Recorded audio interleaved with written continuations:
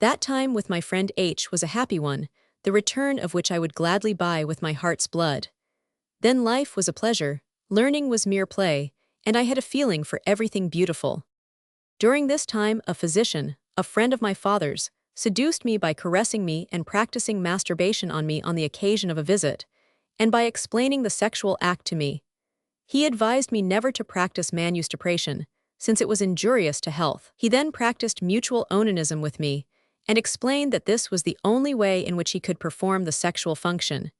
He had a horror of women, and therefore, had lived unhappily with his deceased wife. 259, he gave me a pressing invitation to visit him as often as possible.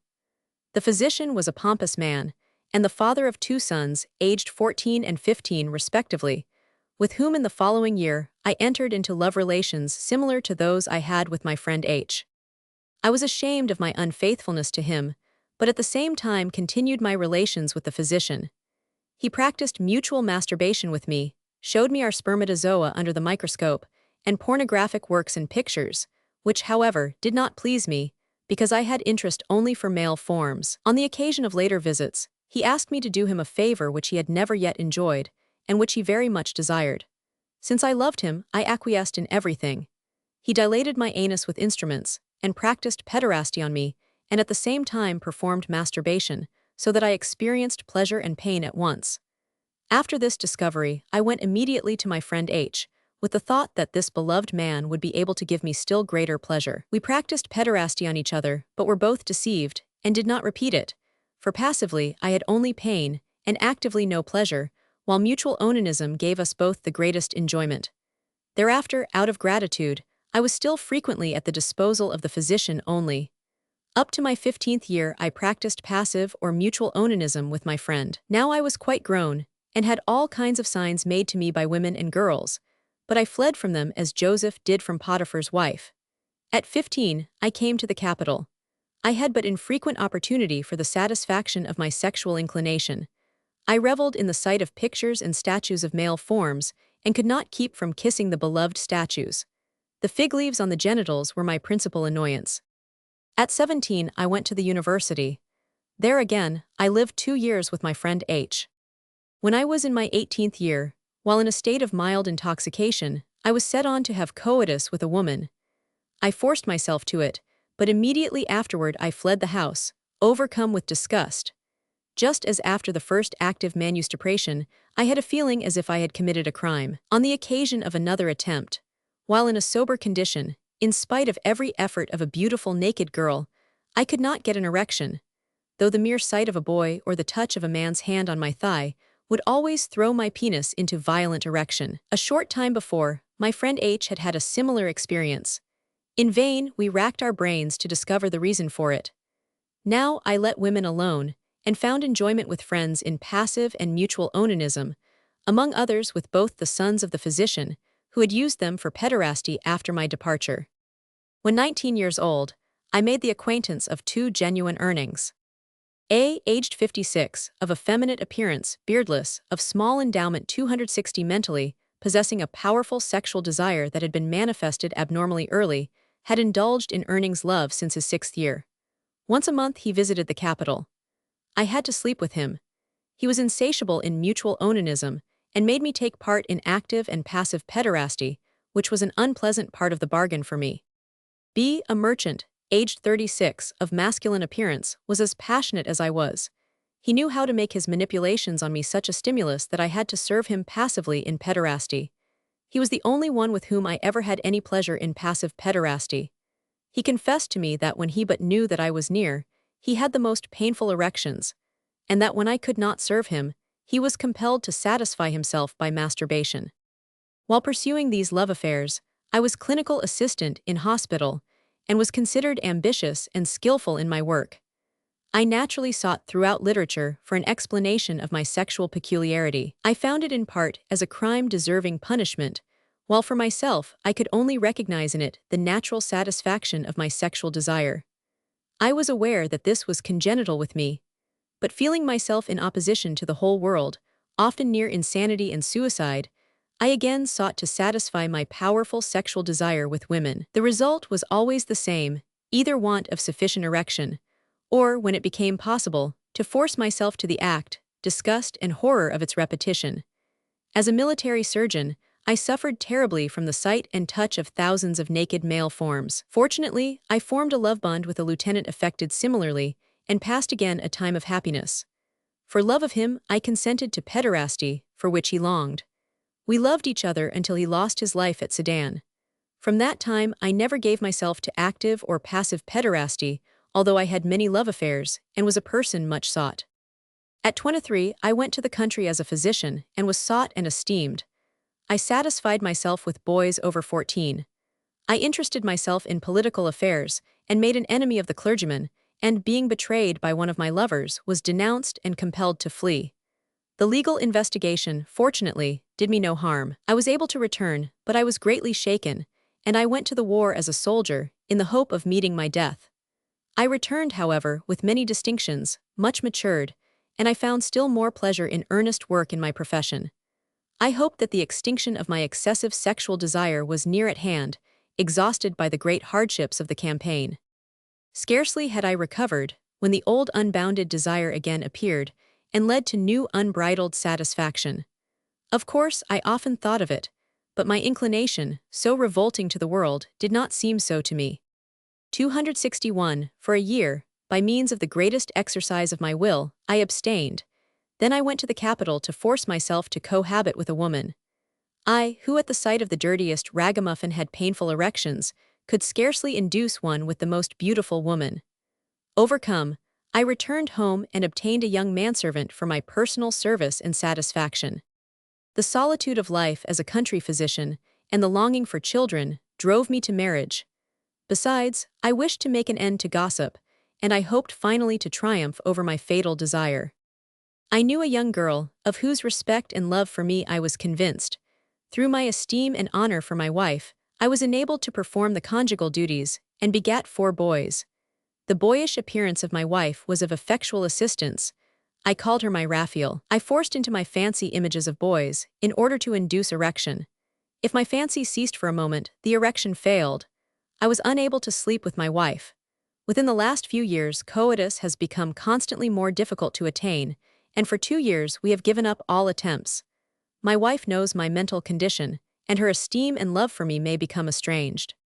My sexual inclination for my own sex is unchanged, and unfortunately, too often forces me to become untrue to my wife. To this day, the sight of a youth of 16 puts me into violent sexual excitement with painful erections, so that occasionally I am compelled to help myself with manustupration of him and onanism on myself. The sufferings I endure are indescribable. Faute de mia, I have my wife practice manustupration on me, but what my wife's hand accomplishes with great effort in half an hour is produced by the hand of a boy in a few seconds. Thus I live, miserable, a slave of the law and of my duty to my wife. I never had pleasure in active or passive pederasty. If I ever practiced or suffered it, it was only from gratitude or desire to please. The physician to whom I owe the preceding autobiography assures me that he, up to this time, has had sexual intercourse with at least 600 earnings. There were indeed many among them who today occupy high and respected positions. Only about 10% of them came later to love women. Another portion did not avoid women, but were more inclined to their own sex. The remainder were exclusively and lastingly earnings. This physician asserted that among the 600, he never found abnormal formation of the genitals. But there were, however, frequent approaches to the female form, as well as incomplete 262 growth of hair, delicate complexion, and higher voice. Development of the mam was not infrequent. He asserted that from his 13th to his 15th year he had milk in his mam, which his friend H sucked out. Only about 10% of this number showed inclination for female occupations, etc. All his acquaintances were affected with a sexual desire that was abnormally powerful, and made its appearance abnormally early. The vast majority felt themselves as the man in their relations with the other, and satisfied themselves by mutual onanism, or by manustupration on the person of the lover, or by masturbation at his hands. The majority were inclined to active pederasty, but very frequently, the law and aesthetic feeling were reasons for the non-performance of the act. Those feeling themselves toward the others as women were few, and the inclination to passive pederasty was very infrequent. In the beginning of 1887, This physician was arrested for having committed acts of indecency on the persons of 2 boys under 14 years. The crime consisted in his having first rubbed mensulam proprium inter femora viri until ejaculatio, and the same procedure cum mensula propria inter femora puri. At the examination it was recognized that an abnormal instinct was in play, though at the same time it was shown that the culprit was not mentally unsound and not deprived of free will. At least, he had not acted in obedience to an uncontrollable impulse. Therefore, he was sentenced to prison for 1 year, the mildest possible punishment. Case 113. Mr. 10, Hungarian merchant, consulted me on account of neurasthenia and sleeplessness, which had existed for years. The investigation of the cause of his trouble led the patient to confess that he had an abnormal sexual instinct for his own sex, that he was very passionate, and that his nervous trouble might well come from that. The following, taken from the history of this intelligent patient, possesses scientific interest. My abnormal sexual instinct reaches back to my childhood. When 3 years old, I got hold of a journal of fashions. The beautiful pictures of the men I kissed until the paper was torn to tatters, but I paid no attention to the female figures. I did not like to play with boys. I preferred to play with girls because they always had dolls. I especially liked to cut out dolls' clothes. And today, in spite of my 33 years, dolls still possess an interest for me. When a boy, for hours I would lurk about available places in order to get a sight of male genitals. When I succeeded, a strange, dizzy feeling came over me. 263 weak, unattractive men or boys made no impression on me. At 13 I began to masturbate. From my 13th till my 15th year, I slept with a handsome young man. That was happiness. Hours at a time at night, with erections, I would wait for his return. If in bed he chanced to touch my genitals, it gave me delight. At 14 I had a schoolmate whose instincts were like my own. For hours at a time during school hours we held each other's genitals. Ah, those were happy hours. As often as I could, I lingered in bathhouses. That was always a feast for me. The sight of male genitals induced violent erections. At 16 I came to the metropolis. Seeing so many handsome men charmed me. In my 18th year I attempted coitus with a prostitute, but disgust and fear made it impossible. Other attempts were failures until my 19th year when I tried again with success, but the act afforded me no pleasure, rather inducing a feeling of disgust. I conquered myself and was proud of my success at being a man, which I had gradually begun to doubt. Subsequent attempts were no longer successful. The disgust was too great. When the woman was undressing, it became necessary, on account of my feeling of repugnance, to put out the light. I now considered myself impotent, consulted physicians, and visited baths and sanitariums to cure my supposed impotence, for I still did not know what to think of it. I took pleasure in the society of ladies, perhaps out of conceit, for I impressed most ladies as being sympathetic and amiable, but I valued in them nothing more than mental and aesthetic qualities. I liked to dance with them, but if one pressed against me in dancing, I experienced a feeling of repugnance and even disgust and felt like striking her. If in joke I happened to dance with a gentleman, I always took the part of the lady.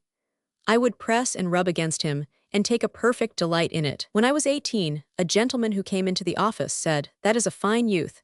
In the East he would bring £1 every time. I puzzled my head over that. Another gentleman liked to joke with me and steal kisses of me as he was going away, which I would have given him only too gladly. He afterward became my lover. These circumstances excited my attention, and I waited for an opportunity. When I was 25 years old, it happened that a man who was formerly a Capucine monk became attracted to me. For me, he was like a Mephistopheles. Finally, he spoke to me.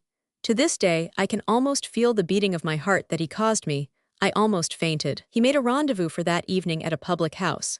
I went, but at the threshold I turned back, afraid. On the next evening he met me again. He overcame my scruples and took me to his room. I was scarcely able to walk for excitement. My seducer made me sit on his sofa, and smiling at me, he fixed his wonderful black eyes on me, and I lost consciousness. This delight, this ideal, divine sense of pleasure that filled my 264 whole being, I could write too much about it. I think only an innocent youth, over head and ears in love, who for the first time has his love's longing fulfilled, could be as happy as I was that night. My seducer demanded my life, in joke, but I at first thought him in earnest. I begged him to let me be happy for a time, and then, united to him, I would end my life. It would have been entirely in accordance with the high-flown ideas I entertained at that time. For 5 years after that, I kept up a relation with the man who is still so dear to me. Oh, how happy, and yet often how unhappy, I was during those years. If I but saw him speak to a handsome young man, I became wildly jealous. When 27, I became engaged to a young lady. Her mind and aesthetic feeling, as well as financial considerations, induced me to think of marriage.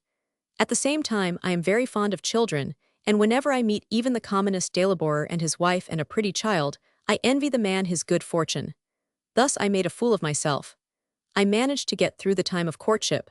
When kissing my bride, I felt more anxiety and fear than pleasure. On 1 or 2 occasions, however, after luxurious dinners, while kissing her passionately, I had erections. How happy I was at that! I saw myself already a father. I twice came near breaking off the engagement. On my marriage day, when all the guests had assembled, I locked myself in a room, cried like a child, and felt that I could not proceed with the ceremony. At the persuasion of all the relatives, to whom I made the best excuses that occurred to me, I allowed myself to be taken, in ordinary street costume, to the altar. As great good fortune would have it, at the time of the marriage, my wife was menstruating. Oh, how thankful I was for this excuse! I am now convinced that this circumstance is all that made later cohabitation possible. How it later became possible for me to cohabit with my wife, and have a lovely boy, I do not know. He is the comfort of my ruined life. I can only thank God for the happiness of having a child. I was a cheat, so to speak, in the marriage bed. My wife, whom I respect for her high qualities of character, has no suspicion of my condition, but she often complains of my coldness. With her goodness of heart and simplicity, it was possible for me to make her think that the conjugal duty should be performed but once a month. Since she is in nowise sensual, and I can find excuse in my nervousness, I am successful in keeping up the swindle. Cohabitation is the greatest sacrifice for me. By taking considerable wine, and by making use of the erections which occur in the morning, as the result of an overfilled bladder, it is possible for me to perform coitus once a month. But it affords me no pleasurable feeling, and I am worried and experience an increase of my nervous difficulties all day long after it. The consciousness of having fulfilled my duty toward my wife, whom in all other respects I love, affords me moral consolation and satisfaction. With a man, it is 265 otherwise. With him, I can perform the act several times in a night, always taking the sexual role of a man. In this, I experience the greatest pleasure, the purest happiness. I feel myself refreshed and invigorated by it. Of late, my desire for men has somewhat decreased. In fact, I have courage even to avoid a handsome young man that approaches me. Will it last? I fear not. I am absolutely unable to do without male love. If I am compelled to forgo it, I become depressed, feel weary and miserable, and have pain and pressure in my head. I have always regarded my pitiable peculiarity as something congenital, and I would feel happy if I had only not married. I pity my good wife. Often the fear seizes me that I cannot endure it with her longer. Then thoughts about divorce, suicide, and flight to America come to me. No one seeing the patient to whom I owe this communication would suspect his condition. His outward appearance is, in all respects, masculine. He has a well-developed, full beard, strong and deep voice, and normal genitals. The cranium is normally formed. Signs of degeneration are absolutely wanting, and only an exquisitely nervous eye makes one suspect a neuropathic condition. The vegetative organs perform their functions normally. The patient presents the usual symptoms of a neurasthenia, which may, in all essentials, be ascribed to sexual excesses with persons of his own sex, in a man abnormally passionate, and to the injurious influences of forced, though infrequent, coitus with the wife where horror feminine exists. The patient declares that he comes from healthy parents, and that he knows of no neuroses or mental disease in his ancestry. His elder brother was married 3 years. There was a separation because the husband never had sexual intercourse with his wife. He married a second time. The second wife also complained of neglect on the part of the husband, but she had 4 children, concerning whose legitimacy no doubt was ever raised. A sister is hysteropathic. The patient says that, when a young man, he suffered with momentary attacks of dizziness, during which it seemed to him as if he were about to die. He says that he has always been very excitable and emotional, and an enthusiast for the arts, especially poetry and music. He himself designates his character as enigmatical, abnormal, nervous, restless, extravagant, and undecided. He is often exalted without real reason, and then again depressed, even to thoughts of suicide. He may pass through quick and sudden changes, religious and frivolous, optimistic and cynical, cowardly and brave, credulous, amiable and suspicious, inclined to do others harm and sorrowful to tears over the misfortunes of others, and with this, generous to excess and then again miserly a la Harpagon. The patient is certainly a tainted individual. He seems to be very well endowed intellectually, and as he says, to have learned easily and been among the first at school. The marriage of this man was not happy. Notwithstanding the 266 fact that it was but very infrequently that he performed the inadequate and injurious sexual act with his wife, and that he sought and found a substitute in male lovers, he remained neurasthenic. His disease, at times, presents marked exacerbations, even manifesting itself in despairing depression about his matrimonial, sexual, and mental condition, which even extends to violent tedium vit. His wife became hysteropathic and anemic, and the patient attributed this to sexual abstinence. Try as he would to force himself, of late years he has not been able to perform coitus, erection failing completely, while in intercourse with male lovers he is very potent. The son of these unfortunate parents, who is now over 9 years old, develops well. The patient adds that formerly, in coitus with his wife, he was potent only when he thought of a beloved man. From the author's Leib, Der Psychiatrie. Case 114. Autobiography. The writer of this is a congenital Urning. If I have not consorted with other Urnings, nevertheless, I am fully informed of my condition, for it has been my lot to see almost all literature on the subject. A short time ago, your work, Psychopathia Sexualis, was sent to me. I saw in it that you were working and studying without prejudice in the interest of science and humanity. If I cannot tell you much that is new, yet I will speak of a few things which I trust you will receive as one more stone to be used by you in your work, which, I am confident, will, in your hands, aid in saving us. When you presume that there is often an hereditary tainted condition, perhaps you are right. My father was subject to spinal disease before my birth. Later, he became mentally unsound and took his own life. Another point, which I am inclined to doubt, is the one mentioned by you in another place 1. That onanism practiced from youth may lead to perverse instinct. I merchant, owner of a small business, unmarried am in the beginning of my 30th year. I am apparently healthy, and show scarcely a deviation from the normal masculine type. The first sexual impulses were immediately and exclusively directed to the male sex, and I experienced them from my 10th year. I have masturbated since my 12th year. Since, in spite of all attempts, coitus with women was always absolutely impossible for me, and since I have never had desire for women in the contrary, rather aversion, and since my attempts have never resulted in the slightest erection, I have been compelled to satisfy myself by onanism. If now I am to confess the manner of my sexual satisfaction, I may say that in my earlier years, my fellow pupils and companions excited me sexually. Now my impulse consists in a desire for boys of about 10, but mostly for youths of from 15 to 20 years. For a long time, strong and healthy cadets of fine form have had 267 a particular charm for me, and by their handsome uniforms and fine presence, they especially excite my desire. I have no opportunity to approach them, or even to enter into distant social intercourse with them, but I am compelled to satisfy myself with following them in the streets and squares, or in restaurants, horse cars, or railways, by sitting near them, and when it is possible to do it unnoticed, under such circumstances, by practicing onanism. My most ardent wish has often been to become the friend, servant, or slave of such a young man. I have never even dreamed of direct pederasty. My desire has always been bodily contact, embrace, manustupration of my genitals by my lover, and, on my part, a kiss on his genitals or podex. I often have the desire, however, to represent Sacher-Masoch in his Venus in furs.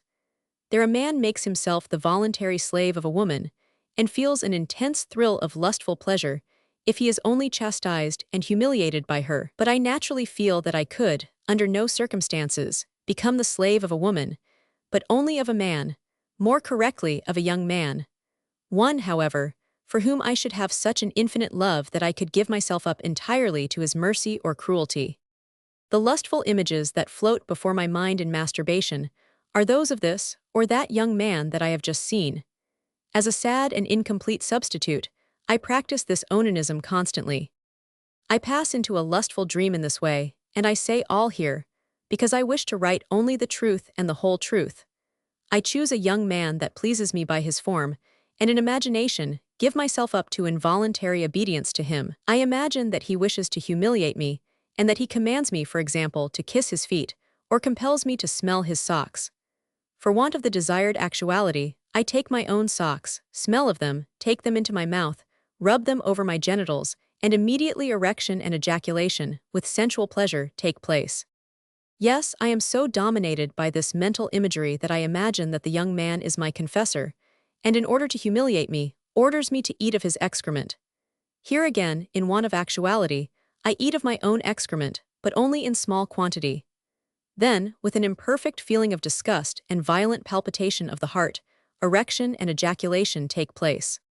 However, I come to this vile, feverish imagery and the performance of these acts only when it has not been possible for me for a long time to satisfy myself by onanism in the immediate vicinity of a young man. This is for me more natural, because I then have more pleasure, and experience a more perfect physical and mental benefit, even though my ideal of actual and direct satisfaction in mutual understanding were never to be accorded me.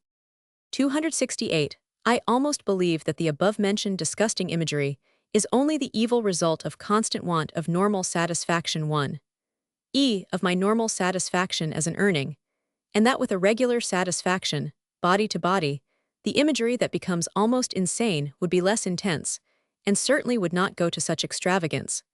Or it is the ultimate result of an attempt at abstinence, for these idiotic, sensual images only come after a long period of it. I believe indeed that, under other social conditions, I should be capable of great and noble love and self-sacrifice. My thoughts are in no way exclusively carnal or diseased. How often, at the sight of a handsome young man, a deep feeling of impatience seizes me, and I breathe at once the sweet words of Heine. Du bist wie ein Blum, so hold, so scan, so rein, etc. And once, when I was compelled to part with a young man who had honored and valued me as his friend and protector, though my love had remained unknown to him, those fine verses by Scheffel kept passing through my mind, especially the last, Mutatis mutandis. Grau wie der Himmel, steht vor mir die Welt. Doch wend is sich zum Guten oder Bosen. Du, lieber Freund, in Truen denk ich dein. Behut dich Gott, is war zu skan Juessen. Behut dich Gott, is hat nicht sollen sein. I have never independently revealed my love to a young man, and have never spoiled or injured one morally. But I have, now and then, made the way easy for many. Under such circumstances, nothing is too much trouble, and I obtain victims as only I can. When I have an opportunity to have such a beloved friend about me, to educate, protect, and help, if my recognized love find a natural, unsexual return, then all my disgusting mental imagery grows less and less intense. Then my love becomes almost platonic and ennobled, to sink again into the mire when this worthy satisfaction is removed. As for the rest, and without overestimating myself, I may say that I am not one of the worst of men. Brighter mentally than the average man, I take interest in all that moves humanity. I am amiable and easily moved to pity, and am incapable of doing any animal, much less a man, an injury, but on the contrary, do good wherever I can. When I have nothing to reproach myself within my own conscience, and must, at the same time, set myself in opposition to the 269 judgment of the world, I suffer very much. Indeed, I have done no one harm, and I consider my love, in its noblest activity, to be quite as holy as that of a normal man. But with the unhappy lot which impatience and ignorance cast upon us, I suffer even to the extent of tedium vitae. No pen, no tongue can describe all the misery, all the unhappy situations, the constant fear of having this peculiarity recognized, and of being cast from society. The one thought that, as soon as recognized, one's existence would be lost, and he would be cast away from all, is as terrible as any thought can be. Then all the good that one had ever done would be forgotten. Then, in the pride of his great morality, every normal man would be moved to scorn, even though he himself had been never so frivolous in his own love. Then what does our misery amount to? We may, cursing man, end our unhappy lives. Truly, I often long for the quiet of an asylum. My life may end when it will, the quicker the better, I am ready. To refer to one more point, I also believe, like the others that have written to you, that our nervousness is first acquired as a result of our unhappy, unspeakably miserable life among our fellow creatures. And still another, you write at the conclusion of your work concerning the repeal of the legal enactments concerned. Indeed, humanity would not be destroyed if they were repealed. In Italy there is no such law as far as I know, and Italy is not a wilderness, but a cultivated nation. As for myself, compelled as I am to undermine my life by onanism, the law could not touch me, for I have never sinned against it in a letter. But at the same time, I suffer under the accursed scorn to which we are subjected. How can the ideas of society be changed, so long as there is a law which strengthens it in its immorality? The law must, of course, correspond with public opinion, but it should not be in harmony with the erroneous opinion of ignorance, but only in accord with the ideas of the best and most scientific thinkers, not with the wish and prejudice of the vulgar. True-thinking minds cannot much longer be satisfied with the old idea. Pardon me, Professor, if I close without a signature. Do not try to find me. I could tell you nothing more. I give you these lines in the interest of future sufferers. Publish from them, in the interest of science, truth, and justice, what seems to you to be necessary. Case 115. On a summer evening at twilight 10, a physician of a city in North Germany was detected by a watchman while committing a misdemeanor with a countryman in a field. He was practicing masturbation on him, and then mentionam alias in os suum emissit. 10. Escaped legal prosecution by flight. The authorities dismissed the complaint, because there had been no publicity, and because emissio membri in annum had not taken place. Among 10's effects was found an extensive 270 correspondence of a perverse sexual character, which showed that he had had perverse intercourse for years with all classes of people. 10 came of a neurotic family. His paternal grandfather died by suicide while insane. His father was a weak, peculiar man. One brother masturbated at the age of 2. A cousin was sexually perverse and practiced perverse acts similar to those of 10. While a youth, he became weak-minded and died of spinal disease. A paternal great-uncle was an hermaphrodite. His mother's sister was insane. His mother is said to have been healthy. 10's brother is nervous and irascible. 10 likewise was nervous as a child. The mewing of a cat would create great fear in him, and if one but imitated the voice of a cat, he would cry bitterly and run to others for protection.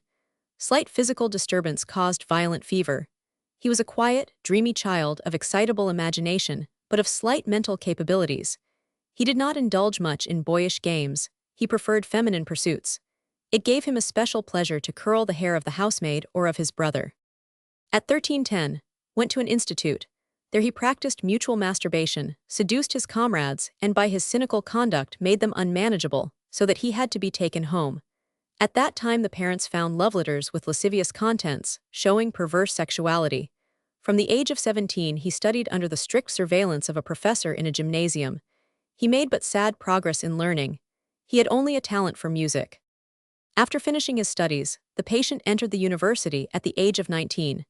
There he attracted attention by his cynical character and his association with young persons who were thought to be given to masculine love. He began to be dandified, wore striking cravats and shirts that were low cut. He forced his feet into narrow shoes and curled his hair in a remarkable way. This peculiarity disappeared when he left the school and had returned home. At the age of 24, he was for a long time neurasthenic. From that time until his 29th year, he was earnest and skillful in his profession, but he avoided the society of the opposite sex and constantly associated with men of doubtful character. The patient would not allow a personal examination. In writing, he made the excuse for this that it would be of no use, because his impulse to his own sex had existed from his earliest childhood and was congenital. He had always had horror feminine, and had never been inclined to avail himself of the charms of women. Toward men he felt himself in the role of a man. He recognized his impulse toward his own sex as abnormal, and excused his sexual indulgence as being the result of an abnormal natural condition. Since his flight 10 lives out of Germany in southern Italy, and as I learned from a letter now as before he indulges in perverse love. 10 is an earnest, stately man of masculine features, well-grown beard, and 271 normally developed genitals. Dr. 10 furnished me, a short time ago, with his autobiography, of which the following is worthy of mention. When at the age of 7, I entered the private school, I felt very uncomfortable and found very little sympathy with my companions. Only toward one of them, who was a very handsome child, did I feel attracted, and I loved him wildly. In childish games, I always knew how to arrange it so that I could appear in feminine attire, and my greatest pleasure was to form intricate coiffures for our servant girls. I often regretted that I was not a girl. My sexual instinct awakened when I was 13, and from the moment of its appearance, was directed toward youthful, strong men. At first I was not really certain that this was abnormal, but consciousness of it came when I saw and heard how my companions were characterized sexually. I began to masturbate at the age of 13. At 17, I left home and went to the gymnasium of a large capital, where I was put to board with a married professor of the gymnasium, with whose son I afterward had sexual relations. It was with him that I first had sexual satisfaction. Thereafter, I made the acquaintance of a young artist, who very soon noticed that I was abnormal, and confessed to me that he was in the same condition. I learned from him that this abnormality was very frequent, and this knowledge overcame the trouble that I had had in supposing that I was alone in my abnormality. This young man had an extensive acquaintance with persons in like condition, to which he introduced me. There I became the object of general attention, for on all sides I was declared to be very attractive physically. I soon became insanely loved by an old gentleman, but not finding him to my taste, I endured him but a short time, and then gave ear to a young and handsome officer who lay at my feet. He was really my first love. After passing my final examination, at the age of 19, free from the discipline of school, I made the acquaintance of a great number of people like myself, and among them Karl Ulrich's Numa Tinus. When later, I took up the study of medicine, and associated with many normal youths, I was often in a position where I was compelled to visit public prostitutes. After having consorted to no purpose with various prostitutes, some of whom were very beautiful, the opinion was spread among my acquaintances that I was impotent, and I strengthened this by telling of previous sexual excesses. At that time, I had numerous external relations with persons who prized my physical peculiarities, which were considered very beautiful. The result of this was that I was exciting somebody all the time, and I received such a mass of love letters that I was often in embarrassment. The acme of this was reached later, when, as a physician, I lived in the hospital. There I moved about like a celebrated person, and the scenes of jealousy that took place, on my 272 account, almost led to the discovery of the whole thing. Shortly after this, I fell ill with an inflammation of my shoulder joint, from which I recovered after 3 months. During this illness, I received subcutaneous injections of morphine several times daily, which were suddenly discontinued, and which I practiced thereafter secretly after my recovery. For the purpose of special study, I spent some months in Vienna, before entering into private practice, and there, by means of some recommendations, I gained entrance to various circles of people like myself. I there learned that the abnormality in question, in its various forms, is spread through the lower classes as well as the higher, and that those who are approachable for money are not infrequently met among the higher classes. When I established myself in the country, I hoped to cure myself of the morphine habit by means of cocaine, and then I became a victim of cocaine, which, only after 3 relapses, I was able to rid myself of about 2 years ago. In my position, it was impossible for me to find sexual satisfaction, and I noticed with pleasure that the use of cocaine had overcome my desire. When on the first occasion, at the urgent request of my aunt, I had emancipated myself from cocaine, I traveled for a few weeks in order to improve my health. The perverse impulses were again awakened in their old strength, and one evening, while out in the fields by the city amusing myself with a man, I noticed that I had been detected by the authorities and advertised, but that the act of which I was accused was not punishable, in accordance with the opinion expressed by the highest court of the German kingdom. I had, therefore, to be careful, for already the announcement of the crime had been heralded on all sides. I saw that, after this, I would be compelled to leave Germany, and find a new home where neither the law nor public opinion would be opposed to that impulse, which, like all abnormal instincts, could not be overcome by the will. Since I was never deceived for a moment about the matter, in recognizing my impulses as opposed to social usages, I repeatedly attempted to become master of them, but by these efforts they were increased in power. This same observation has been communicated to me by acquaintances. Since I was exclusively drawn towards strong, youthful, and masculine individuals, and they were very seldom inclined to yield to my wishes. I was compelled to buy them. Since my desire was limited to persons of the lower classes, I was always able to find such as were purchasable with money. I hope that the following statements will not awaken your repugnance. At first I intended to omit them, but, for the completeness of this communication, I may include them, since they serve to enrich the clinical material. I am compelled to perform the sexual act in the following way. Pene juvenis in os recepto, ita ut commovendo or mio efferum, ut is quem cupio, semen ejaculavarit, sperma in perinum expuo, femora comprimi jubio et penem meum adversus, et intra femora compressa 273 emitto. Dum hc fiant, nessus est, ut juvenis me, quantum potest amplictator. Prius me fessus nervi, indum mihi afferent voluptatum, acsi ips ejaculo. Ejaculationum pene in annum imitendo vel manu torrendo assequi, mihi nequaquem amnem est. Sed inveni, qui penem meum receperant ac e faciens, supra expasui, efferent, ut libidines me plain sint saturat. Concerning my person, I must still mention the following. I am 186 centimeters tall, of masculine appearance, and with the exception of abnormal irritability of the skin, healthy. My hair and beard are black and thick. My genitals are of medium size and normally formed. I am able, without any trace of fatigue, to perform the sexual act from 4 to 6 times in 24 hours. My life is very regular. I use alcohol and tobacco very sparingly. I play the piano quite well, and some of my unpretentious compositions have been much applauded. I have lately finished a novel, which, as my first work, has been very favorably criticized by my friends. The story has several problems taken from the life of earnings in the subject matter. Among the large number of fellow sufferers that are personally known to me, I have naturally been in a position to make observations concerning the condition and the degrees of abnormality. And perhaps, the following communications may be of service to you. The most abnormal thing that I am acquainted with was the impulse of a gentleman who lived in Berlin. He preferred, above all others, young fellows with unwashed feet, which he would lick passionately. A gentleman in Leipzig was similar to him, who, where it was possible, would linguam in annum emitter, preferring the parts to be uncleaned. Several have assured me that the sight of riding boots or of parts of military uniforms induced such excitement in them that ejaculation resulted. A man in Paris compelled a friend ut in os I minget. With reference to the degree in which many feel themselves as women, which is with me not the case, 2 persons in Vienna are examples. They bore feminine names. One is a barber who calls himself French Laura, the other was formerly a butcher, who calls himself Selcher Fanny. Both of them never missed an opportunity, during the carnival time, to show themselves in very fantastic feminine masks.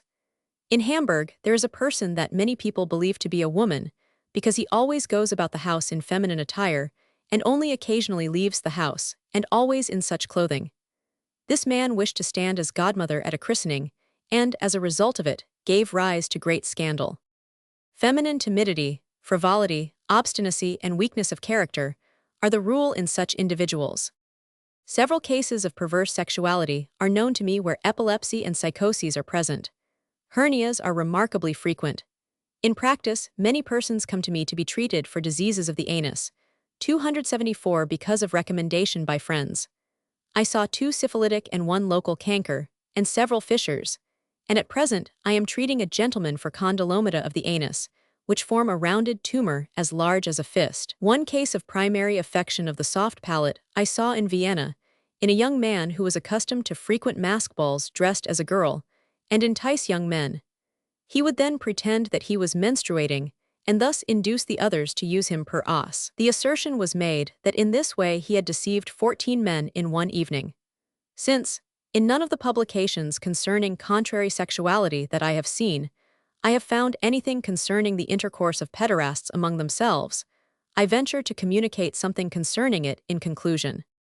As soon as individuals that are affected with contrary sexuality become acquainted, there is a detailed narration of their experiences, loves, and seductions, as far as the social difference between them allows such entertainment. Only in very few cases is this amusement uncommon with new acquaintances. Among themselves, they call themselves aunts. In Vienna, sisters, and 2 very masculine public prostitutes in Vienna, whom I accidentally became acquainted with, and who lived in a perverse sexual relation with each other, told me that for the corresponding condition in women the name uncle was used. Since becoming conscious of my abnormal instinct, I have met thousands of such individuals. Almost every large city has some meeting place, as well as a so-called promenade. In smaller cities there are relatively few ants, though in a small town of 2,300 inhabitants I found 8, and in one of 7,018 of whom I was absolutely sure, to say nothing of those whom I suspected. In my own town of 30,000 inhabitants, I personally know about 120 ants. The greater number of them, and I especially, possess the capability of judging another immediately as to whether they are alike or not, which, in the language of the ants, is called reasonable or unreasonable. My acquaintances are often astounded at the certainty of my judgment. Individuals that are apparently absolutely masculine I recognize as ants at the first sight. On the other hand, I am able to behave myself in such a masculine way that, in circles to which I have been introduced by acquaintances, there is a doubt as to my genuineness. When I am in the mood, I can act exactly like a girl. Since the majority of ants, like myself, in no way regret their abnormality, but would be sorry if the condition were to be changed. And moreover, since the congenital condition, according to my own and all other experience, cannot be influenced. Therefore, all our hope rests upon the possibility of a change of the laws with reference to it, so that only rape or the commission of public offense, when this can be proved at the same time, shall be punishable. Case 116. Contrary sexual instinct in a woman. S.J., aged 38, governess, came to me for advice about a nervous trouble. Her father was temporarily insane and died of a brain disease. The patient is an only child, and even when quite young she suffered with feelings of anxiety and painful ideas. She thought, for example, that she would awake in her coffin after it had been closed, that at confession she might forget something and make a sinful confession. She suffered much with headache. She was always very much excited and apprehensive, but yet she had to see horrible things, like corpses, etc. Even in her earliest childhood, the patient was excited sexually and began to masturbate without any teaching. The menses began at 14 and were always accompanied by colicky pains, violent sexual excitement, migraine, and depression.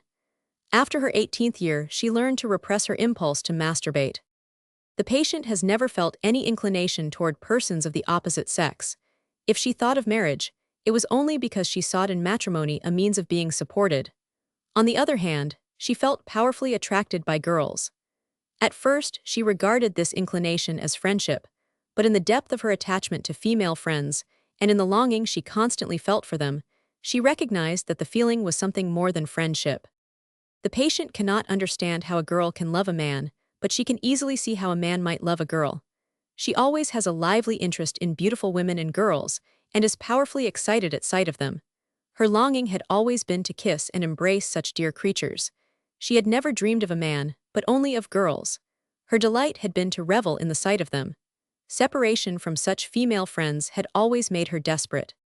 The patient, whose appearance is perfectly feminine and very respectable, states that she has never felt herself in any particular role with her friends, not even in dreams. Female pelvis, large ma'am, no sign of beard. Case 117. Mrs. R. Russian, aged 35, of high social position, was brought to me in 1886 by her husband for advice.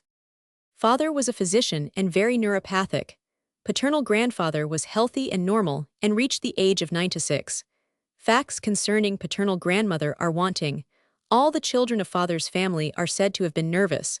The patient's mother was nervous and suffered with asthma. The mother's parents were healthy. One of the mother's sisters had melancholia. From her 10th year patient has been subject to habitual headache. With the exception of measles, she has had no illness. She was capable and enjoyed the best of training, having a special talent for music and languages. It became necessary for her to prepare herself for the work of a governess, and during her earlier years she was mentally overworked. 276 She passed through an attack of melancholia sine delirio, of some months' duration, at 17. The patient asserts that she has always had sympathy only for her own sex, and found only an aesthetic interest in men. She never had any taste for female work. As a little girl, she preferred to play with boys. She says she remained well until her 25th year. Then, without external cause, she became depressed and considered herself a bad, sinful person, had no pleasure in anything, and was sleepless. During this time of illness, she was also troubled with imperative conceptions that she must think of the death of herself and her relatives. Recovery after about 5 months. She then became a governess, was overworked, but remained well, except for occasional neurasthenic symptoms and spinal irritation. At 28, she made the acquaintance of a lady 5 years younger than herself. She fell in love with her, and her love was returned. The love was very sensual and satisfied by mutual masturbation. "I loved her as a god. Hers is a noble soul," she said, when she mentioned this love bond. It lasted 4 years and was ended by the unfortunate marriage of her friend. In 1885, after much emotional strain, the patient became ill with symptoms of hysteroneurasthenia, dyspepsia, spinal irritation, and tonic spasmodic attacks, attacks of hemiopia with migraine and transitory aphasia, pruritus pudendi et ani.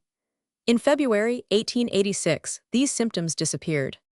In March, she became acquainted with her present husband and married him without taking much time for reflection, for he was rich, much in love with her, and his character was in sympathy with her own.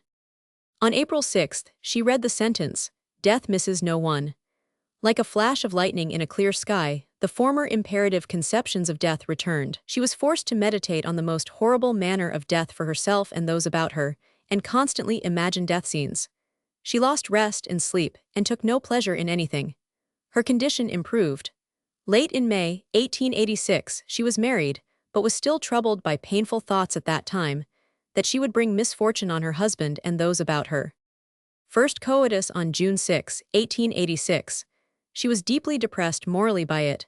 She had had no such conception of matrimony. The husband, who really loved his wife, did all he could to quiet her. He consulted physicians, who thought all would be well after pregnancy. The husband was unable to explain the peculiar behavior of his wife. She was friendly toward him and suffered his caresses. In coitus, which was actually carried out, she was entirely passive, and after the act she was tired, exhausted all day long, nervous and troubled with spinal irritation. A bridal tour brought about a meeting with her old friend, who had lived in an unhappy marriage for 3 years. The two ladies trembled 277 with joy and excitement as they sank into each other's arms, and became inseparable. The husband saw that this friendly relation was a peculiar one, and hastened their departure. He had an opportunity to ascertain, through the correspondence of his wife with this friend, that the letters interchanged were like those of two lovers. Mrs. R. became pregnant. During pregnancy, the remains of depression and imperative ideas disappeared. In September, during about the 9th week of pregnancy, abortion took place. After that, renewed symptoms of hysteroneurasthenia. In addition to this, there were anteflexio et lateropositio dextra uteri, anemia, and atonia ventriculi. At the consultation, the patient gave the impression of a very neuropathic, tainted person. The neuropathic expression of the eyes cannot be described. Appearance entirely feminine. With the exception of a very narrow, arched palate, there was no skeletal abnormality. With difficulty, the patient could be brought to give the details of her sexual abnormality. She complained that she had married without knowing what marriage between men and women was. She loved her husband dearly for his mental qualities, but marital intercourse was a pain to her. She did it unwillingly, without ever finding any satisfaction in it. Post actum, all day long she was weary and exhausted. Since the abortion and the interdiction of sexual intercourse by the physicians, she had been better, but she thought of the future with horror. She esteemed her husband, and loved him mentally, but she would do anything for him, if he would but avoid her sexually in the future. She hoped to have sensual feeling for him in time. When he played the violin, she seemed to feel the beginning of an inclination for him that was something more than friendship, but it was only transitory, and she could get no assurance for the future in it. Her greatest happiness was in correspondence with her former lover. She felt that this was wrong, but she could not give it up, for to do so made her miserable. It is remarkable that the anomaly may be long limited to mere perversion of the sexual instinct, and that the impulse to perverse indulgence may make its appearance after some accidental cause, e.g., seduction, or some neurosis. Such cases might easily be mistaken for acquired contrary sexual instinct 5. Supra, if with reference to the sexual feeling, they should not be demonstrated by the history to be original and congenital. Case 118. Mrs. 100, aged 32, wife of an official, a large, not uncomely woman, feminine in appearance, comes of a neuropathic and emotional mother. A brother was psychopathic and died of drink. Patient was always peculiar, obstinate, silent, quick-tempered, and eccentric. The 278 brothers and sisters are excitable people. Pulmonary phthisis has been frequent in her family. When only a girl of 13, with signs of great sexual excitement, she attracted attention by enthusiastic love for a female friend of her own age. Her education was strict, though the patient secretly read many novels and wrote innumerable poems. She married at 18 to free herself from unpleasant circumstances at home. She says she has always been indifferent toward men. In fact, she avoided balls. Female statues pleased her. Her greatest happiness was to think of marriage with a beloved woman. She was not aware of her sexual peculiarity until marriage, and the thing had remained inexplicable to her. Patient did her marital duty and bore 3 children, 2 of whom were subject to convulsions. She lived pleasantly with her husband, but she esteemed him only for his moral qualities. She gladly avoided coitus. I should have preferred intercourse with a woman. Until 1878 she had been neurasthenic. On the occasion of a sojourn at a watering place, she made the acquaintance of a female Urning, whose history I have reported as Case 6, in the Ehrenfrund, No. 1, 1884.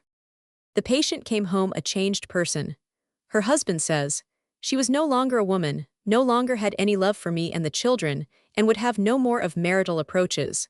She was inflamed with passionate love for her female friend, and had taste for nothing else." After the husband forbade her lover the house, there was interchange of letters with such expressions in them as "My dove," "I live only for you, my soul." There were meetings and frightful excitement when an expected letter did not come. The relation was in nowise platonic. From certain indications, it is presumable that mutual masturbation was the means of sensual satisfaction. This relation lasted until 1882 and made the patient decidedly neurasthenic. She absolutely neglected the house, and her husband hired a woman of 60 years as a housekeeper and also a governess for the children. The patient fell in love with both, who, at least, allowed caresses and profited materially through the love of their mistress. In the latter part of 1883, on account of developing pulmonary tuberculosis, she had to go south.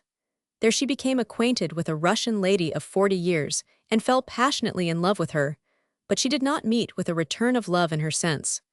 One day insanity became manifest. She thought the Russian lady a nihilist, that she was magnetized by her, and she presented formal persecutory delusions.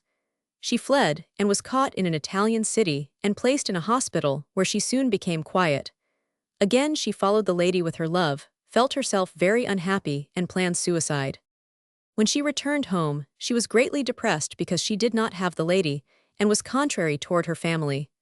A delusive, erotic state of excitement came on about the end of May, 1884. She danced, 279 shouted, and called herself a man, demanded her former lovers, and said she was of royal blood. She escaped from the house in male attire, and was taken to the asylum in a state of erotomaniacal excitement. After a few days the exaltation disappeared. The patient became quiet, and made a despairing attempt at suicide, and after it she was in great anguish of mind with tedium vit. The perverse sexual feeling grew less and less noticeable, and the tuberculosis progressed. The patient died of phthisis in the beginning of 1885. The examination of the brain presented nothing unusual as far as architecture and arrangement of convolutions were concerned. Weight of brain 1150 grams. Skull slightly asymmetrical. No anatomical signs of degeneration. External and internal genitals without anomaly. Effemination and virginity. There are various transitions from the foregoing cases to those making up this category, characterized by the degree in which the psychical personality, especially in general manner of feeling and inclinations, is influenced by the abnormal sexual feeling. In this group, fully developed cases in men are females in feeling, in women, males. This abnormality of feeling and of development of the character is often apparent in childhood. The boy likes to spend his time with girls, play with dolls, and help his mother about the house. He likes to cook, sew, knit, and develops taste in female toilettes, so that he may even become the advisor of his sisters. As he grows older he eschews smoking, drinking, and manly sports, and on the contrary, finds pleasure in adornment of person, art, belles lettres, etc., even to the extent of giving himself entirely to the cultivation of the beautiful. Since women possess corresponding inclinations, he prefers to move in the society of women. If he can assume the role of a female at a masquerade, It is his greatest delight. He seeks to please his lover, so to speak, by studiously trying to represent what pleases the female-loving man in the opposite sex: sweetness, sympathy, taste for aesthetics, poetry, etc. Efforts to approach the female appearance in gait, attitude, and style of dress are frequently seen. The female Urning, even when a little girl, presents the reverse. Her favorite place is the playground of boys. She seeks to rival them in their games. The girl will have nothing to do with dolls. Her passion is for playing horse, soldier, and 280 robber. For female employments, there is manifested not merely a lack of taste, but often unskillfulness in them. The toilette is neglected, and pleasure found in a coarse, boyish life. Instead of an inclination for the arts, there is manifested an inclination and taste for the sciences. Occasionally there may be attempts to smoke and drink. Perfumes and cosmetics are abhorred. The consciousness of being born a woman, and therefore of being compelled to renounce the university, with its gay life, and the army, induces painful reflections. In the inclinations of the Amazon for manly sports, the masculine soul in the female bosom manifests itself, and not less in the show of courage and manly feeling. The female Urning loves to wear her hair and have her clothing in the fashion of men, and it is her greatest pleasure, when opportunity offers, to appear in male attire. Her ideals are historical and contemporary feminine personalities, distinguished for mind and energy. With reference to the sexual feeling and instinct of these Urnings, so thoroughly permeated in all their mental being, the men, without exception, feel themselves to be females. The women feel themselves to be males. Thus they feel themselves to be antagonistic to persons of their own sex constituted like themselves, for of course they are like them in form. But on the other hand, they are drawn toward those of their own sex that are homosexual or sexually normal. The same jealousy which occurs in normal sexual life also occurs here, when rivalry is threatened. And indeed, since they are, as a rule, hypersthetic sexually, this jealousy is often boundless. In cases of completely developed contrary sexuality, heterosexual love is looked upon as a thing absolutely incomprehensible. Sexual intercourse with a person of the opposite sex is unthinkable, impossible. Such an attempt brings on the inhibitory concept of disgust or even horror, which makes erection impossible. Only 2 of my transitional cases to the third category were able, with the help of their imagination, by thinking of themselves as men with reference to the woman, to have cohabitation. But the act, which was inadequate for them, was a great sacrifice, and afforded them no pleasure. In homosexual intercourse, the man always feels himself, in the act, as a woman, the woman as a man. The means of indulgence, in the case of a man, where there is irritable weakness of the ejaculation center, are simply succubus, or passive coitus inter femora, in other cases, passive masturbation, or ejaculatio viri dalcti in or propria. Many have a desire for passive pederasty. Occasionally a desire for active pederasty occurs. In one attempt of this kind, the man desisted because of the disgust which seized him when the act reminded him of coitus. There was never inclination for immature persons' boy-love. Not infrequently, there were only platonic desires. The sexual satisfaction of the female probably consists of amor lesbicus, or active masturbation. Case 119. Autobiography. 1 Descent. I am now in my 23rd year. I have chosen the study of the technical arts as an occupation and am completely satisfied with it. I had but the mild diseases of children, while the other children who are now healthy had to pass through severe illnesses. My parents are both living and my father is an advocate. He, like my mother, is, as we say, nervously hypersensitive. In my father's family there were 2 other children who died early. 2. My person. As for my physical peculiarities, I am of robust figure, without being of especially handsome form. Eyes, gray, hair, blonde, hair and beard correspond with my sex and years. The mammary and genitals are normally developed. My gait is firm and almost heavy, my bearing, careless. It is remarkable that the breadth of the pelvis is exactly equal to that of the shoulders. I am naturally well endowed mentally. In one of my certificates my talents are, in fact, called excellent. Without any particular desire to excel in them, I passed my examinations with distinction. I have an interest in everything that concerns the well-being of humanity, and in science, art, and industry. With my energy, it is comparatively easy to postpone for a time the satisfaction of my desires, which will be described hereafter. Intentionally and consciously, I curse the morality of today, which forces those who are abnormal sexually to break laws that are voluntarily established, and regards sexual congress of two persons of the same sex as a matter depending on the choice of the individual, and a matter in which lawmakers have a right to interfere. From my studies, I have found the most earnest incentives to construct, on the basis of the Darwinian theory, after Carnarus method, a system of morals, which, to be sure, does not harmonize with the prevailing system, but which seeks to elevate and improve mankind in accordance with natural law. 282. I think that there are not many marks of hereditary taint in me. There is a certain hypersensitiveness. A very intense dream life is perhaps important. In general, it is occupied with indifferent matters, and never has so-called sensual images as a subject. At most, in this direction, it is concerned only with female attire and putting it on, which for me is a lustful thought. At the same time, until my 16th year, it often went to the extent of somnambulism, or very frequently, as is still often the case, to loud talking in sleep. 3. My inclinations. The above-mentioned abnormal proclivity is the fundamental factor in my sexual feeling. When I am dressed like a woman, I feel perfectly satisfied. A peculiar feeling of peace and comfort comes over me, which allows me to work mentally with greater ease. My libido for indulgence in sexual intercourse is extremely slight. 2. I have much love and taste for female handiwork, and without assistance, I learned to crochet and embroider, and I like to do these things in secret. I also like other female employments, like sewing, etc., so that at home, where I keep my proclivity perfectly concealed, and guard against indulging it by involuntary activity, I have often won the praise of being as good as a servant girl, which did not make me ashamed, but, on the contrary, filled me with secret pride. I can make nothing out of dancing with women. I like to dance only with my schoolfellows, for which the manner of our instruction in dancing gave opportunity. But in this, it gave me pleasure only when I could dance as a lady. A multitude of other desires and dreams, which seem to have something typical about them, I pass over, because they seem exactly similar to those described in Psychopathia Sexualis. In other respects, my inclinations are not different from those of my sex. I smoke and drink moderately, love delicacies, and have no pleasure in physical exercises. 4. Development. After this brief description of my personality, I may pass on to an analysis of the developmental history of my abnormality. As soon as I was able, to some extent, to think independently, and I understood the difference between the sexes, it was my secret and fixed desire to be a girl. In fact, I believed I was one. But when in the bath I saw the same genitals on other boys, the impossibility of my thought became apparent.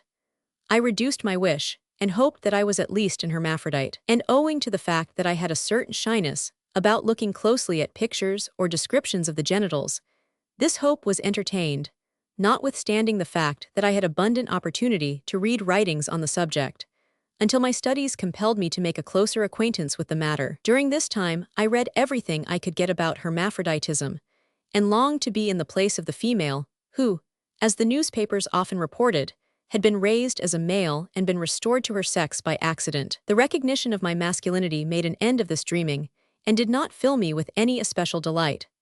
I tried to destroy my sexual glands by 283 gradual pressure, but pain soon caused me to desist. My longing is still for the external characteristics of the female sex, for a pretty coiffure, a rounded breast, a slim waist. At the age of 12, I first had an opportunity to put on female attire, and I soon came to drape myself, by means of bedclothes, bedlinen, etc., with female petticoats. When I grew older, it was my greatest delight to put on my sister's dresses secretly, even if it could be but for a few moments, and with constant danger of detection. Later, much to my delight, I had an opportunity to play a female role in a love scene, and it is said that I was not at all bad in the part. When I began to lead an independent life as a student, I immediately obtained female dresses and linen, which I kept in order myself. When at night, safe from discovery, I can put on one article after another, from corset to apron and bracelet, I am perfectly satisfied, and devote myself to some quiet employment, inwardly happy and full of delight in doing it. While dressing, an erection usually occurs, but it is never followed by an ejaculation, and soon disappears. I also try to approximate the female appearance in externals, by arranging my hair appropriately and removing the beard, which I should have preferred to tear out. 5. Sexual inclinations. In passing to the description of my sexual proclivities, I desire, first, to note, in general, that puberty occurred normally, as I judge from the pollutions that occurred, the change of voice, etc. pollutions still occur regularly once every 3 weeks, seldom more frequently. With them, I never experience any lustful feeling. I have never practiced onanism. Until lately, I knew nothing more of it than its name, and I had to seek direct information about it in order to understand it. Any touch on the erect penis is disturbing and painful to me, and without lustful feeling. Previously, I behaved very shyly toward women, but I now act quietly and associate with them as with my kind. Direct excitation, in a sexual sense, by a woman sometimes occurred, but when I try to analyze this, it seems to me that it was never her person, but rather her attire alone that was effectual. I fell in love with her dress, and the thought of wearing one like it was heavenly. Thus sexual excitation never took place, not even in brothels where I was led by friends, in spite of the sight of the greatest voluptuousness and beauty. But friendly feelings for the female sex were in my heart. I imagined how, dressed as a woman and unrecognized, I could stay with them, associate with them, and take pleasure with them. I prefer the impression made on me by girls whose breasts have not yet fully developed, particularly those wearing the hair short, for such girls are more nearly like me and my aspect. Once I was so fortunate as to find a girl who felt unhappy in her sex. We formed a firm bond of friendship with one another, and we often took delight in the idea of exchanging places. Perhaps it is not inappropriate or unimportant for the characterization to record the following. Some 284 months ago, when the story was running through the newspapers of an Hungarian countess who, dressed as a man, had married, and felt like a man, in all earnestness, I thought of offering myself to her, in order to contract an inverted marriage, she as husband, I as wife. I have never attempted coitus, and have never felt any desire for it. But since I foresaw that the erection necessary with a woman would be wanting, I thought of putting on some of her clothing, and I think that then the expected result would occur. As for my behavior toward male persons, first of all, it is to be emphasized that I had the warmest friendships during my school days. My heart was full of happiness if I could do some small service for the object of my devotion. I really worshipped him passionately, but on the slightest occasion, I evinced terrible jealousy, and while my anger lasted I felt as if I could neither live nor die. When reconciliation occurred, for a short time I was the happiest of creatures. I also tried to make friends of boys, whom I bribed with sweetmeats, and whom I should gladly have kissed. Though my love always remained platonic, yet it is abnormal. An expression that I unconsciously made at that time about an elder friend, whom I worshipped, shows that. I said I loved him so that I should have liked to marry him. And even now, when I indulge but little in intercourse, I am easily taken with a handsome man with a fine beard and refined features. Yet I have never met a being feeling like myself, whom I could confide in, and with whom I could live as a female friend. I never attempted to exercise my inclinations directly, and never committed any foolish act of this kind. Finally, I ceased to visit museums where nude male figures were displayed, for the erections, which were sure to occur, were exceedingly annoying. I had often secretly wished to sleep with a man, and often found opportunity. I was asked by a rather unattractive elderly man to sleep with him. Cum io concubui, ille genitalia me tetigit, and though his person was unattractive to me, I was filled with an intense feeling of lust. I felt as if completely surrendered to him. In a word, I felt like a woman. If I may be permitted to add a concluding word to what I have already said, I wish to state expressly that, though I am conscious of the abnormality of my inclinations, I have no desire to change them. I long only for a time when, more easily and with less danger of discovery, I can give rein to my desires and experience a delight that will harm no one. Case 120. Miss Z, aged 31, artist, comes for consultation on account of neurasthenic symptoms. She is remarkable for coarse, masculine features, a deep voice, short hair, a masculine style of dress, masculine gait, and self-consciousness.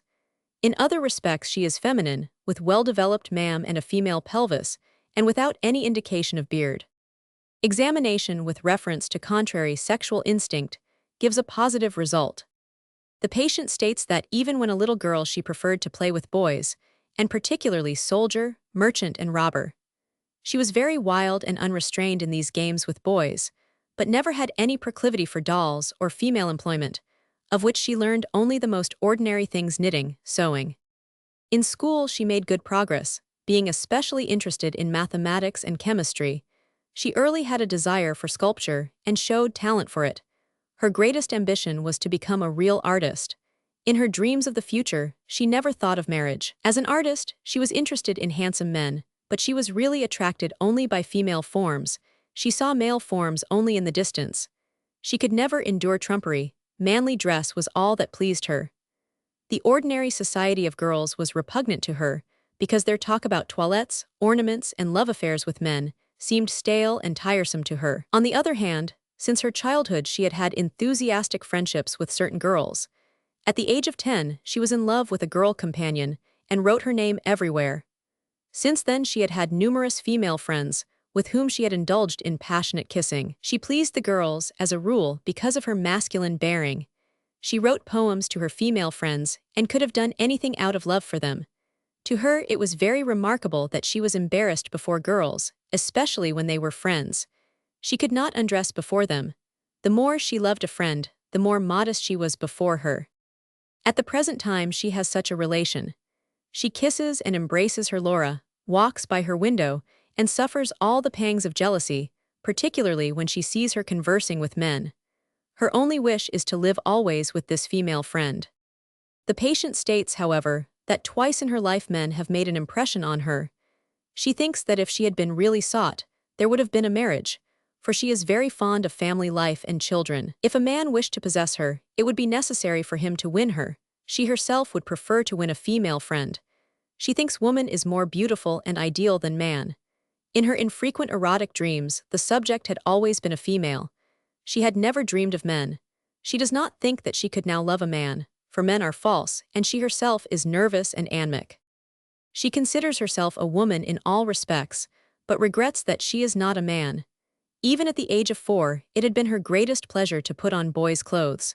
She certainly had a masculine character, and too, had never wept. Her greatest passion was for riding, gymnastics, fencing, and driving.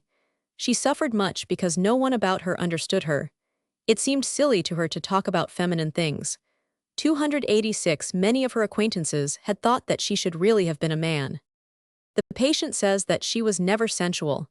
In embracing female friends, she had often experienced a peculiar lustful feeling. Embracing and kissing had been her only manner of expressing her friendship.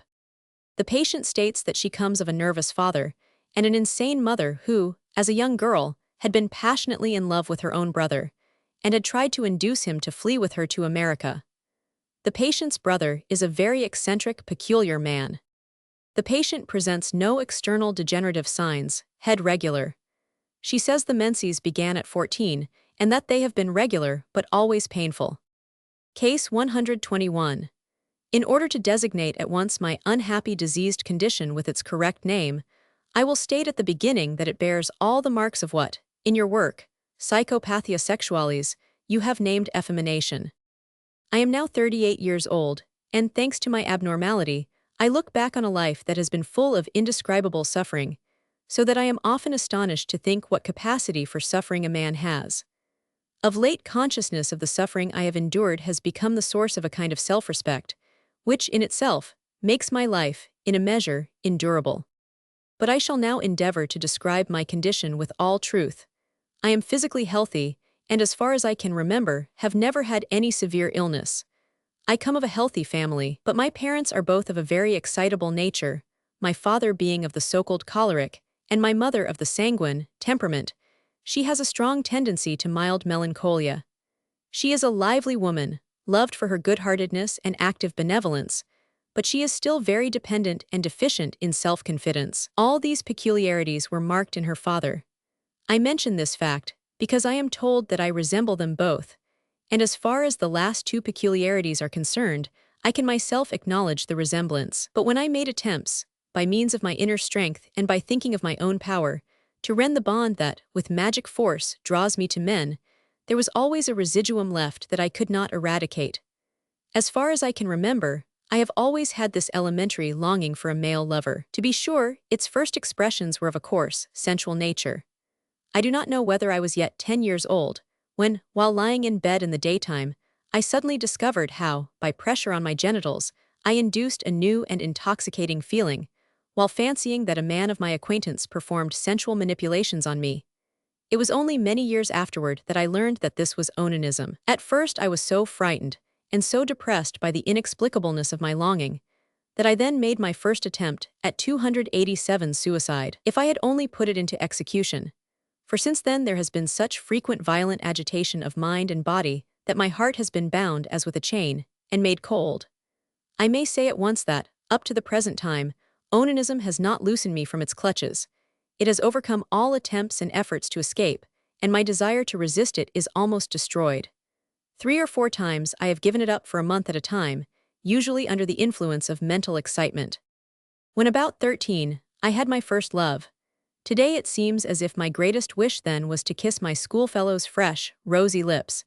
It was a passion full of romantic dreams. At the age of 15 or 16 it became more violent, when I first experienced the insane pangs of a jealousy which is more terrible than that of natural love can be. This second period of my life lasted for years, though I spent but a few days with the object of my passion, and then we did not see each other for 15 years.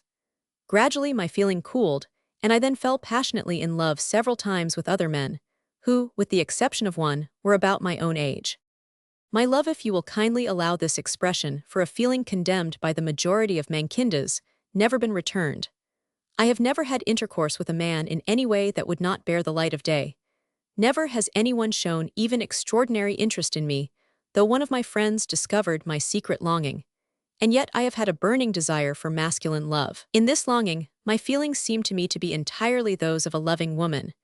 And I notice, with horror, that my sensual ideas grow more and more like those of a woman. During the periods when I am free from any particular love, my longing degenerates so that, in my onanistic manipulations, I conjure up only coarse, sensual ideas.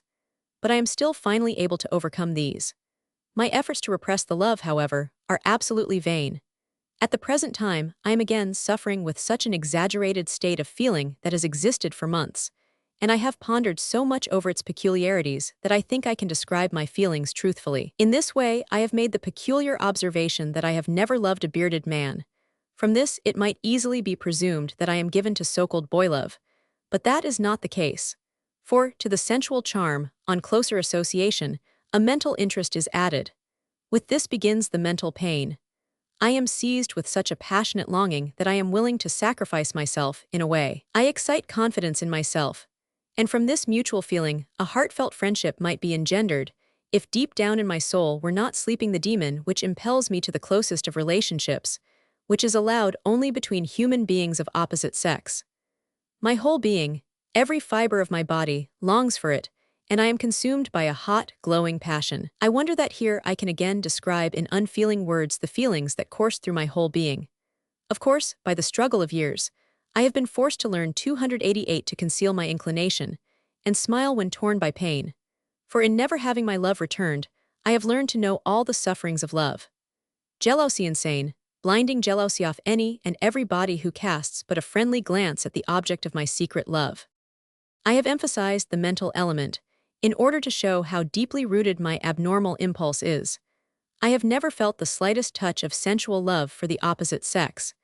The idea of being forced to associate sensually with women is repugnant to me. At times I have suffered enough on being assured of the love of young girls. Like every young man, I have had abundant opportunity to enjoy the modern social pleasures, dancing among them. I like to dance, but if I could dance with men as a girl, I should be really happy. I wish once more to remark that my love is entirely sensual. How could I otherwise explain the fact that the pressure of my lover's hand, often merely his glance, causes palpitation and erection? I have done everything to eradicate this love from my let us say heart. I have tried to still it by means of onanism, to drag it in the mire in order to raise myself above it. About 10 years ago, during such a time of love, I avoided onanism and felt that my feeling of love elevated me. I still entertain the delusion that if the object of my love were to tell me he loved me, that he loved me, and only me, I should willingly give up sensual gratification to repose in faithful arms. But that is certainly a self-deception. Honored sir, I have a responsible occupation, and I think I can give the assurance that my abnormal inclination has never, even in a hair's breadth, caused me to deviate from the duty imposed on me. Aside from this abnormality, I am not insane, and I might ultimately become contented. But I have, particularly of late years, suffered too much not to look on the future with painful feeling. For the future will certainly not bring fulfillment of the desire which constantly glows under the ashes, the desire to possess a lover who understands and returns my love. Such a relation would make me truly happy. I have thought much about the origin of my abnormality, particularly because I think I am forced to assume that it was not inherited. I believe that onanism has changed the inborn feeling into a burning passion. I might long ago have put an end to my misery, since I have no fear of death, and since in religion which, strange to say, has not departed from my impure heart I find no warning against suicide. But the consciousness that I am not alone responsible, and that a worm has nipped my whole life in the bud, a certain comfort that has sprung up of late out of indescribable suffering, leads me to see whether comparative happiness in life cannot be obtained on an entirely new basis, something which fills the whole heart. I think I could be happy under the influence of quiet family life, but I dare not conceal from you the fact that the thought of married life with a wife is terrible to me, and that I make the 289 attempt of a change of life with a bleeding heart, for thus I absolutely abandon the hope that is always awake, namely, the delusion that fate may yet bring me the desired happiness. This delusion is so deeply rooted in me that I think nothing but hypnotic suggestion could help me. If you could advise me, you would make me unspeakably happy. Of course, your strictest injunction would be to abandon onanism. How gladly I would follow it. But if I were not to have direct physical, some mechanical, means at hand to help me, I should certainly be unable to free myself from this vice. And this the more, because I fear that, by long years of habit, my nature has become accustomed to it. Of course, I have not escaped the effects of it, even though they are not so terrible as they are often pictured. I suffer with mild nervousness, am indeed weakened and have periodical disturbance of digestion, but I can still endure hard work and take a certain pleasure in it when it is not too great. I am depressed, but I can be happy, and fortunately I take pleasure in my calling and am interested in various things, particularly music, art, and belles letters. I have never indulged in female pursuits. As may be seen from the foregoing, I like to associate with men, especially with those who are handsome, but I have never had intimate relations with them. A wide gulf separates me from them. Postscript: I feared that in the foregoing I had not described my sexual life with sufficient exactness. It consists only in onanism, but in it I abandon myself to almost all the repugnant acts that are comprehended under coitus inter femora, ejaculatio in ore, etc. My role is passive. When I am seized by a passion, the ideas change and become entirely a desire to be impregnated. The struggle against such a passion is so terrible because my mind is also implicated. I long for the closest, the most complete union that can be conceived as existing between two men, always together, common interests, unlimited confidence, sexual union. I think that natural love is different from this only in its degree of warmth. It does not reach the boiling point of our passion. Just now I am fighting the battle over again. With force I stifle the insane passion that has so long enthralled me. All night long I walk about, followed by the image of him I love, for love of whom I would give up all I possess. How sad it is that the noblest feeling given to man-friendship is sullied by common sensual feeling. I wish once more to state that I cannot come to the determination to transform my sexual life by means of sexual intercourse with the opposite sex. The thought of such intercourse fills me with repugnance and disgust. Case 122. I write, as well as I can, the history of my suffering, actuated only by the desire, by this autobiography, to clear up to some 290 extent the misunderstanding and errors concerning contrary sexual instinct, which are still so widely prevalent. I am 37 years old, and come of healthy parents, both of whom were very nervous. I only mention this because I have often had the thought that my contrary sexual instinct came by way of inheritance, but this is nothing more than vague. Of my grandparents, whom I did not know, the only remarkable thing I can mention is that my maternal grandfather was known as a great Don Juan. I was rather a weak child, and during my first 2 years suffered severely with fits, as a result of which my understanding and memory may have suffered, for I learn but slowly things which do not particularly interest me, and easily forget them. I may also mention that, during the time before I was born, my mother was subject to violent mental excitement, and was often frightened. From my 3rd year I have been perfectly well and have escaped severe illness. Only when a boy, from the age of 12 to 16, I had peculiar, indescribable nervous sensations, which made themselves felt in my head and fingertips, and in which it seemed to me as if my whole being were about to cease. For many years, however, these attacks have ceased to occur. I am rather a powerful man with abundant growth of hair and in all respects masculine. Even when a boy of 6 years, I came independently to masturbate, and until my 19th year, I practiced the vice quite persistently. And even now, faute de mieux, I quite frequently resort to it, notwithstanding the fact that I understand the vileness of the passion, and always feel somewhat weakened after it. But sexual intercourse with a man does not affect me in the least. On the contrary, it gives me a feeling of being strengthened. I began school at the age of 7, and soon experienced an intense feeling of sympathy for my companions, which, however, made no other impression on me.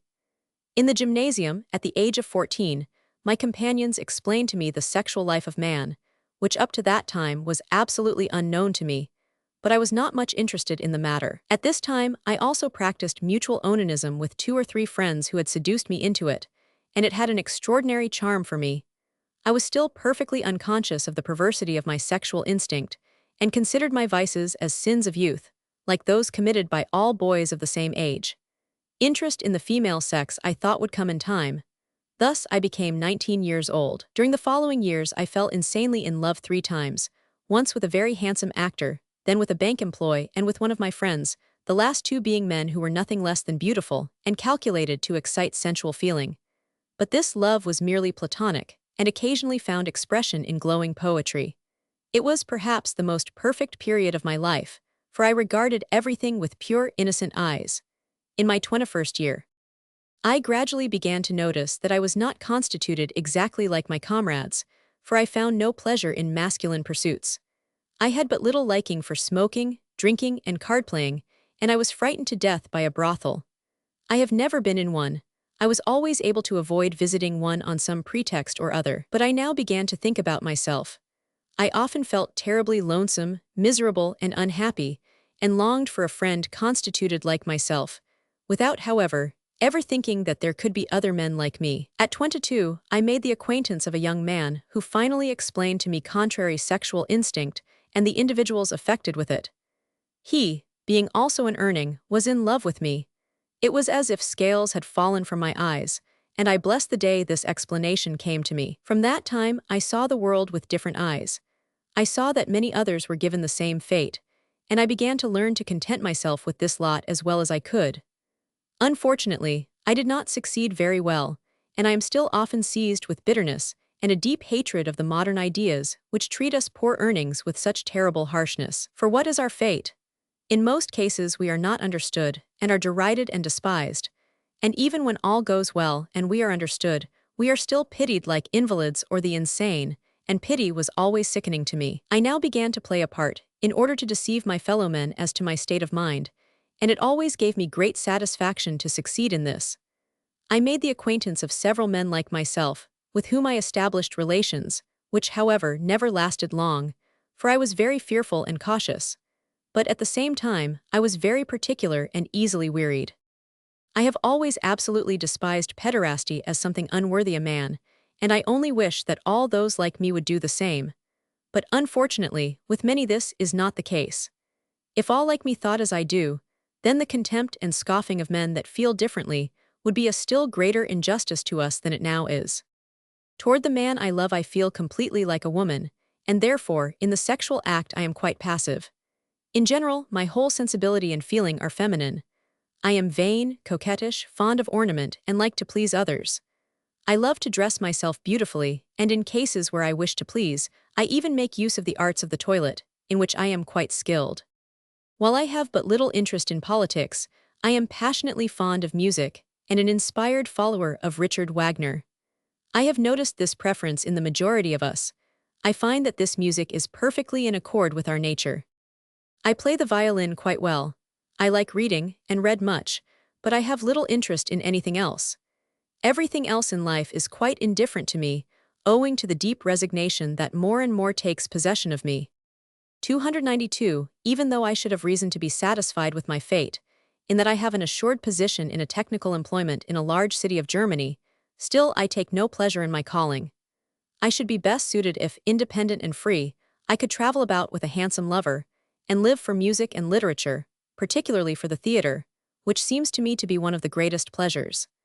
A connection with a court theatre I think of as being very acceptable. The only position or calling that seems really desirable to me is that of a great artist, singer, actor, painter, or sculptor. And it seems to me that it would be even finer to be born to the throne of a king, a wish that is in harmony with my pronounced desire for power. If there is really such a thing as transmigration of souls, a subject I have studied much, and which seems to me to clear up much, I must have lived at one time as an emperor or ruler of some kind. But a man must be born to all this, and since I am not, I am without ambition for so-called social honors and distinctions. As to my tastes, I must mention a painful dissension there is in them. Handsome, intellectual young men of at least 20 years, who must be of my own social station, seem to me to be suited rather for platonic love. But with them I satisfy myself completely with a straightforward, though ideal friendship, which seldom goes beyond a few kisses. But I can be excited sensually only by coarse, powerful men that are at least of my own age, and mentally and socially beneath me. The reason for this strange phenomenon may be that my pronounced feeling of shame and my innate apprehensiveness, with my cautious disposition, have the effect of an inhibitory idea with men of my own social position, so that with them, it is with difficulty and seldom that I can induce sexual excitement in myself. That this diversity is painful to me is owing to the fact that I am always afraid to discover myself to these simple men, below me in station, who may often be bought with money. But I cannot imagine anything worse than a scandal, which would at once drive me to suicide. For I can think of nothing more terrible than, through some slight act of carelessness or the enmity of any man, suddenly to be branded before the world, and to be powerless to avert it. But what is it that we do that is so different from what normally constituted men can do, at least, quite as frequently without embarrassment, and without shame? That we do not feel as the crowd feels is not our fault, but a cruel trick of nature. Innumerable times I have puzzled my brain to know whether science, or any of her free and unprejudiced devotees, could think of any way in which to give us stepchildren of nature a more endurable position before the law and mankind. But I have always reached the same sad conclusion, that when one enters the lists in behalf of anything, he must first know thoroughly, and be able to explain, that for which he contends. And who is today able to perfectly explain, and define contrary, 293 sexual instinct? Yet there must be some correct explanation of it. There must be some way in which the mass of mankind can be brought to a milder and more reasonable judgment of it. And first of all, there must be some way to show that contrary sexual instinct should not be regarded as meaning the same as pederasty, as the majority of men may say all regard it. By such an act, a man might erect for himself an immortal monument in the gratitude of thousands of men of present and future generations. For there have been, are, and will ever be, earnings, and in greater number than perhaps has been suspected. In Wilbrand's work, Fridolin's Secret Marriage, I find a very plausible theory given in explanation of this matter. For I myself have repeatedly had opportunity to observe that all earnings do not love men with the same intensity, but that there are innumerable subvarieties, from the most feminine man to the man of contrary sexuality, who is equally sensitive to female charms. This may also account for the so-called difference between congenital and acquired contrary sexual instinct, which, in my inadequate opinion, does not exist. Yet, in all the 55 individuals I have become acquainted with in the 3 years since I came to understand this matter, I have met the same peculiarities of temperament, disposition, and character. Almost all of them are more or less idealists. They smoke but little or not at all. They are bigoted, vain, desirous of admiration, and superstitious. And unfortunately, I must confess that they combine more the defects and the reverse sides of both sexes than their good qualities. For woman in a sexual role, I experience a feeling of true horror, which I could never overcome, even with the help of my extremely lively imagination. I have never attempted it, because I am thoroughly convinced of the fruitlessness of such an attempt, that seems to me unnatural and sinful. In purely social and friendly relations, I like to associate with ladies and girls, and I am gladly welcomed in ladies' society, for I am much interested in the fashions for ladies and know how to talk of such things with great skill.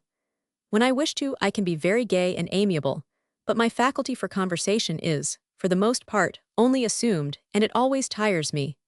I have always had great skill in female work and shown interest in it. As a child and up to my 13th year, I was passionately fond of playing with dolls, whose clothes I made myself, and it still affords me much pleasure to work at beautiful embroidery, which unfortunately I can do only in secret. I have the same preference for knickknacks, photographs, flowers, sweetmeats, toilet articles, and such feminine things. And my room, which I arranged and decorated myself, is like the overcrowded boudoir of a lady. As particularly remarkable, I wish still to mention that I have never suffered with pollutions. I dream very much, and intensely, almost every night. Occasionally I have lascivious dreams, which have only men as subjects, but I always wake out of them before it comes to 294 ejaculation. In reality, I am not very passionate sexually, and I have periods lasting from 4 to 6 weeks, in which I have almost no sexual desire. Unfortunately, these periods are infrequent, and they are usually followed by an awakening of my intense sexual desire that is only the more violent, which, when it is unsatisfied, causes intense physical and mental suffering. I then become moody, depressed, sensitive, irritable, and retiring. Peculiarities, however, which, with the first opportunity I have for sexual gratification, again disappear. I must mention, also, that often, on the slightest occasion, my mood may change several times during the day. It is like April weather. I dance well, and like to. But I love dancing only for its rhythmical movement, and because of my partiality for music. In conclusion, I wish to speak of something that always arouses repugnance in me. We are usually considered diseased, and that is absolutely incorrect. For in every disease there is a means of cure or amelioration, but no power in the world can take from an earning his perverse natural constitution. Even suggestion, which has been used with so much apparent success, cannot induce any enduring change in the mental life of an earning. In us, effect is mistaken for cause. We are considered diseased, because in time the majority of us really become 99. I am almost convinced that 2/3 of us, in later life, when we really live so long, have a mental defect of one kind or another, and this is only too easily explained. For what strength of will and nerves is required for one to constantly dissimulate, lie, and play the hypocrite all his life?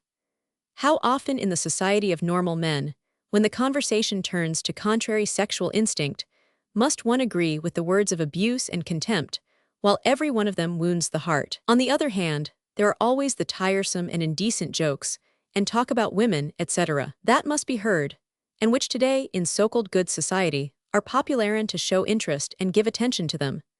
Daily and hourly to see so many handsome men to whom one cannot reveal himself, to be compelled to go without a friend, intercourse with whom we desire so much, and besides, constantly the fearful anxiety of betraying one's self before the eyes of the world, and then standing covered with ignominy and shame. It is really no wonder that the majority of us are incapable of real work, for we need all our strength of will and power of endurance for the struggle with our own fate. How injurious it is to our nerves constantly to be compelled to shut up all these thoughts and feelings in our hearts, where our lively fancy, feeding on it all, plays all the more intensely, so that we go about with a burning fire within us that only too often threatens to consume us. Happy are those of us that are never denied the strength to lead such a life, but those, too, are happy that have passed beyond it. Case 123. Autobiography. In what follows, you will find the description of the character, as well as the mental and sexual disposition, 295 of an earning one.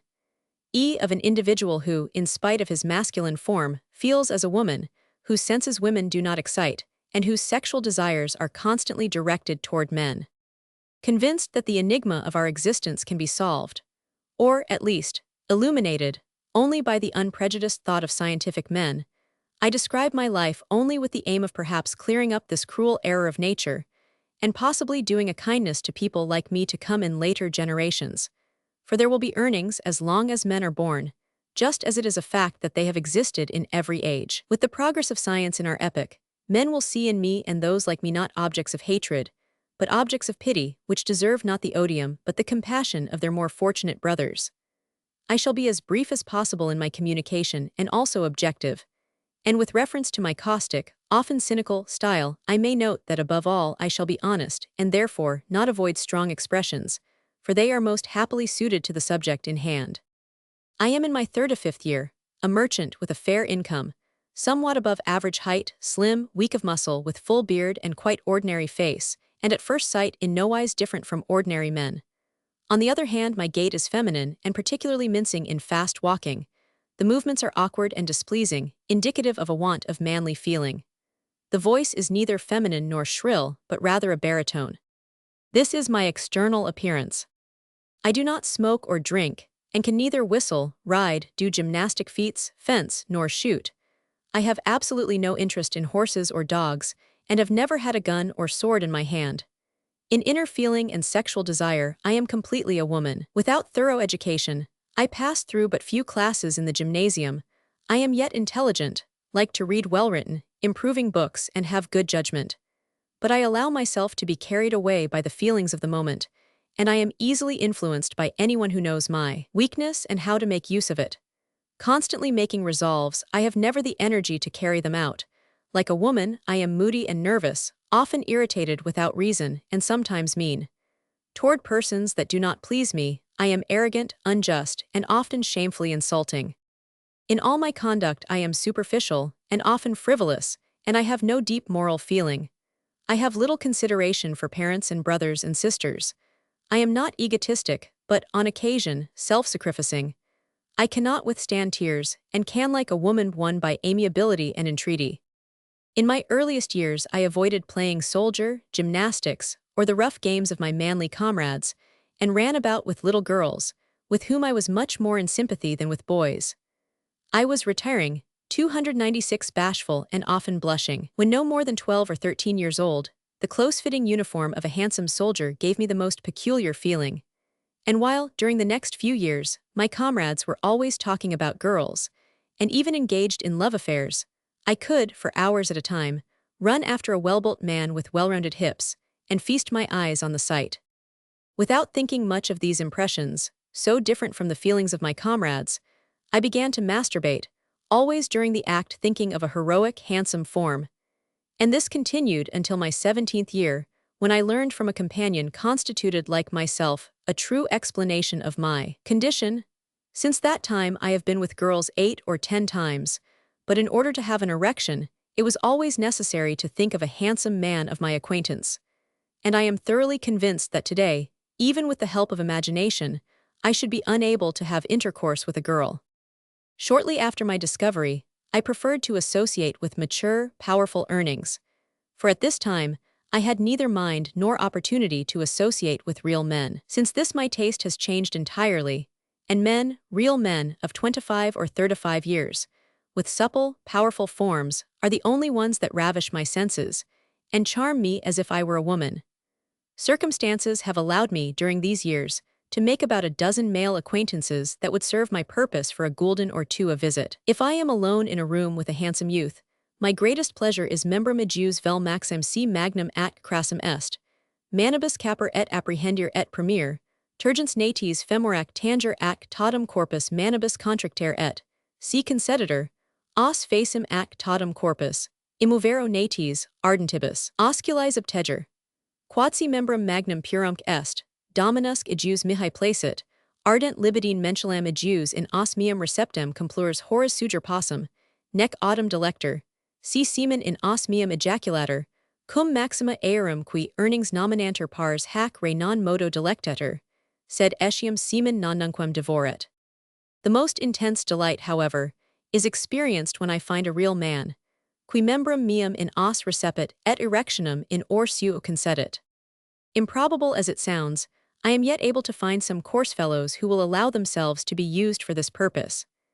They learn the thing while in military service, for earnings know that under such circumstances they can be made to do the most for money, and when the fellows are once trained, circumstances often compel them, in spite of their passion for the opposite sex, to continue the practice. With certain exceptions, earnings make no impression on me, because everything feminine is repugnant to me. At the same time, there are some that know how to give me the most intense pleasure, just as a real man can, and I prefer to consort with them, for the reason that sometimes 297 they return my passionate caresses. In tete-a-tete with such a person, I throw all check from my excited senses, and give my animal passions free rein, oscular, primo, amplector eum, linguam meme in os ejus emito, or cupiditate triment ejus labrum superior sugo, facem meme ad ejus natis ad pono, et odora voluptari, e natibus immanent voluptate obstupescer. Real men, in close-fitting uniform, make the deepest impression on me, and if I have an opportunity to embrace and kiss such a ravishing fellow, ejaculation takes place at once, a weakness which I attribute to my frequent masturbation. In my earlier years, I practiced it very frequently, almost every time I saw a man pleasing to me, whose image I kept before my eye during the act. For this, my taste is in no wise difficult to please, like that a servant girl might have in finding her ideal in a dragoon guard. A handsome face is a pleasant supplement, inflaming my sensual desire, but in no respect an essential. The requisite remains: ver inferior corporis part robusta et bene formosa, turgidis femoribus durisque natibus, while the upper portion of the body may be slim. Corpulence disgusts me. A sensual mouth with pretty teeth affects me more intensely, and if the person has also a membrum pulchrum magnum et qualiter formatum, all my demands most ferichinger fulfilled. When I was younger, with men that pleased me and excited my passions intensely, ejaculation took place from 5 to 8 times in a night, and now it occurs from 4 to 6 times. For I am unusually strong sensually, and as an example, even the clinking of a hussar's sword may excite me. At the same time, I have a very lively fancy, and spend most of my leisure hours thinking of handsome men with strong limbs, and I would be delighted to look on when a powerful fellow, using force, magna mentula piarditus me piarcent puellam futuat, mihi persuasum est, for ut hoc aspectu sensus me vehementissima perturbation, efficienter et dum fuduit corpus adolescentes pulchri tangem et, si licet, ascendum in eum dum cum puella concumbit ac idem cum eo faciam et membrum meum in adjus annum emittam. The accomplishment of these cynical ideas with which my mind is often philetes hindered only by my limited means. Otherwise, I should long ago have had the reality. Soldiers have the greatest charm for me, but I have also a weakness for butchers, fakirs, drivers, circus riders, and boat captains, and all these must be supple and powerfully built. Earnings I hate in intimate relation, and for the majority of them I have an inexplicable and unjust aversion. I have never had but one earning for an intimate friend. On the other hand, the most affectionate and enduring ties bind me to men of my own age, in whose company I delight, but with whom I have no sexual relations, and who have no idea of my condition. Talk on politics and economics, like every other earnest subject, I hate, though I gossip with considerable sense and peculiar pleasure about the theater. At operas I see myself on the stage, feel myself applauded 298 by the public, and would prefer to sing as a passive heroine, or in the dramatic role of a woman. The most interesting subject of conversation for me, and those like me, is, however, always men. For us this is inexhaustible. Their secret charms are described in the most minute details. Mental stimenter, quanta sint magnitudine, quanta crassitudine. De forma iram ac rigiditate conferimus, alter ab altero cognoscit cujus semen celerius, cujus tardius ejaculator. I may add that, of my 4 brothers, one gave himself to the service of earnings, without himself being one, and all 4 are ladies' men, and indulge in sexual excesses. The genitals of the men of our family are, without exception, unusually developed. In conclusion, I repeat the words with which I began these lines. I could not choose my expressions, because my object in the foregoing has been to afford material for the study of the earning's existence, and absolute truth was essential. I beg the numerous cynics to keep this circumstance in mind. In October 1890, the writer of the foregoing lines presented himself to me.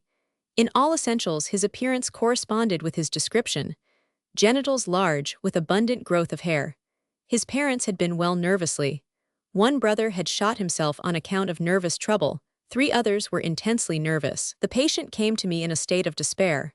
He could not endure such a life any longer, for he had been admonished about intercourse with men that could be bought, and with his extreme sensual nature he was unable to abstain.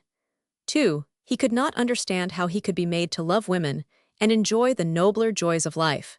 He had had love for men since his 13th year. He felt in all respects like a woman, and longed to be won by men that were not earnings. When he was with an earning, it was just as if 2 girls were together. He would prefer being sexless to living longer as he was. Would not castration help him? An attempt at hypnosis, with the highly excited patient, induced only a very slight degree of lethargy. Case 124. B. Waiter, aged 42, single, was sent to me by his physician, with whom he was in love, as one who was suffering from contrary sexual feeling.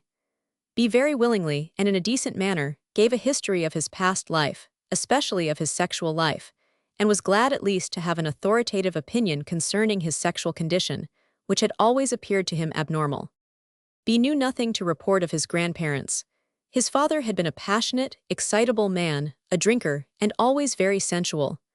After he had begotten 24 children by one wife, he was divorced from her, and after that his landlady became 3 times pregnant by him. His mother was healthy. Of the 23 children, but 6 were living. Several were 299 nervous, but not sexually abnormal, with the exception of one sister, who always sought men. B asserts that from childhood he was sickly. At 8 his sexual life began. He masturbated, and became possessed of the idea penum alirum purorum in os origer, which gave him the greatest pleasure. At 12 he began to fall in love with men, usually with those between 30 and 40, with mustaches. Even at that time his sexual desire was greatly developed, and he had erections and pollutions. From that time indeed, he masturbated daily, and during the act thought of a beloved man. Yet his greatest delight had been penum viri in os origer. During the act he had ejaculation, with an intense feeling of pleasure. Only about 12 times had he had this pleasure. He had never felt disgust with the penis of another sympathetic man, quite the contrary. He had never accepted proffers of pederasty, actively or passively. It was very disgusting to him. In the perverse sexual act, he had always thought of himself in the role of a woman. His passion for men in sympathy with him had been unbounded. He would have done everything for a lover. Even at the sight of him he would tremble with excitement and joy. At 19, he often allowed himself to be taken by his comrades to houses of prostitution. He never had pleasure in coitus, and only in the moment of ejaculation felt satisfaction. In order to get an erection with a woman, it was always necessary, in the act, for him to think of a beloved man. He would always have preferred to have the woman allow emissio penis in os, which however was always denied him. Faute de mia, he had practiced coitus, and indeed twice became a father. The last child, a girl of 8, had already begun to practice masturbation and mutual onanism, which troubled him very much as a father. He wished to know whether there was any remedy for it. The patient asserted that he always felt himself toward men in a feminine role, also in sexual intercourse. He had always thought that his sexual perversion had resulted from his father's wishing to beget a girl when he begat him. His brothers and sisters had always joked him on account of his feminine manners. Sweeping and housecleaning had always been pleasant occupations for him. His activities in this direction had often been wondered at, and he was considered more skillful than a girl. Whenever he could, he dressed like a woman. At the carnival he appeared at the dances masked as a female. He was very successful at coquetry on such occasions, because he had a feminine nature. He had never had real pleasure in drinking, smoking, or in masculine occupations or pleasures. But on the other hand, he loved to sew, and as a child had often been scolded for his playing with dolls. His interest at the circus or theater was confined to men. Frequently, he could not overcome the impulse to hang around water closets in order to get sight of male genitals. Feminine charms had never pleased him. Coitus had been possible only when he thought of a beloved man. Nocturnal pollutions were always induced by lascivious dreams of men. In spite of much sexual excess, B had never suffered from neurasthenia sexualis, and besides, there was not a symptom of neurasthenia discoverable in him. Patient is delicate, and his whiskers and mustache, which made their appearance in his 28th year, are thin. Externally, with the exception of a weaving gait, he presents nothing which would point to his feminine nature. He asserts that he has often been joked about his feminine gait. His conduct is in all respects decent. His genitals are large, well-developed, and normal in all respects, and the growth of genital hair is abundant. The pelvis is masculine. The head is rachitic, somewhat hydrocephalic, with prominence of the parietal bones. The face is remarkably small. The patient says that he is irritable and easily angered. Case 125. On May 1, 1880, G. Ph. 500. And a writer was brought to the clinic for mental diseases at Graz by the public authorities. While on his return from Italy, G found a soldier in Graz who gave himself up to him for hire, but ultimately denounced G to the police, because G had openly confessed his love for men. The authorities considered his mental condition doubtful, and sent him to alienists for examination. To the physicians G related, with cynical openness, that years before in 1000, he had had just such an affair with the police, and was in prison 14 days. In the South there was no danger from such people. It was only in Germany and Austria that the thing was regarded as an evil. G is 50 years old, tall, powerful, and has a humorous expression and a cynical, coquettish manner. The eye has a neuropathic, swimming expression. The teeth of the underjaw stand far back from those of the upper jaw. The cranium is normal, the voice masculine, and the beard abundant. The genitals are well formed, though the testicles are somewhat small. With the exception of slight emphysema of the lungs and external fistula in ano, there are no remarkable anomalies of the vegetative organs. G's father was subject to periodical insanity. His mother was a high-strung person, and she had an insane sister. Of the children, 4 died in childhood. With the exception of scrofulosis, G asserts that he was healthy. He obtained the degree of Doctor of Philosophy. At 25, he had hemoptysis and went to Italy, where he has since lived, with slight interruption, by writing and by giving private lessons. G says that he often has congestions, and also some spinal irritation. 1. Pain in his back, but otherwise he has a genial disposition. Only he is not much of a financier.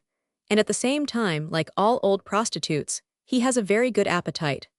Further, he states, with great satisfaction and remarkable 301 cynicism, that he has congenital contrary sexual instinct. When only 5 years old, it was his greatest pleasure to get sight of a penis, and he hung about appropriate places in order to enjoy that pleasure.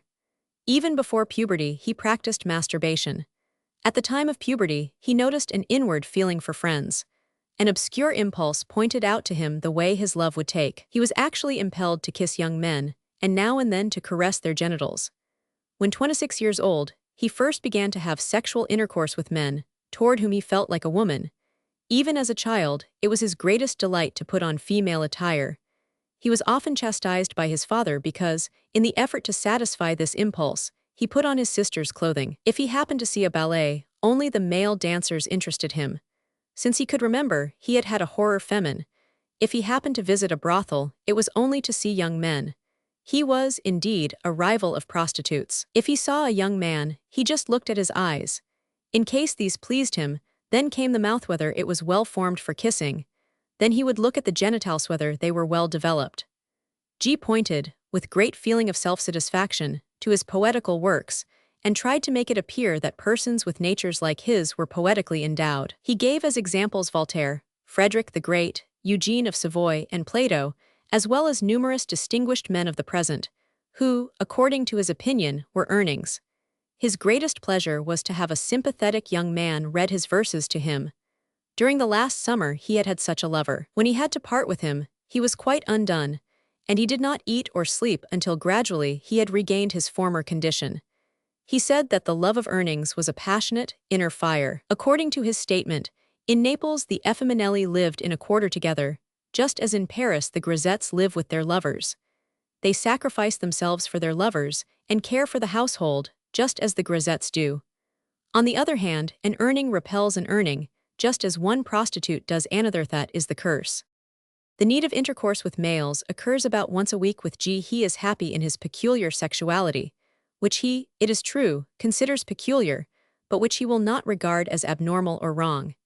He thinks that nothing remains for him and those like him, but to raise what is unnatural in themselves to the supernatural.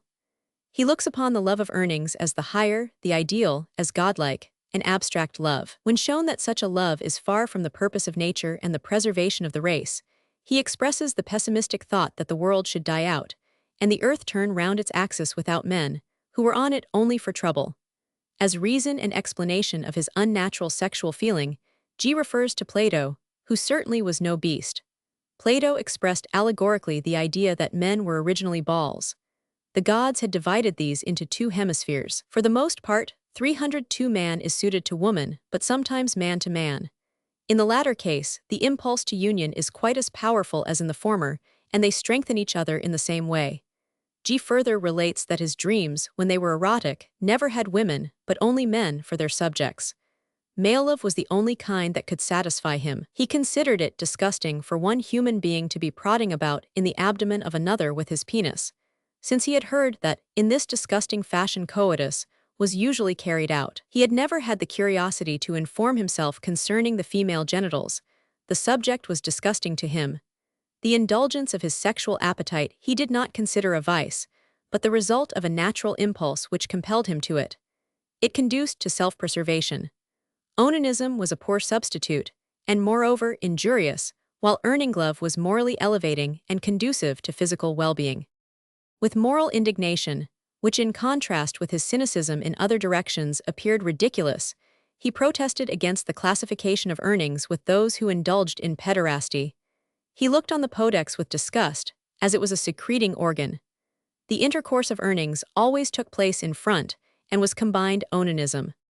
This was the extent of G.S. disclosures, whose mental condition was certainly congenitally abnormal. As proof of this may be cited his cynicism, his incredible frivolity in his application of his vices to religion, in which direction we cannot follow him without overstepping the bounds set by scientific inquiry.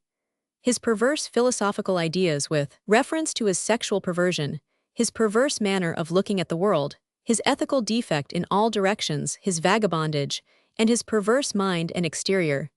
G makes the impression of an original paranoiac. Personal case. Zeitschrift für Psychiatrie. Case 126. Taylor had occasion to examine a certain Eliza Edwards, age 24. It was discovered that she was of masculine sex. E had worn female clothing from her 14th year and also been an actress. The hair was worn long after the manner of females and parted in the middle. The form of the face was feminine, but otherwise the body was masculine. The beard was carefully pulled out. The masculine, well-developed genitals were fixed in an upward position by an artful bandage. The condition of the anus indicated passive pederasty. Case 127. An official of middle age, who for some years had been happy in family life and was married to a virtuous woman, presented a peculiar manifestation of contrary sexual feeling. One day, through the indiscretion of a prostitute, the following scandal became public. About once a week 10 would appear in a house of prostitution and there dress himself up as a woman, always requiring, as a part of his costume, a coiffure. When his toilet was completed, he would lie down on the bed and have the prostitute perform manustupration. But he very much preferred to have a male person a servant of 303 the house. This man's father was hereditarily tainted, had been insane several times, and was afflicted with hyperesthesia and paresthesia sexualis. Case 128. 100. R, maidservant, age 26, suffered from the time of her development with original paranoia and hysteria. As a result of her delusions, her life had been somewhat romantic, and in 1884, in Switzerland, where she had gone as a result of delusions of persecution, she came under the observation of the authorities. On this occasion, it was ascertained that R was affected with contrary sexual instinct. Concerning her parents and relatives, there is no information at hand. R asserted that, with the exception of an inflammation of the lungs at the age of 16, she had never been severely 99. First menstruation at 15, without any difficulties. Thereafter it was very often irregular and abnormally excessive. The patient declared that she never had had inclinations toward the opposite sex, and had never allowed the approach of a man. She never could understand how her friends could describe the beauty and amiability of men, but it was charming and inspiring for her to imprint a kiss on the lips of a beloved female friend. She had a love for girls that was incomprehensible to her. She had passionately loved and kissed some of her female friends, and she would have given up her life for them. Her greatest delight would have been to have constantly lived with such a friend, and absolutely possessed her. In this she felt toward the beloved girl like a man. Even as a little child, she had an inclination only for the play of boys, and she loved to hear shooting and military music, was always much excited by them, and would gladly have gone as a soldier. The chase and war have been her ideals. In the theater, only feminine performers interested her. She knew very well that the whole of this inclination was unwomanly, but she could not help it. It had always been a great pleasure for her to go about in male clothing, and in the same way she had always preferred masculine work, and had shown unusual skill in it. While with reference to feminine occupations, especially handiwork, she had to say the contrary. The patient had also a weakness for smoking and spirits. On account of persecutory delusions, in order to rid herself of her persecutions, the patient had often gone about in male attire and played the part of a man. She did this with such congenital skill that, as a rule, she was able to deceive people concerning her sex. It is authoritatively established that in 1884, for a long time, the patient went about in male attire, now in the garments of a civilian, now in the uniform of a lieutenant. And in August of the same year, dressed as a male servant, she fled to Switzerland as a result of delusions of persecution. There she found service in a merchant's family and fell in love with the daughter of the house, the beautiful Anna, who, on her side, not recognizing the sex of R, fell in love with the handsome young man. Concerning this episode, the patient makes the following characteristic statement: "I was madly in love with Anna. I don't know how it came about, and I cannot put myself right concerning this impulse. In this fatal love lies the reason why I played the role of a man so long. I have never yet felt any love for a man, and I believe that my love is for the female and not the male sex. I can in no wise understand my condition." From Switzerland, R wrote letters home to her friend, Emilia, which were produced at the examination. They are letters showing passionate love, which goes beyond the bounds of friendship. She apostrophizes her friend, "My flower, son of my heart, longing of my soul." She was her greatest happiness on earth, her heart was hers. And in her letters to her friend's parents she wrote, "You too should watch your flower, for if she should die, you also would be unable to endure life." For the purpose of investigating her mental condition, R remained for some time in an asylum. On one occasion, when Anna was allowed to pay R a visit, there was no end of passionate embraces and kisses. The visitor acknowledged freely that they had before secretly embraced and kissed in the same way. R is a tall, slim, stately person of feminine form in all respects, but with masculine features. Cranium regular, no anatomical signs of degeneration. Genitals normal and indicative of virginity. All the circumstances indicate that she has only indulged in platonic love. Glance and appearance are indicative of a neuropathic person. Severe hysteria, occasional cataleptoid attacks, with visionary and delirious states. The patient is very easily brought into a state of somnambulism by hypnotic influence, and in this condition is susceptible to all possible suggestions. Personal case. Friedreich's bladder, 1886, Heft 1. Androgyny and gynandry. Forming direct transitions from the foregoing groups are those individuals of contrary sexuality, in whom not only the character and all the feelings are in accord with the abnormal sexual instinct, but also the skeletal form, the features, voice, etc., so that the individual approaches the opposite sex anthropologically and in more than a psychical and psychosexual way. This anthropological form of the cerebral anomaly apparently represents a very high degree of degeneration, but that this variation is based on an entirely different ground than the teratological manifestation of hermaphroditism, in an anatomical sense, is clearly shown by the fact that thus far, in the domain of contrary sexuality, no transitions to hermaphroditic malformation of the genitals have been observed. The genitals of these persons always prove to be fully differentiated 305 sexually, though not infrequently there are present anatomical signs of degeneration epispadiasis, etc., in the sense of arrests of development in organs that are otherwise well differentiated. There is yet wanting a sufficient record of cases belonging to this interesting group of women in masculine attire with masculine genitals, and men in feminine dress with the sexual organs of the female. Every experienced observer of his fellow men remembers masculine persons that were very remarkable for their womanish character and type wide hips, form rounded by abundant development of adipose tissue, absence or insufficient development of beard, feminine features, delicate complexion, falsetto voice, etc., and on the other hand, women that, by reason of build, pelvis, gait, attitude, heavy and decidedly masculine features, rough and deep voice, etc., had little to remind one of femininity. We have already met some indications of such an anthropological transformation in foregoing groups, as in case 106, where the woman had the feet of a man, and in case 112, where there was development of mam and production of milk during puberty. In persons belonging to the fourth group, and in certain ones in the third, forming transitions to the fourth, there seems to be a feeling of shame sexual toward persons of the same sex, and not toward those of the opposite sex. Case 129. Androgyny, Mr. 5, H, aged 30, single, of neuropathic mother. Nervous and mental diseases are said not to have occurred in the patient's family, and his only brother is said to be mentally and physically completely normal.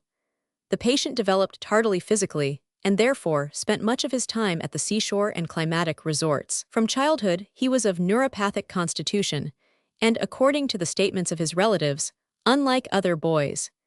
His disinclination for masculine pursuits and his preference for feminine amusements were early remarked. Thus he avoided all boyish games and gymnastic exercises, while dollplay and feminine occupations were particularly pleasing to him. Thereafter he developed well physically and escaped severe illnesses, but he remained mentally abnormal, incapable of an earnest aim in life, and decidedly feminine in thought and feeling. In his 17th year, pollutions occurred, became more frequent, and finally took place during the day, so that the patient grew weak, and 306 manifested various nervous disturbances. Symptoms of neurasthenia spinalis made their appearance and have lasted up to the last few years, but they have become milder with the decrease in the number of pollutions. Onanism is denied, but is very probable. An indolent, effeminate, dreamy habit of thought has become more and more noticeable ever since puberty. All efforts to induce the patient to take up an earnest pursuit in life were vain. His intellectual functions, though formally quite undisturbed, were never equal to the motive of an independent character and the higher ideals of life. He remained dependent, an overgrown child, and nothing more clearly indicated his original abnormal condition than an actual incapability to take care of money, and his own confession that he had no ability to use money reasonably. That as soon as he had money, he wasted it for curios, toilet articles, and the like. Incapable as he was of a reasonable use of money, the patient was no more capable of leading a social existence. Indeed, he was incapable of gaining an insight into its significance and value. He learned very poorly, spending his time in toilettes and artistic nothings, particularly in painting, for which he evinced a certain capability. But in this direction he accomplished nothing, since he was wanting in perseverance, could not be brought to take up any earnest thought. He had a mind only for externals, was always distracted, and serious things quickly wearied him. Preposterous acts, senseless journeys, waste of money, and debts repeatedly occur throughout the course of his later life, and even for these positive faults in his life he was wanting in understanding. He was self-willed and intractable, and never did well as soon as an attempt was made to put him on his feet and point out to him his own interests. With these manifestations of an original abnormal and defective mind, there were notable indications of perverse sexual feeling, which were also indicated in the somatic habitus of the patient. Sexually, the patient felt like a woman toward men, and had inclinations toward people of his own sex, with indifference, if not actual disinclination, for females. In his 22nd year, it is asserted that he had sexual intercourse with women, and was able to perform the act of cohabitation normally, but partly on account of increase of neurasthenic symptoms which was occasional after coitus, and partly on account of fear of infection, but really by reason of a want of satisfaction, he soon ceased to indulge in such intercourse. Concerning his abnormal sexual condition, he is not quite clear. He is conscious of an inclination toward the male sex, but confesses, only in a shamefaced way, that he has certain pleasurable feelings of friendship for masculine individuals, which, however, are not accompanied by any sensual feelings. The female sex he does not exactly abhor. He could even bring himself to marry a woman who could have an attraction for him by means of similarity in artistic tastes, if he could but be freed from conjugal duties, which were unpleasant to him, 307, and the performance of which made him tired and weak. He denied having had sexual intercourse with men, but his blushing and embarrassment, and still more an occurrence in N, where the patient, some time before, provoked a scandal by attempting to have sexual intercourse with youths, gave him the lie. 2. His external appearance, habitus, form, gestures, manners, and dress are remarkable, and decidedly recall the feminine form and characteristics. The patient, however, is over middle height, but thorax and pelvis are decidedly of feminine form. The body is rich in fat.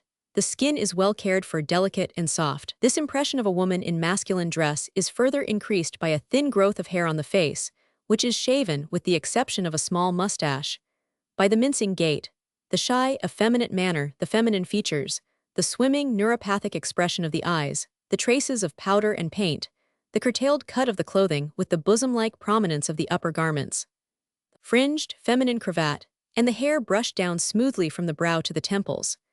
The physical examination makes undoubted the feminine form of the body. The external genitals are well developed, though the left testicle has remained in the canal. The growth of hair on the mons veneris is thin, and the latter is unusually rich in fat and prominent. The voice is high, and without masculine timbre. 2. The occupation and manner of thought of 5. H are decidedly feminine. He has a boudoir and a well-supplied toiletable, with which he spends many hours in all kinds of arts for beautifying himself. He abhors the chase, practice with arms, and such masculine pursuits, and calls himself an aesthete, speaks with preference of his paintings and attempts at poetry. He is interested in feminine occupations, which, embroidery engages in and calls his greatest pleasure. He could spend his life in an artistic and aesthetic circle of ladies and gentlemen, in conversation, music, and aesthetics. His conversation is preferably about feminine things, fashions, needlework, cooking, and household work. The patient is well-nourished but anemic. He is of neuropathic constitution and presents symptoms of neurasthenia, which are maintained by a bad manner of life, lying abed, living indoors, and effeminateness. He complains of occasional pain and pressure in the head, and habitual obstipation. He is easily frightened, complains of occasional lassitude and fatigue, and drawing pains in the extremities, in the direction of the lumbo-abdominal nerves. After pollutions, and regularly after eating, he feels tired and relaxed. He is sensitive to pressure over the spinous processes of the dorsal vertebrae, as also to pressure along accessible nerves. He feels peculiar sympathies and antipathies for certain persons, and when he meets people for whom he has an antipathy, he falls into a condition of peculiar fear and confusion. His pollutions, though now they occur but seldom, are pathological, in that they occur by day, and are unaccompanied by any sensual excitement. Opinion 1. Mr. 5. H, according to all observations and reports, is mentally an abnormal and defective person, and that, in fact, ab origin. His contrary sexual instinct represents a part of his abnormal physical and mental condition. This condition, in that it is congenital, is incurable. There exists defective organization of the highest cerebral centers, which renders him incapable of leading an independent life, and of obtaining a position in life. His perverse sexual instinct prevents him from exercising normal sexual functions, and this is attended by all the social consequences of such an anomaly, and the danger of satisfaction of perverse impulses arising out of his abnormal organization, with consequent social and legal conflicts. Fear of the latter, however, cannot be great, since the perverse sexual impulse of the patient is weak. Mr. 5. H, in the legal sense of the word, is not irresponsible, and neither fit for, or in need of, treatment in a hospital for the insane.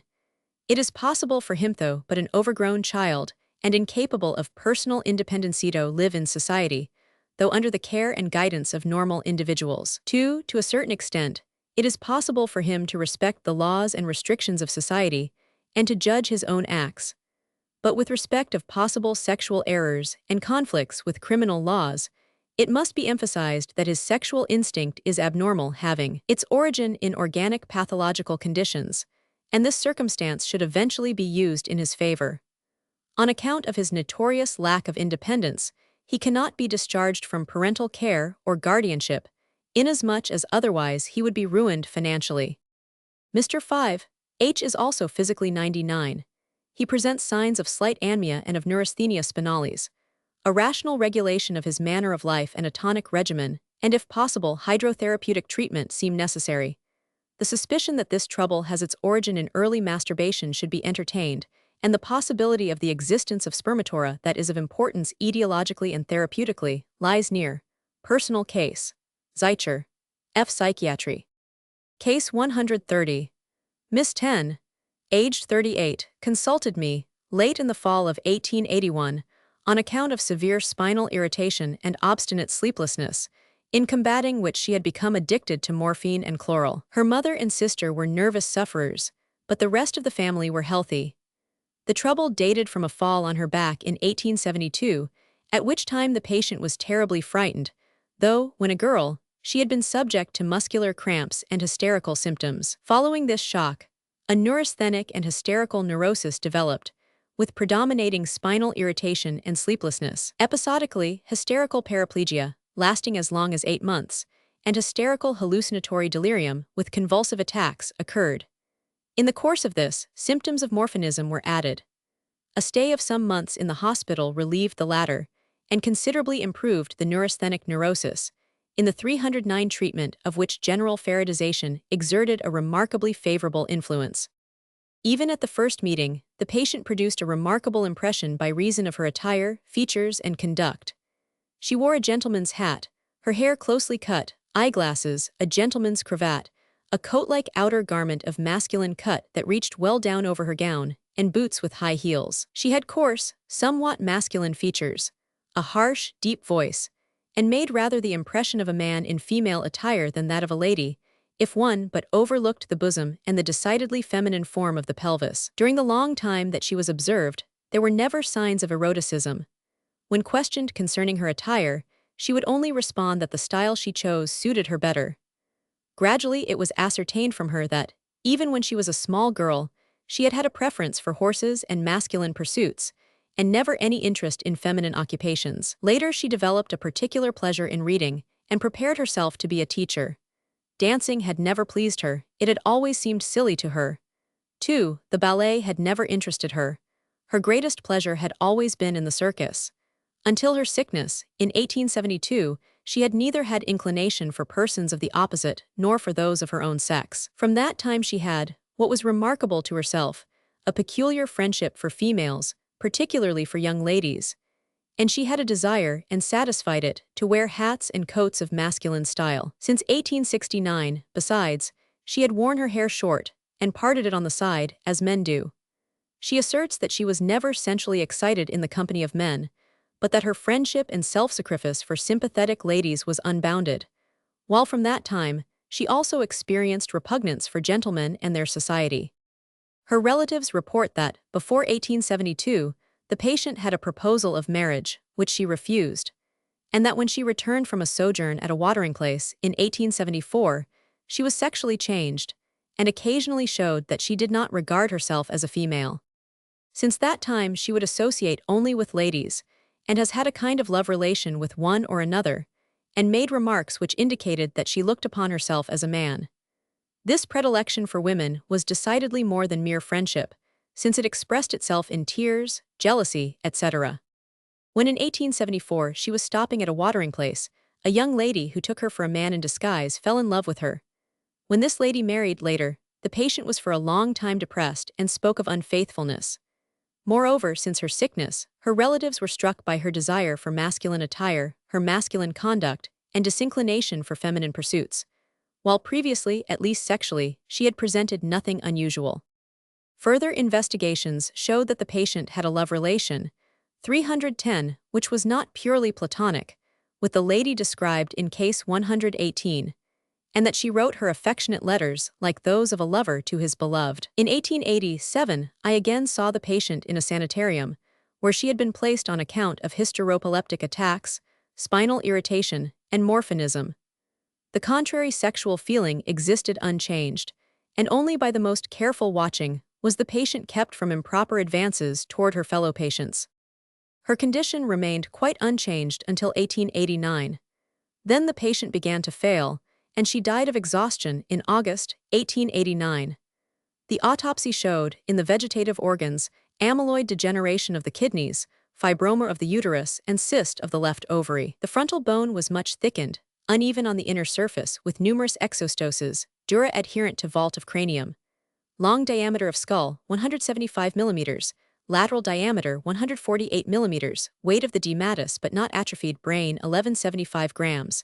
The meninges delicate, easily removed. Cortex pale. Convolutions broad, not numerous, regularly arranged. Nothing abnormal in cerebellum and great ganglia. Case 131. Gynandry. History. On November 4, 1889, the stepfather of a certain Count Sandor V complained that the latter had swindled him out of 800 under the pretense of requiring a bond as secretary of a stock company. It was ascertained that Sandor had entered into matrimonial contracts and escaped from the nuptials in the spring of 1889, and more than this, that this ostensible Count Sandor was no man at all, but a woman in male attire, Sarolta Charlotte, Countess V. S., was arrested, and on account of deception and forgery of public documents, brought to examination. At the first hearing S. confessed that she was born on Sept. 6, 1866, that she was a female, Catholic, single, and worked as an authoress under the name of Count Sandor V. From the autobiography of this man-woman, I have gleaned the following remarkable facts that have been independently confirmed. S comes of an ancient, noble, and highly respected family of Hungary, in which there have been eccentricity and family peculiarities. A sister of the maternal grandmother was hysterical, a somnambulist, and lay 17 years in bed on account of fancied paralysis. A second great-aunt spent 7 years in bed on account of a fancied fatal illness and at the same time gave balls. A third had the whim that a certain table in her salon was bewitched. If anything were laid on this table, she would become greatly excited and cry, "Bewitched! Bewitched!" and run with the object into a room which she called the Black Chamber, and the key of which she never let out of her hands. After the death of this lady, there were found in this chamber a number of shawls, ornaments, 311 banknotes, etc. A fourth great-aunt during 2 years did not leave her room, and neither washed herself nor combed her hair. Then she again made her appearance. All these ladies were, nevertheless, intellectual, finely educated, and amiable.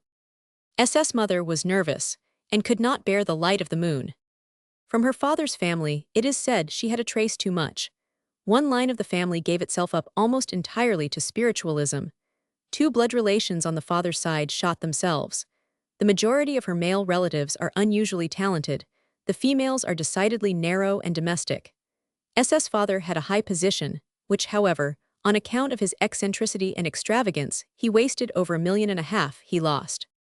Among many foolish things that her father encouraged in her was the fact that he brought her up as a boy, called her Sandor, allowed her to ride, drive, and hunt, admiring her muscular energy. On the other hand, this foolish father allowed his second son to go about in female attire and had him brought up as a girl. This farce ceased in his 15th year, when the son was sent to a higher school.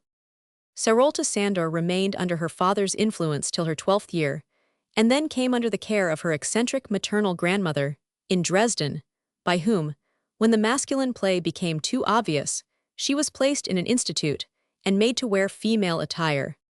At 13, she had a love relation with an English girl, to whom she represented herself as a boy, and ran away with her. Sarolta returned to her mother, who, however, could do nothing, and was compelled to allow her daughter to again become Sandor, wear male clothes, and at least once a year, to fall in love with persons of her own sex. At the same time, S received a careful education, and made long journeys with her father, of course, always as a young gentleman. She early became independent, and visited cafes, even those of doubtful character, and indeed boasted one day that in a brothel she had had a girl sitting on each knee. S was often intoxicated, had a passion for masculine sports, and was a very skillful fencer. She felt herself drawn particularly toward actresses, or others of similar position, and if possible, toward those who were not very young. She asserts that she never had any inclination for a young man, and that she has felt, from year to year, an increasing dislike for young men. I preferred to go into the society of ladies with ugly, ill-favored men, so that none of them could put me in the shade. If I noticed that any of the men awakened the sympathies of the ladies, I felt jealous. I preferred ladies who were bright and pretty. I could not endure them if they were fat or much inclined toward men. It delighted me if the passion of a lady was disclosed under a poetic veil. All immodesty in a woman was disgusting to me. I had an indescribable aversion for female 312 attire, indeed, for everything feminine, but only in as far as it concerned me. For, on the other hand, I was all enthusiasm for the beautiful sex. During the last 10 years S had lived almost constantly away from her relatives, in the guise of a man. She had had many liaisons with ladies, traveled much, spent much, and made debts. At the same time, she carried on literary work, and was a valued collaborator on 2 noted journals of the capital. Her passion for ladies was very changeable. Constancy in love was entirely wanting. Only once did such a liaison last 3 years. It was years before that S, at Castle G, made the acquaintance of Emma E., who was 10 years older than herself. She fell in love with her, made a marriage contract with her, and they lived together, as man and wife, for 3 years at the capital. A new love, which S regarded as a fate, caused her to sever her matrimonial relations with E. The latter would not have it so. Only with the greatest sacrifice was S able to purchase her freedom from E., who, it is reported, still looks upon herself as a divorced wife, and regards herself as the Countess 5. That S also had the power to excite passion in other women, is shown by the fact that when she before her marriage with E had grown tired of a Miss 500, after having spent thousands of guldens on her, she was threatened with shooting by 500 if she should become untrue. It was in the summer of 1887, while at a watering place, that S made the acquaintance of a distinguished official's family. Immediately she fell in love with the daughter Marie, and her love was returned. Her mother and cousin tried in vain to break up this affair. During the winter, the lovers corresponded zealously. In April 1888, Count S. paid her a visit, and in May 1889 attained her wish, in that Mariuho, in the meantime, had given up a position as teacher became her bride in the presence of a friend of her lover, the ceremony being performed in an arbor by a false priest in Hungary.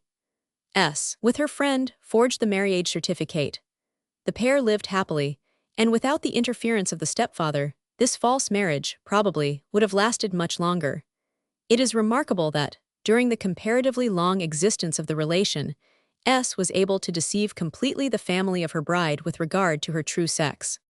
S. was a passionate smoker, and in all respects her tastes and passions were masculine. Her letters and even legal documents reached her under the address of Count S. She often spoke of having to drill. From remarks of the father-in-law, it seems that S. and she afterward confessed it knew how to imitate a scrotum with handkerchiefs or gloves stuffed in the trousers. The father-in-law also, on one occasion, noticed something like an erected member on his future son-in-law, probably a 313 priapus. She also occasionally remarked that she was obliged to wear a suspensory bandage while riding. The fact is, S. wore a bandage around the body, possibly as a means of retaining a priapus.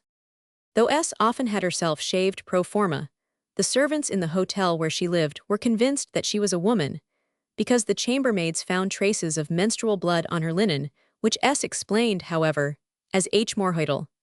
And on the occasion of a bath which S. was accustomed to take, they claimed to have convinced themselves of her real sex by looking through the keyhole. The family of Marie make it seem probable that she for a long time was deceived with regard to the true sex of her false bridegroom. The following passage in a letter from Marie to S., August 26, 1889, speaks in favor of the incredible simplicity and innocence of this unfortunate girl.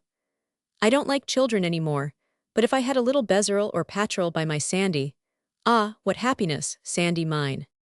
A large number of manuscripts allow conclusions to be drawn concerning SS mental individuality. The chirography possesses the character of firmness and certainty. The characters are genuinely masculine. The same peculiarities repeat themselves everywhere in their contents: wild, unbridled passion, hatred and resistance to all that opposes the heart thirsting for love, poetical love, which is not marred by one ignoble blot, enthusiasm for the beautiful and noble, appreciation of science and the arts. Her writings betray a wonderfully wide range of reading in classics of all languages, in citations from poets and prose writers of all lands. The evidence of those qualified to judge literary work shows that SS poetical and literary ability is by no means small. The letters and writings concerning the relation with Marie are psychologically worthy of notice. S speaks of the happiness there was for her when by 1000. S sighed and expresses boundless longing to see her beloved, if only for a moment. After such a happiness, she could have but one wish: to exchange herself for the grave. The bitterest thing was the knowledge that now Marie, too, hated her. Hot tears, enough to drown herself in, she had shed over her lost happiness. Whole quires of paper are given up to the apotheosis of this love, and reminiscences of the time of the first love and acquaintance. S complained of her heart, that would allow no reason to direct it. She expressed emotions which were such as only could be felt, not simulated. Then, again, there were outbreaks of most silly passion, with the declaration that she could not live without Marie. Thy dear, sweet voice, the voice whose tone perchance would raise me from the dead, that has been for me like the warm breath of paradise. Thy presence alone were enough to alleviate my mental and moral anguish. It was a magnetic stream. It was a peculiar power your being exercised over 314 mine, which I cannot quite define, and therefore I cling to that ever-true definition. I love you because I love you. In the night of sorrow I had but one star, the star of Mary's love. That star has lost its light. Now there remains but its shimmer, the sweet, sad memory which even lights with its soft ray the deepening night of death, a ray of hope. This writing ends with the apostrophe, Gentlemen, you learned in the law, psychologists and pathologists do me justice. Love led me to take the step I took. All my deeds were conditioned by it. God put it in my heart. If he created me so, and not otherwise, am I then guilty, or is it the eternal, incomprehensible way of fate? I relied on God that one day my emancipation would come, for my thought was only love itself, which is the foundation, the guiding principle of his teaching and his kingdom. O God, thou all-pitying, almighty one, thou seest my distress, thou knowest how I suffer. Incline thyself to me, extend thy helping hand to me, deserted by all the world. Only God is just. How beautifully does Victor Hugo describe this in his Legends du siècle. How sad do Mendelssohn's words sound to me, nightly in dreams I see thee. O.S. knew that none of her writings reached her lover. She did not grow tired writing of her pain and delight in love, in page after page of deification of Marie. And to induce one more pure flood of tears, on one still, clear summer evening, when the lake was aglow with the setting sun like molten gold, and the bells of St. Anna and Mariaworth, blending in harmonious melancholy, gave tidings of rest and peace, she wrote, "For that poor soul, for this poor heart that beat for thee till the last breath." Personal examination. The first meeting which the experts had with S was, in a measure, a time of embarrassment to both sides. For them, because perhaps SS' somewhat dazzling and forced masculine carriage impressed them. For her, because she thought she was to be marked with the stigma of moral insanity. She had a pleasant and intelligent face, which, in spite of a certain delicacy of features and diminutiveness of all its parts, gave a decidedly masculine impression.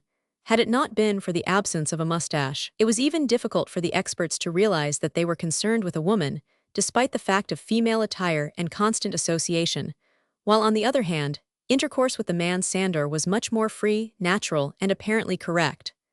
The culprit also felt this. She immediately became more open, more communicative, more free, as soon as she was treated like a man.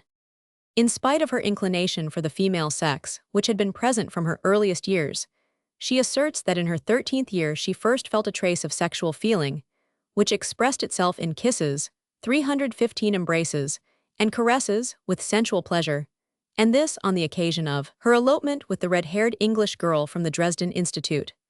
At that time feminine forms exclusively appeared to her in dream pictures, and ever since, in sensual dreams, she has felt herself in the situation of a man, and occasionally, also at such times, experienced ejaculation.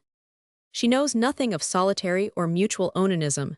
Such a thing seemed very disgusting to her, and not conducive to manliness. She had also never allowed herself to be touched ad genitalia by others, because it would have revealed her great secret. The menses began at 17, but were always scanty and without pain.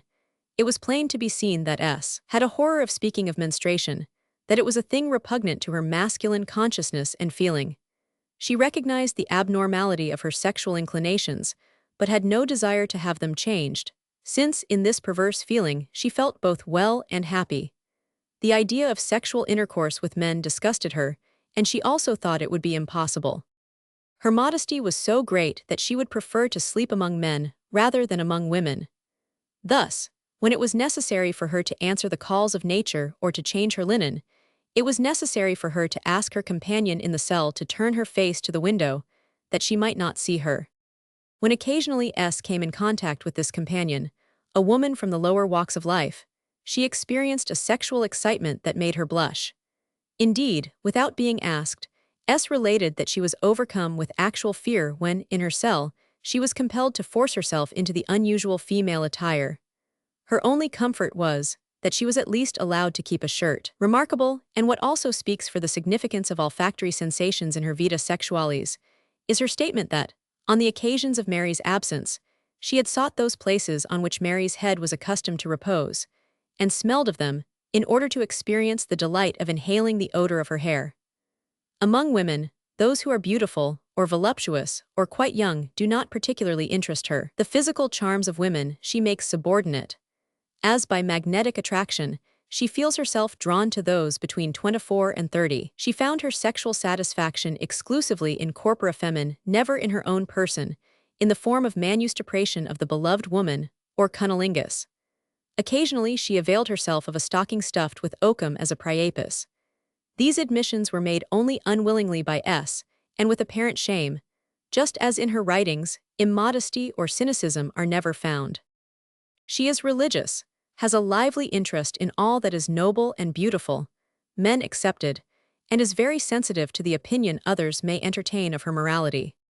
She deeply regrets that in her passion she made Marie unhappy and regards her sexual feelings as perverse, and such a love of one woman for another, among normal individuals, as morally reprehensible.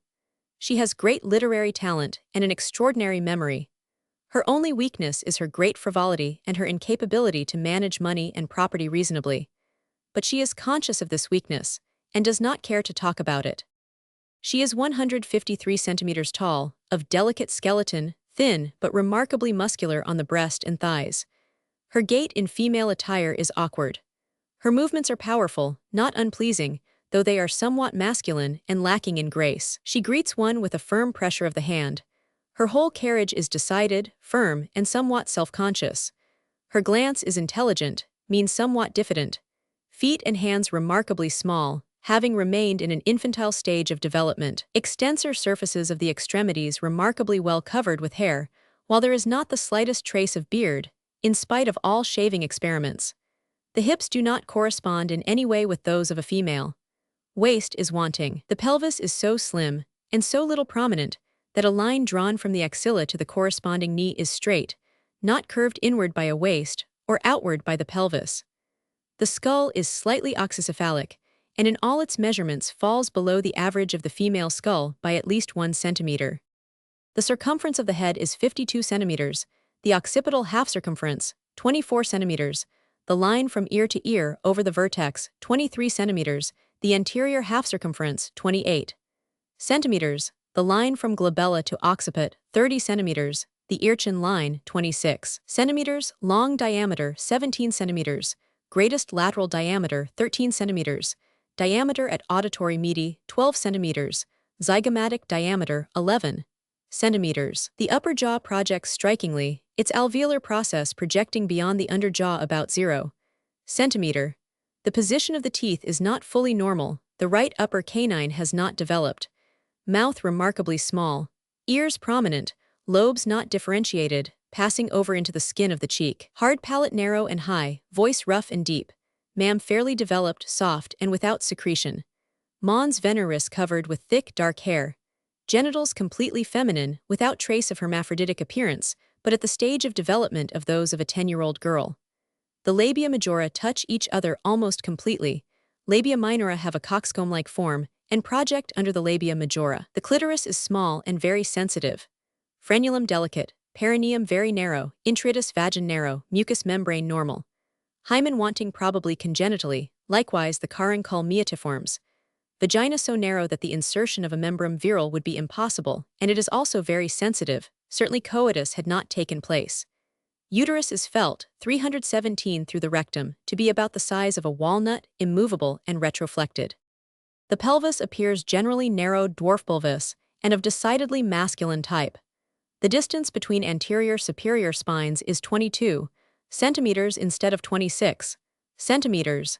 Distance between the crests of the ilii, 26 centimeters instead of 29 centimeters. Between the trochanters, 27 centimeters. The external conjugate diameter, 17 centimeters, 19 to 20. Therefore, presumably, the internal conjugate would be 7 centimeters, 10. On account of narrowness of the pelvis, the direction of the thighs is not convergent, as in a woman, but straight. The opinion given showed that in S there was a congenitally abnormal inversion of the sexual instinct, which, indeed, expressed itself, anthropologically, in anomalies of development of the body, depending upon great hereditary taint. Further, that the criminal acts of S had their foundation in her abnormal and irresistible sexuality. SS characteristic expressions: God put love in my heart. If he created me so, and not otherwise, am I, then, guilty? Or is it the eternal, incomprehensible way of fate, are really justified? The court granted pardon. The countess in male attire, as she was called in the newspapers, returned to her home, and again gave herself out as Count Sandor. Her only distress is her lost happiness with her beloved Marie. A married woman, in Brandon, Wisconsin, whose case is reported by Dr. Kiernan, the Medical Standard, 1888, November and December, was more fortunate. She eloped in 1883 with a young girl, married her, and lived with her as husband undisturbed. An interesting historical example of androgyny is a case reported by Spitzka Chicago Medical Review, August 20, 1881. It was that of Lord Cornbury, governor of New York, who lived in the reign of Queen Anne. He was apparently affected with moral insanity, was terribly licentious, and in spite of his high position, could not keep himself from going about in the streets in female attire, coquetting with all the allurements of a prostitute. In a picture of him that has been preserved, his narrow brow, asymmetrical face, feminine features, and sensual mouth at once attract attention. It is certain that he never actually regarded himself as a woman.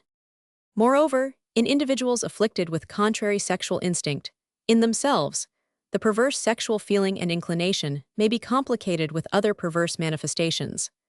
Thus here, with reference to the activity of the instinct, there 318 may be acts quite analogous to acts indulged in by individuals in perverse satisfaction of the instinct, but who, at the same time, have a natural inclination toward persons of the opposite sex.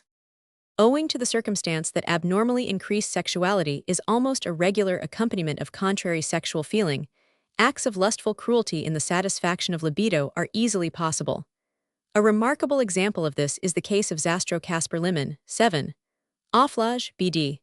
I, Roman 2, who bit one of his victims a boy, tore his prepuce, slit the anus, and strangled the child. Z came of a psychopathic grandfather and melancholic mother. His brother indulged in abnormal sexual pleasures and committed suicide. Z was a congenital earning and in habitus and occupation masculine. There was phimosis. Mentally, he was a weak, perverse, unsocial man. He had horror femin, and in his dreams, he felt himself like a woman toward a man. He was painfully conscious of his want of normal sexual feeling and his perverse instinct, and sought satisfaction in mutual onanism, with frequent desire for pederasty. Similar sadistic feelings of this kind, in those afflicted with contrary sexual instinct, are found in some of the foregoing histories comp. Cases 107 and 108 of this edition, and case 96 of the 6th edition. But masochism also occurs comp. Case 43, 6th edition, cases 111 and 114 of this edition, and case 3 in the 1st edition of New Forschungen. As examples of perverse sexual satisfaction dependent on contrary sexual instinct, may be mentioned the Greek, who, as Athenaeus reports, was in love with a statue of Cupid, and defiled it in the temple of Delphi.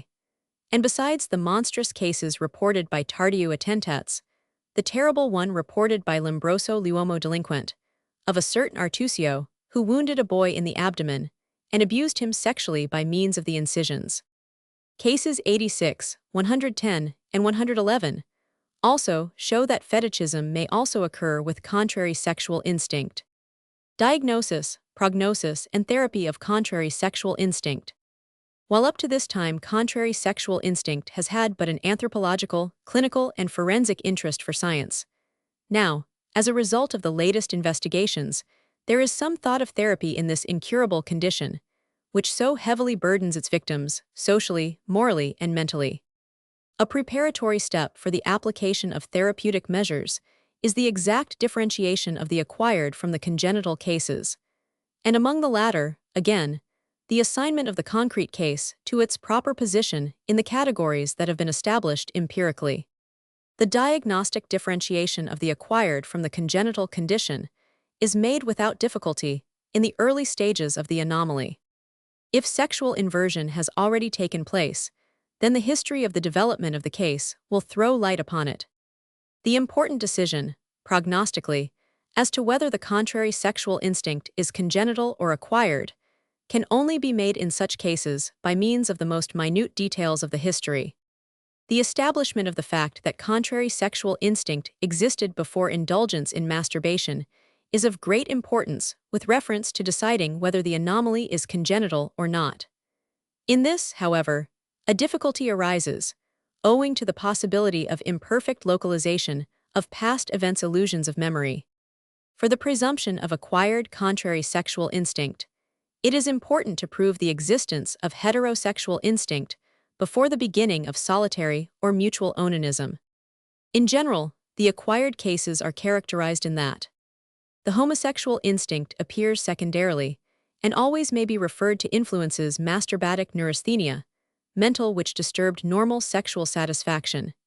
It is, however, probable that here, in spite of powerful sensual libido, the feeling and inclination for the opposite sex are weak ab origin, especially in a spiritual and aesthetic sense. The homosexual instinct, as long as inversio sexualis has not taken place, is looked upon, by the individual affected, as vicious and abnormal, and yielded to only faute demia. The heterosexual instinct long remains predominant, and the impossibility of its satisfaction gives pain. It weakens in proportion as the homosexual feeling gains in strength. On the other hand, in congenital cases, the homosexual instinct is the one that occurs primarily and becomes dominant in the vita sexualis. It appears as the natural manner of satisfaction and also dominates the dream life of the individual. The heterosexual instinct fails completely, or, if it should make its appearance during the life of the individual psychosexual hermaphroditism, it is still but an episodical phenomenon which has no root in the mental constitution of the individual, and is essentially but a means of satisfaction of sexual desire. The differentiation of the above groups of congenital contrary sexuality from one another, and from the cases in which the anomaly is acquired, will, after the foregoing, present no difficulties. The prognosis of the cases of acquired contrary sexual instinct is, at all events, much more favorable than that of the congenital cases. In the former, the occurrence of effemination mental inversion of the individual, in the sense of perverse sexual feelings, the limit beyond which there is no longer hope of benefit from therapy. In the congenital cases, the various categories established in this book form as many stages of psychosexual taint, and benefit is probable only within the category of the psychical hermaphrodites, though possible vidi, the case of Schrenk-Notzing, in that of the Urnings. The prophylaxis of these conditions becomes thus the more important. For the congenital cases, prohibition of the reproduction of such unfortunates. For the acquired cases, protection from the injurious influences which experience teaches may lead to the fatal inversion of the sexual instinct. Numerous predisposed individuals meet this sad fate, because parents and teachers have no suspicion of the danger which masturbation brings in its train to such children. In many schools and academies, masturbation and vice are actually cultivated. At present, much too little attention is given to the mental and moral peculiarities of the pupils. If only the tasks are done, nothing more is asked. That many pupils are thus ruined in body and soul is never considered. In obedience to affected prudery, the vita sexualis is veiled from the developing youth, and not the slightest attention given to the excitations of his sexual instinct. How few family physicians are ever called in, during the years of development of children, to give advice to their patients that are often so greatly predisposed. It is thought that all must be left to nature. In the meantime, nature rises in her power and leads the helpless, unprotected innocent into dangerous bypaths. A more detailed treatment of this prophylactic side of the subject is impossible here. To parents and teachers, the experiences detailed in this work, and numerous scientific works on masturbation, give suggestions. The lines of treatment, when contrary sexual instinct exists, are the following: prevention of onanism and removal of other influences injurious to the vita sexualis, cure of the neurosis neurasthenia sexualis and universalis, arising out of the unhygienic conditions of the vita sexualis, mental treatment, in the sense of combating homosexual and encouraging heterosexual feelings and impulses. The most important part of the treatment lies in fulfilling the third indication, particularly with reference to onanism. Only in very few cases, where acquired contrary sexual 322 instinct has not progressed far, can the fulfillment of 1 and 2 be sufficient, as the following case, fully reported by the author in the Ehrenfreund, 1884, No. 1, proves. Case 132. Count Z, aged 51, of psychopathic mother, was early sent to a military school, and there was taught onanism. He developed well and had normal sexual feelings, but as a result of masturbation, he became somewhat neurasthenic in his 17th year. He enjoyed intercourse with women, was married at 25, but after a year more became neurasthenic, and absolutely lost his inclination for women. In its place came contrary sexual instinct. Involved in an accusation for high treason, he was sent to prison for 2 years, and then to Siberia for 5 years. In these 7 years, under the influence of continued masturbation, neurasthenia and contrary sexual instinct constantly increased. With his freedom restored at the age of 35, the patient began to visit all kinds of health resorts on account of his great neurasthenia, and this has since been his occupation. In all these years, his abnormal sexual feeling has not changed in any way. For the most part, he lived away from his wife, whom, it is true, he esteemed for her mental qualities, though he avoided her, as he did every other woman. His contrary sexual feeling is purely platonic. Friendship, sweet embraces, and kisses sufficed him. Pollutions, which occasionally occurred, were induced by lascivious dreams, which had for subject persons of his own sex. Also, during the day, the most beautiful woman had no charm for him, while simply the sight of handsome men induced erection and ejaculation. Only athletes and male dancers in the circus and ballet interested him. At times of greater excitability, even masculine statues gave him erections. Now and again, he resumed his old vice of masturbation. This man of aesthetic culture had a horror of pederasty. He felt always that his perverse sexual feeling was something abnormal, without, however, in his apparently much weakened libido and virility, feeling unhappy. The examination gave the usual findings of neurasthenia. Development, manner, and attire presented nothing remarkable. Electrical massage was unusually successful. After a few sittings, the patient was mentally and physically much better. After 20 sittings, libido was again awakened, not in the same way, but normally, as the patient had felt until his 25th year. Lascivious dreams were concerned only with women, and one day the patient joyfully gave the information that he had had coitus, and that he had had the same natural feeling in it that he had had 26 years before. He then began to live with his wife again, and hoped that he was lastingly freed from neurasthenia and contrary sexual instinct. His hope was fulfilled for the 6 years, during which I was able to keep the patient under observation. As a rule, physical treatment, even though it be reinforced morally by good advice with reference to the avoidance of masturbation, the repression of homosexual feelings and impulses, and the encouragement of heterosexual desires, will not prove sufficient, even in cases of acquired contrary sexual instinct. Here a method of mental treatment: hypnotic suggestion is all that can bring benefit. The following case is interesting, and it is an example of successful autosuggestion that gives encouragement for the milder forms of the anomaly. Case 133. Autobiography of a psychical hermaphrodite. Successful struggle against homosexual inclinations made by the patient himself. My father once had a stroke, but has recovered save for paralysis of the face. My mother was very anemic and melancholic. Both suffered severely with hemorrhoids, and my father ascribed to this trouble the lumbar pain with which he suffered from time to time after his marriage. I am, if I may so express myself, a passive character. When a child, I indulged in all kinds of fancies, religious as well as others. I suffered with incontinence of urine, and it is said that in sleep I handled my genitals, so that my father fastened my hands to the bed. I was then a mere child, and had not masturbated. I was always very shy and embarrassed in social intercourse. When about 14 or 15 years old, I was seduced into onanism. The impulse and desire for women, occurring in connection with the awakening sexual feeling, were in reality only of a platonic nature. I was also without the society of ladies. When about 18, I attempted to satisfy my sexual desire in the natural way, more in obedience to a feeling of curiosity than from inner longing.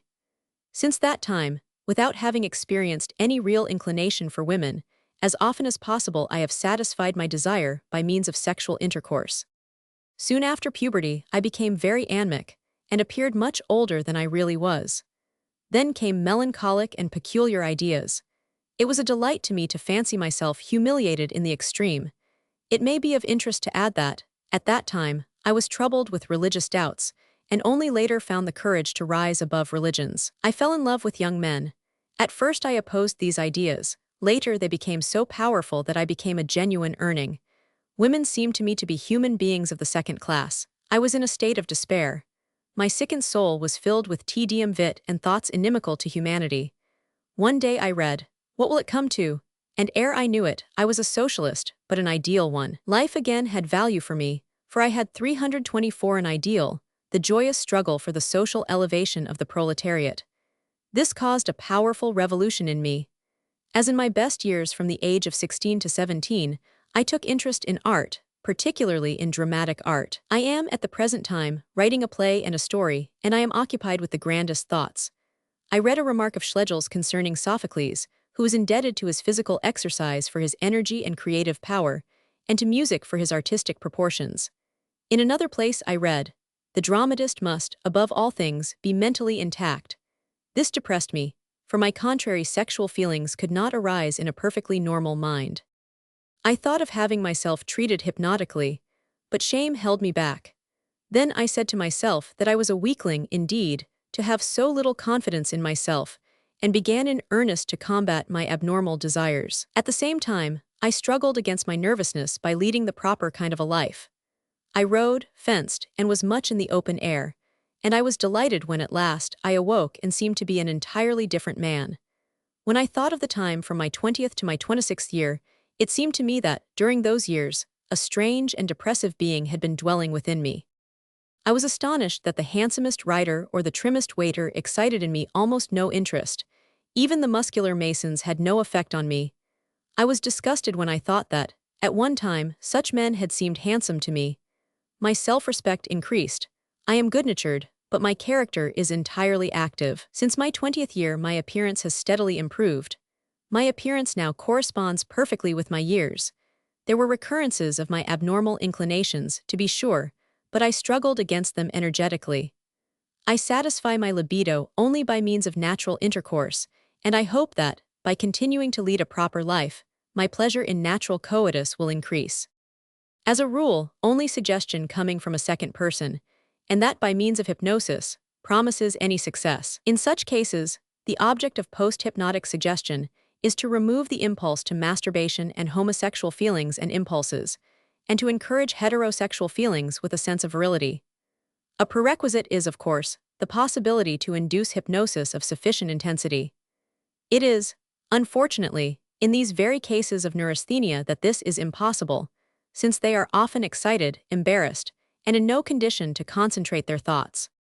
Thus, in a case reported by me in the International, Centralblatt für die Physiologie und Pathologie der Harn und 325 Sexualorgane, BD. I have 2. It was impossible for me to induce hypnosis, though the patient desired it, and did everything to make it successful, by reason of the great benefit that can be given to such unfortunates, and with Ladame's case in view 5. Infra, in the future, in all such cases, everything should be done to bring about hypnosis, the only means of salvation. The result, in the 3 following cases, was satisfactory. Case 134. Contrary sexual instinct acquired through masturbation. Mr. 10, merchant, age 29, father's parents healthy, nothing nervous in father's family. Father was an irritable, peevish old man. One brother of the father was a man about town and died unmarried. Mother died in 3rd confinement when the patient was 6 years old. She had a deep, rough, masculine voice and coarse appearance. Of the children, one brother is irritable, melancholic, and indifferent to women. When a child patient had scarlet fever with delirium. Until his 14th year he was lighthearted and social, but after that, quiet, solitary, and melancholic.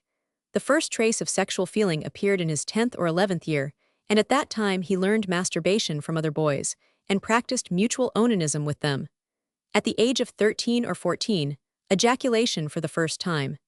Patient has felt no evil results of onanism until the last 3 months. In school he learned easily but was troubled with headaches. After the age of 20, pollutions, in spite of daily practice of onanism. With pollutions, procreative dreams, as man and wife might perform the act, occurred. In his 17th year he was seduced into mutual onanism by a man having a love for men. He found satisfaction in this, inasmuch as he was always very passionate sexually. It was a long time before the patient again sought new opportunities for intercourse with males. He did it simply to rid himself of semen. He felt no friendship or love for the person with whom he had intercourse. He felt satisfaction only when he played the passive role, when manustupration was practiced on him. When the act was once completed, he had no respect for the individual. If it happened that later, he came to respect the man, then he ceased to indulge in the act with him. Later it became indifferent to him whether he masturbated or had masturbation practiced on him. When he himself practiced onanism, he always thought of pleasing men practicing onanism on him during the act. He preferred a hard, rough hand. The patient thought that, had he not been led astray, he would have arrived at a natural mode of satisfaction of his sexual desires. He 326 never felt love for his own sex, though he had pleased himself with the thought of loving men. At first, he had had sensual inclinations toward the opposite sex. He had taken pleasure in dancing, and he had been pleased with women, but he had taken more pleasure in the figure than the face. 2. He had had erections at the sight of women that pleased him. He had never attempted coitus for fear of infection. Whether he was potent or not with women, he did not know. He thought he could be so no longer, because his feeling for women had grown cold, especially during late years. While previously, in his sensual dreams, he had had ideas of both men and women, of late years he had dreamed only of approaches to men. He could not remember that he had dreamed, in late years, of sensual relations with a woman. At the theater, as well as in the circus and ballet, the feminine figure had always interested him. In museums, masculine and feminine statues had affected him equally. Patient is a great smoker, a beer drinker, loves male society, and is a gymnast and skater. Anything dandified was repugnant to him, and he had never felt any desire to please men. He would even have preferred to please women. He now felt his position to be painful, because onanism had obtained the upper hand. Masturbation, that had previously been practiced without evil effects, now began to disclose its bad results. Since July 1889, he had suffered with neuralgia of the testicles. The pain occurred particularly at night, and at night there was also trembling, increased reflex excitability. Sleep was not refreshing, and he would wake up with pain in the testicles. He was inclined now to indulge more frequently in onanism. He was afraid of the consequences of the habit. He hoped that his sexual life might still be turned into normal channels. Now he thought of the future. He had a relation with a girl who was attractive to him, and the thought to possess her as a wife was pleasing. For 5 days he had abstained from onanism, but he could scarcely believe that he would be able, with his own strength, to overcome the habit. Of late he had been very much depressed, having lost all desire for work, and become tired of life. Patient is tall, powerful, well-nourished, and has a thick growth of beard. Skull and skeleton normal. Knee-jerks very prompt, deep reflexes in upper extremities much increased. Pupils dilated, equal, and act promptly.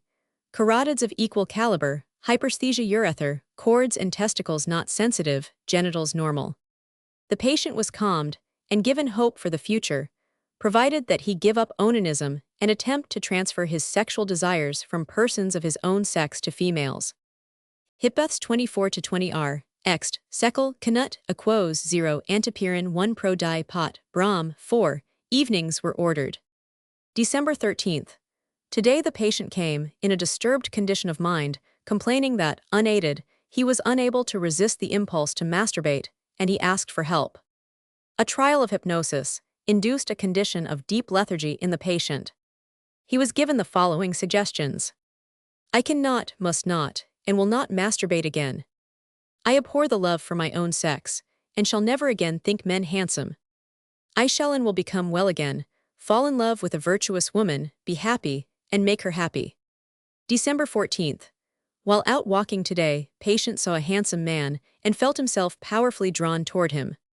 From this time there were hypnotic sittings every second day, with the above suggestions. December 18th, 4th sitting, somnambulism occurred. The impulse to onanism and interest in men disappear. At the 8th sitting, complete virility was added to the above suggestions. The patient feels himself morally elevated and physically strengthened. The neuralgia of the testicles has disappeared. He now found that he was without sexual feeling. He now believed himself free from masturbation and contrary sexual inclination. After the 11th sitting, he thought that further help was unnecessary. He wished to go home and marry. He felt well and potent. Early in January 1890, treatment ceased. In March 1890, the patient wrote, I have since had several occasions on which it has been necessary for me to use all my moral strength in order to overcome my habit, and thank God, I have been successful in freeing myself from this vice. Several times I have had opportunity for sexual intercourse, and I have found pleasure in it. I look calmly on my happy future. Case 135.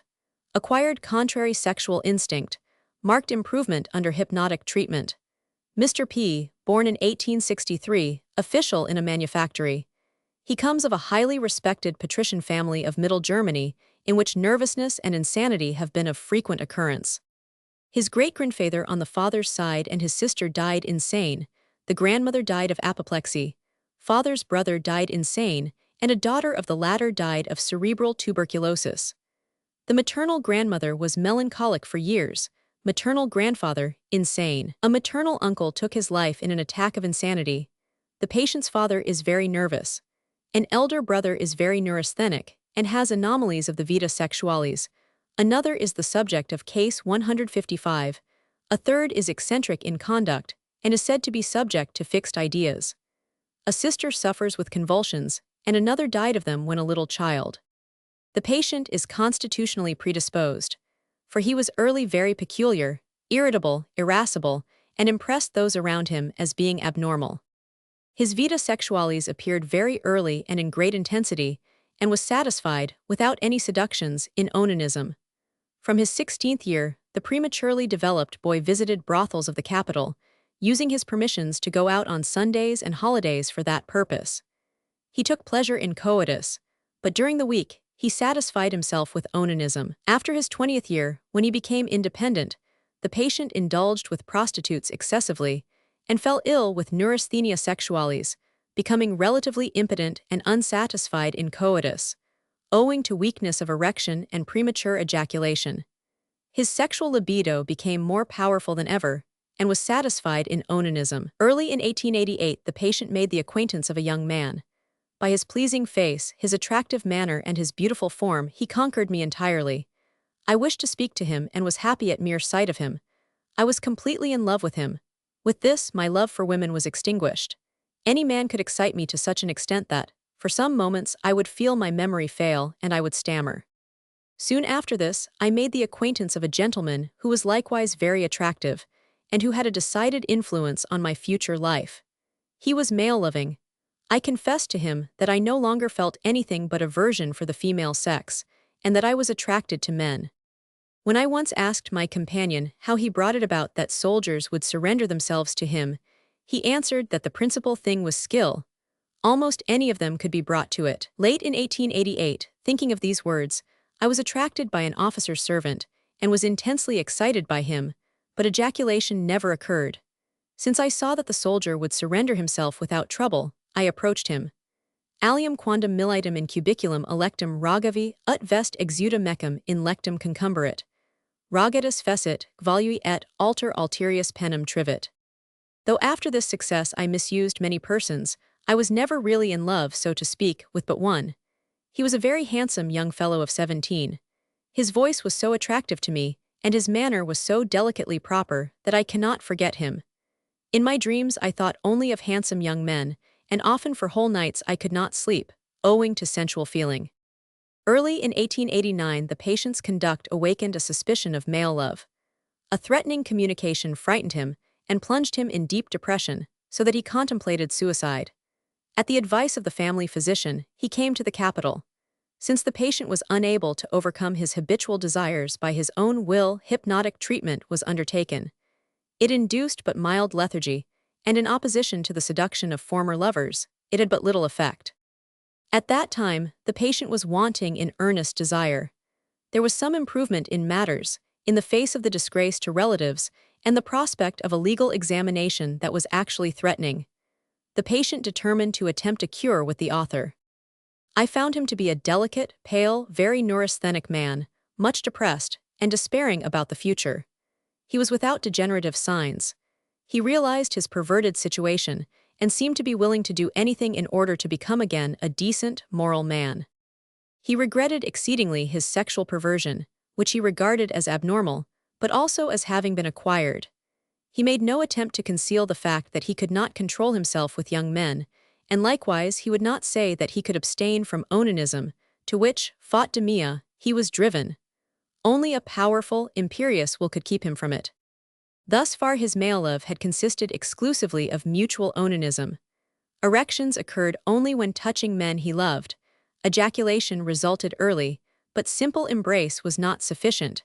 He had never felt himself in any particular sexual role toward a man. Genitals and vegetative organs normal. In addition to treatment directed to his neurasthenia, on April 8, 1890, hypnotic suggestion was begun. Hypnosis was easily induced by simply looking at him, with verbal suggestion. After a half-minute, the patient passed into deep lethargy, with a cataleptiform state of the muscles. The awakening was brought about by suggesting it at counting 3. Post-hypnotic suggestions were always successful. The intrahypnotic suggestions were the interdiction of onanism, the command that male love should be felt to be disgraceful and despicable, and that it should be impossible. The command to regard only women as beautiful, to approach them, to dream of them, and to have libido and erection at sight of them. The sittings occurred daily. On April 14, the patient announced, with thankfulness and a kind of moral satisfaction, that he had had pleasure in coitus and had ejaculated tardily. On April 16, he felt free from inclination to masturbate, attracted to women and perfectly indifferent to men. He dreamed of female charms and coitus with women. May 1st, the patient seemed and felt himself to be normal sexually. He has become a different man mentally, full of courage and self-confidence. He has coitus with complete satisfaction and thinks that he is insured against relapse. In a later letter, Mr. P. writes, "As was only to be expected, I find myself lastingly freed from my errors. All that remains to remind me of my unhappy time are the dreams, which, though they are infrequent, come from my past, which I have no power to banish, and 330 which sometimes, indeed, pleasantly occupy my thoughts. But by my own will I yet hope soon to succeed in freeing myself absolutely from them. Should I ever become weak again, the ideas you have impressed on me would, I am sure, make an energetic resistance, and I should not succumb." On October 20, 1890, P. wrote me, "I am completely cured of onanism, and I have no pleasure in male love. Yet complete virility does not seem to have been re-established, notwithstanding the fact that I lead a virtuous life. Nevertheless, I feel satisfied." Case 136. Acquired contrary sexual instinct. Mr. Z, aged 32, divorced. He comes of a hysteropathic mother. Maternal grandmother suffered with hysteria, and her brothers and sisters were neurotic. One brother isn't earning. Z was but poorly endowed mentally and did not learn easily. No sickness besides scarlatina. When 13, he was taught to masturbate by companions in a school. Sexually, he was hypersthetic, and at 17 began to indulge in coitus with full pleasure and power. For reasons of position and money, he married at 26. The marriage was very unhappy. After a year, Mrs. Z became incapable of coitus by reason of uterine disease. Z satisfied his inordinate desires with other women, fought demia by masturbation. Besides, he gave himself up to play, led an absolutely dissolute life, became exceedingly neurasthenic, and sought to strengthen his weakened nerves by drinking great quantities of wine and brandy. To his essential cerebral asthenia were added peripheral alcoholic cramps and globus, and he became very emotional. His libidonymia continued unabated. On account of his disgust of prostitutes and fear of infection, satisfaction by coitus was exceptional. For the most part, the patient helped himself with onanism. 4 years ago, he noticed weakening of erection and decrease of libido for women. He began to feel himself drawn toward men, and his lascivious dreams were no longer concerned with women, but with men. 3 years ago, while being rubbed by a bath attendant, he became powerfully excited sexually. The attendant also had an erection, to patient's surprise. He could not keep from embracing and kissing the attendant, and allowing him to perform masturbation on him, the attendant doing it most willingly. From this time, this mode of sexual indulgence was all that he cared for. Women became a matter of entire indifference to him. He devoted himself exclusively to men. With them, he practiced mutual masturbation and had a longing to sleep with them. He abhorred pederasty. He was entirely satisfied until August 1890. An anonymous letter, warning him to be careful, brought him to his senses. He was much frightened, had hysterical attacks, and became much depressed. He was embarrassed before men, seemed like a pariah in society, contemplated suicide, and finally confessed to a priest, who comforted him. He now fell into a religious state equivalent, and out 331 of remorse, and to cure himself of his abnormal sexual inclinations, wished to go into a cloister. While in this state, my Psychopathia Sexualis fell into his hands. He was frightened and filled with shame, but found a comfort in it, inasmuch as he concluded that he must have some malady. His first thought was to rehabilitate himself sexually in his own eyes. He overcame all disinclination and visited a brothel. At first he was not successful, on account of great excitement, but he finally succeeded. Since, however, his contrary sexual inclinations were not overcome, in spite of all his efforts to put them down, he finally came to me, asking for assistance. He felt himself to be terribly unfortunate and very near to despair and suicide. He saw destruction before him and would be saved at any price.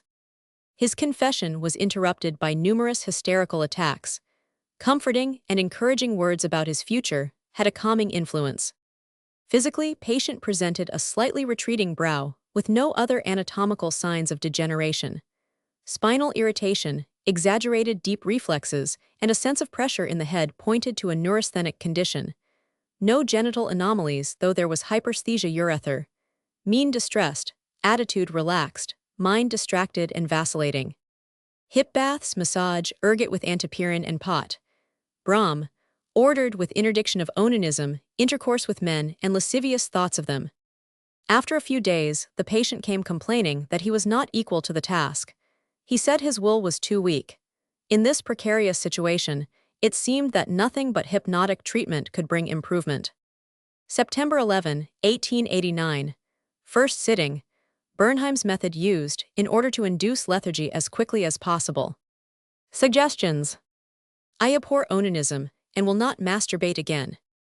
I regard the inclination for men disgusting, horrible, and I shall never think men handsome and enticing. Women alone I find enticing. Once a week I shall cohabit with full pleasure and power. The patient received these suggestions and repeated them in a drawling tone. The sittings took place every second day.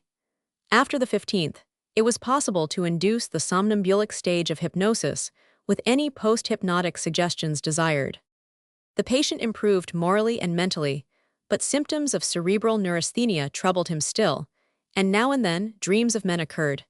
And there were, also in the waking state, inclinations toward men, which depressed him exceedingly. Treatment until September 24th. Result: free from onanism, no longer excitable to men though impressionable to women, normal coitus once in 8 days. Hysterical symptoms absent, neurasthenic symptoms much ameliorated. On October 6th, the patient reported by letter that he was feeling well and expressed his gratitude for his salvation.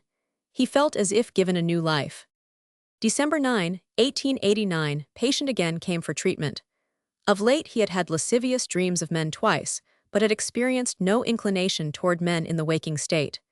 He had also resisted the impulse to masturbate, though while living alone in the country, he had had no opportunity for coitus. He had inclinations only for the opposite sex, and, as a rule, dreamed only of females. Returned to the city, he had indulged in coitus with pleasure. The patient felt himself morally rehabilitated, being almost free from neurasthenic symptoms, and after 3 more hypnotic sittings, he declared himself perfectly well, and confident that he would not relapse. Such a relapse occurred, however, in September 1890, when, after overexertion on an excursion into the mountains and emotional strain with want of opportunity for coitus, he had again become neurasthenic. Again he had dreams of men, and felt drawn toward attractive male forms. He masturbated many times, and, after returning to the city, found no real pleasure in coitus. By means of antineurasthenic treatment and hypnosis, it was possible soon to restore the previous condition. In the course of the years 1890 and 1891, the patient now and then had contrary sexual feelings and dreams, but only when, as a result of emotional strain or excesses, his neurosis reappeared. At such times, satisfaction in coitus was wanting. He would then find it necessary to undergo a few hypnotic sittings in order to restore his equilibrium always with success. At the end of 1891, the patient pointed with satisfaction to the fact that, since treatment, he had been able to avoid masturbation and malintercourse, and had regained his self-confidence and self-respect. The foregoing details of the successful results of hypnotic suggestion, in cases of acquired contrary sexual feeling, make it seem possible that those unfortunates that are afflicted with the congenital perversion may be helped in some degree by the same means. To be sure, here the condition is entirely different, since a congenital condition must be combated, an abnormal psychosexual life annihilated, and a new one created.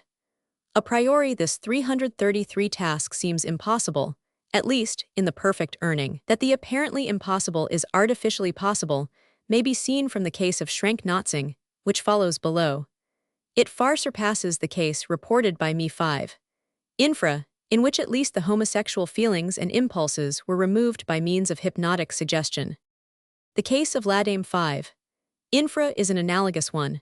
The conditions are more favorable in psychosexual hermaphrodites, where at least there are rudiments of heterosexual feelings that may be strengthened and made operative by suggestion. Case 137. I was born in 1858 out of wedlock. It was only late that I was able to trace my obscure origin and obtain knowledge of my parents, and this knowledge is unfortunately very obscure and imperfect. My father and mother were cousins.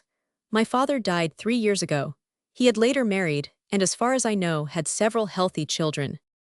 I do not think that my father had contrary sexual feelings. Without knowing him as my father, I often saw him when I was a child. He was a powerful, masculine man.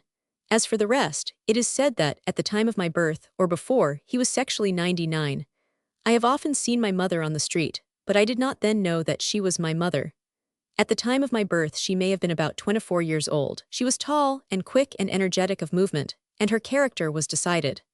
At the time of my birth, she is reported to have gone about much in male attire, to have worn short hair, to have smoked a long pipe, and in general to have been remarkable for her eccentric character. She was exceedingly well educated, and is said to have been beautiful in her youth. She left a fortune, considerable even when measured by our present ideas, but she died unmarried. In any case, all this would point to homosexual inclinations, or at least to abnormalities. On the other hand, several years before my birth, my mother took care of a little girl. This stepsister, whom I never knew, married young, but early in her married life, for reasons unknown to me, she poisoned herself. I am 1 meter tall, measure 92 centimeters around the waist, and 102 centimeters around hips, and therefore, I think my pelvis is somewhat overdeveloped. The subcutaneous fat has always been abundant.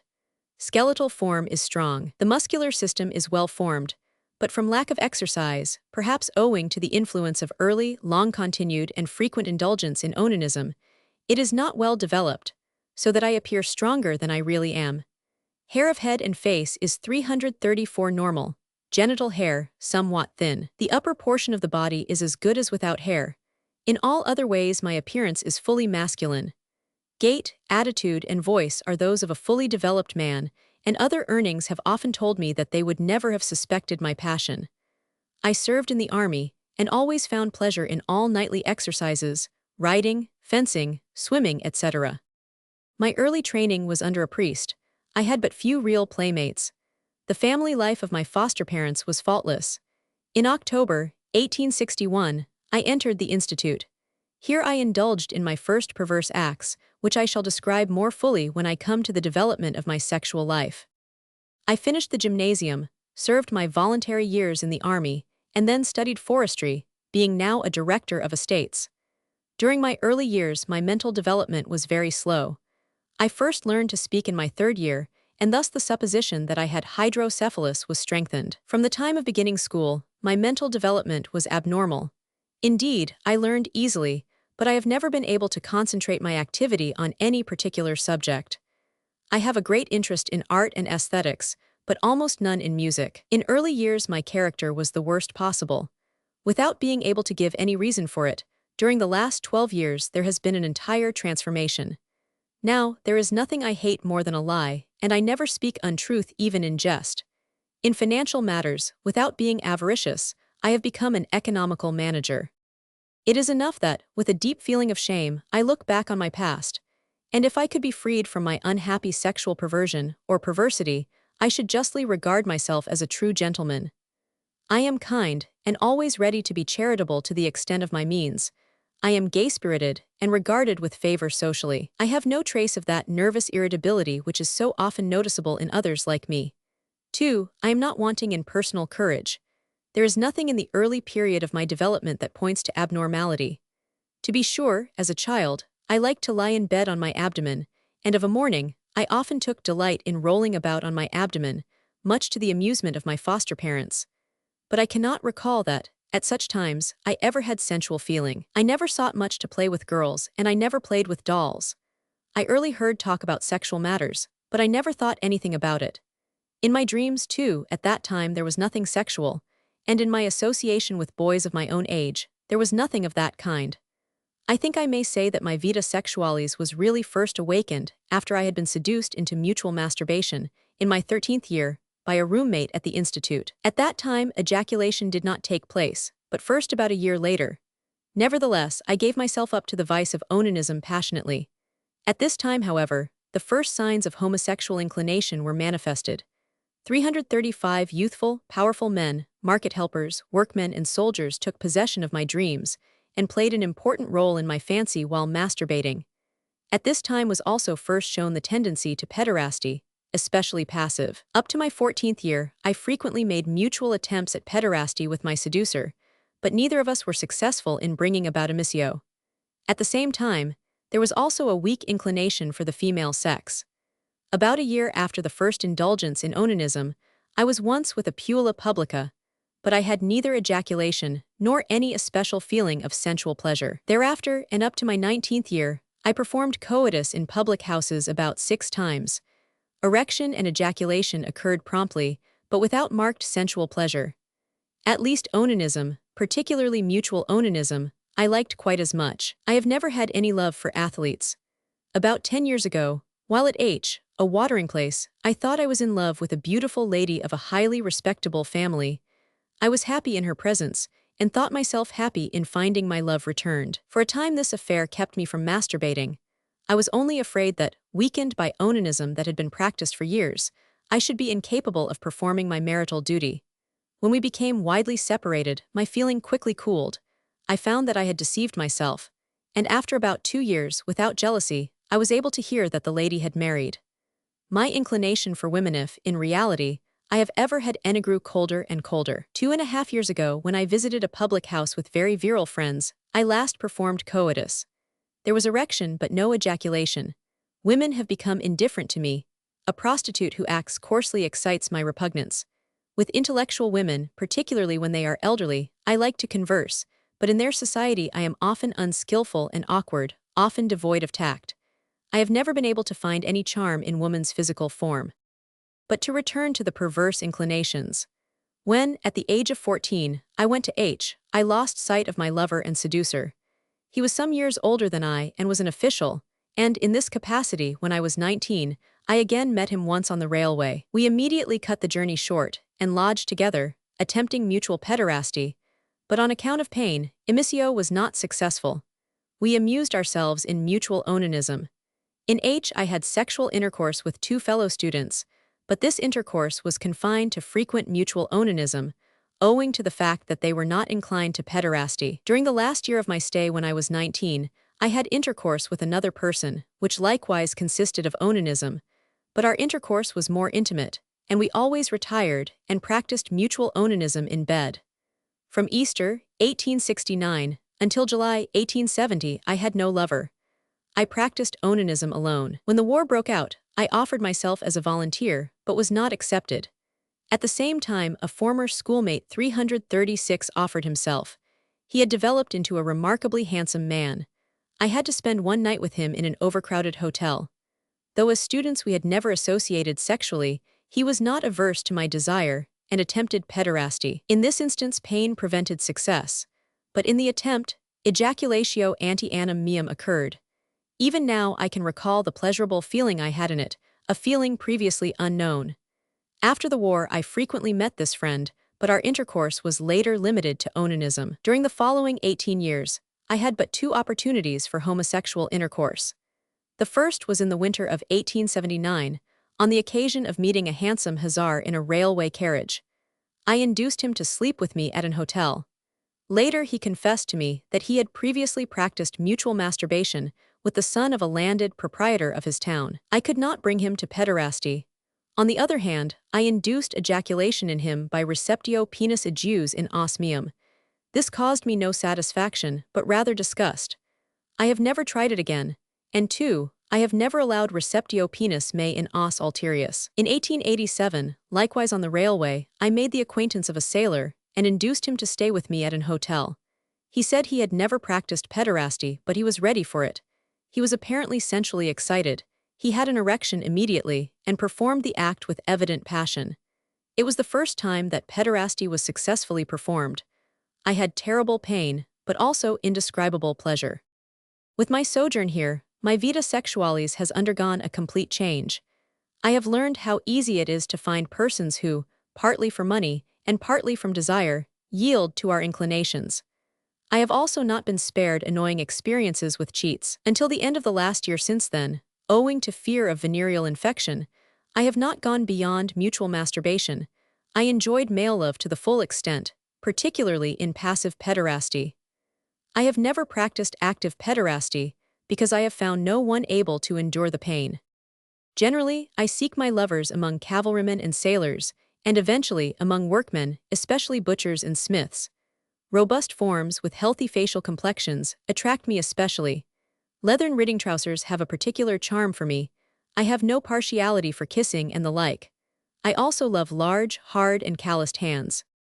I do not wish to leave unmentioned that, under certain circumstances, I have great control of myself.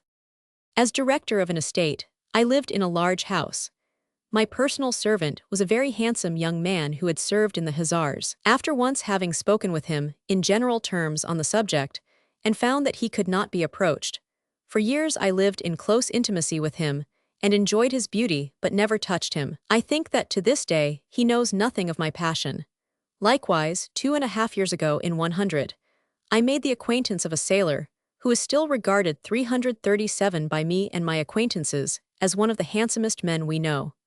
After an absence of more than 2 years, on invitation, he visited me a few weeks ago. I knew how to arrange matters so that we slept in the same room, and I burned with desire to be nearer to him. As a preliminary, however, I sounded him in confidential talk, and when I found that he despised everything connected with male love, I had not the heart to approach him more closely. For weeks we slept in the same room, and I took constant delight in his divine form at first, was sexually excited in fact. I bathed with him, in the Roman manner, in order to see his beautiful form naked, but he never learned anything of my passion. I still have an ideal, platonic relation with this young man, who, for one of his position, has an unusual education and fine talent for poetry. Until my 38th year, I had not a clear understanding of my condition. I always thought that, by early and frequent masturbation, I had become averse to women, and hoped always that, when the right woman came, I should be able to abandon onanism and find pleasure in her. Here it was that I first came to fully understand my condition, after making the acquaintance of others suffering and feeling like myself. At first I was frightened. Later, I came to look upon my fate as something not dependent on myself. 2. I made no further effort to resist temptation. 2 or 3 weeks ago, Psychopathia Sexualis fell into my hands. The work has made an unexpectedly deep impression on me. At first I read the work with an interest that was undoubtedly lascivious. The description of the cultivation of mugerados, for example, excited me uncommonly. The thought of a young, powerful man being emasculated in this manner, in order, later, to be used for pederasty by a whole tribe of wild, powerful, and sensual Indians, so excited me that I masturbated 5 times during the next 2 days, fancying myself such a presumptive mugerado. The farther I read in the book, however, the more I saw its moral earnestness, the more I felt disgust with my condition, and the more I saw that I must do everything, if it were possible, to bring about a change in my condition. When I had finished the book, I was determined to seek assistance from its author. The reading of this work had an undoubted effect. Since then I have masturbated only twice, and have practiced onanism with cavalrymen only twice. In every instance I have had really less pleasure and satisfaction than before, and I always have the feeling, if I could only be free from it. Nevertheless, I confess that, even now, in the society of handsome soldiers, I immediately have erection. In conclusion, I may add that in spite of, or perhaps on account of onanism, I have never had pollutions. The ejaculation of semen, which usually consists of only a few drops, and it has always been so, takes place only after prolonged friction. If for any reason I have not 338 masturbated for a long time, the ejaculation takes place quickly, and is more abundant. About 12 years ago Hansen tried in vain to hypnotize me. In the spring of 1891, the writer of the foregoing autobiography visited me, with the declaration that he could live no longer in his condition, that he looked to hypnotic treatment as the only hope of salvation, for he had not strength enough to resist his impulse to masturbation and satisfaction with persons of his own sex. He felt like a pariah, like an unnatural man, like one outside the laws of nature and society, and in danger of criminal prosecution. He felt moral repugnance when he performed the act with a man, but yet the sight of any handsome soldier actually electrified him. For years he had not had the slightest sympathy with women, not even mentally. The patient looked to be exactly the person, physically and mentally, described by himself in his autobiography. His head was exquisitely hydrocephalic, and also plagiocephalic. At first attempts at hypnosis met with difficulties. Only by Braid's method, with the help of a little chloroform, was deep lethargy attained at the third sitting. From that time, simply looking at a shining object was sufficient. The suggestions consisted of the command to avoid masturbation, the removal of homosexual feelings, and the assurance that the patient would have inclination for women and be virile, and have pleasure only in heterosexual intercourse. Masturbation was indulged in but once. After the 8th sitting, the patient dreamed of a woman. When, after the 14th sitting, the patient had to return, on account of pressing business, he declared that he was quite free from any inclination to masturbate or to indulge in male love, but that he was by no means absolutely free from his partiality for men. He felt a returning interest in the female sex, and hoped to be freed finally from his unhappy condition by continuance of the treatment. Case 138. Psychical hermaphroditism. Mr. Von P., age 25, single, comes of a neuropathic family. As a child he had convulsions. He recovered but remained weak, emotional, and irritable. No severe illnesses. Before his 10th year, sexuality was manifested. His earliest remembrance concerning it was that of lascivious feelings in company with the servants of the house. When older, he had sensual dreams which were of intercourse with men. In circuses, the male performers alone interested him. Youthful, powerful men were most enticing to him. Often, he could scarcely resist the longing to fall on their necks and kiss them. Of late simply, the touching of such persons had become sufficient to give him pleasure and induce ejaculation. The impulse to engage in affairs with men he had, thus far, fortunately resisted. The patient is a psychical hermaphrodite, in so far as he is not insensitive to the charms of women, and finds men more pleasing than women. In fact, feminine 339 nudity had never pleased him, and he can remember only to have dreamed once of coitus with a woman. On account of his great sexual desire, and because he was ashamed to give himself up to men, after his 20th year he began to have sexual intercourse with women. Since then, he has very seldom indulged in manual onanism, but often in mental masturbation, during which the forms of handsome men float through his fancy. He had coitus with success, but without pleasure or sensual feeling. On account of circumstances, he was forced to abstain from his 20th until his 21st year. This abstinence was painful, and he relieved himself, now and then, by mental onanism. When a year ago he had opportunity again for coitus, he noticed failure of libido for women, imperfect erection, and premature ejaculation. Finally he gave up coitus, then libido for men was manifested. In the condition of irritable weakness of the ejaculatory center, mere touching of sympathetic men was sufficient to induce ejaculation. Patient is an only child. The circumstances of his family demand that he marry. He justly hesitates to do this, thinks he is mentally impotent, and asks for advice and help. He points out that his feeling for men must be eradicated in order to help him. Patient's appearance is in all respects masculine. His head is slightly hydrocephalic and rhombic, abundant growth of beard. Genitals normal, cremasteric reflex cannot be excited, no manifestations of neurasthenia, neuropathic eyes, pollutions infrequent. Erections occur only as a result of contact with men. July 16, 1889, hypnotic suggestion, after Bernheim's method, was begun. It was first at the third sitting that deep lethargy was induced. Suggestions: you have no longer any desire for men. Only woman is beautiful and desirable. You will love a woman, marry, be happy, and make her happy. You are fully potent, you feel that already.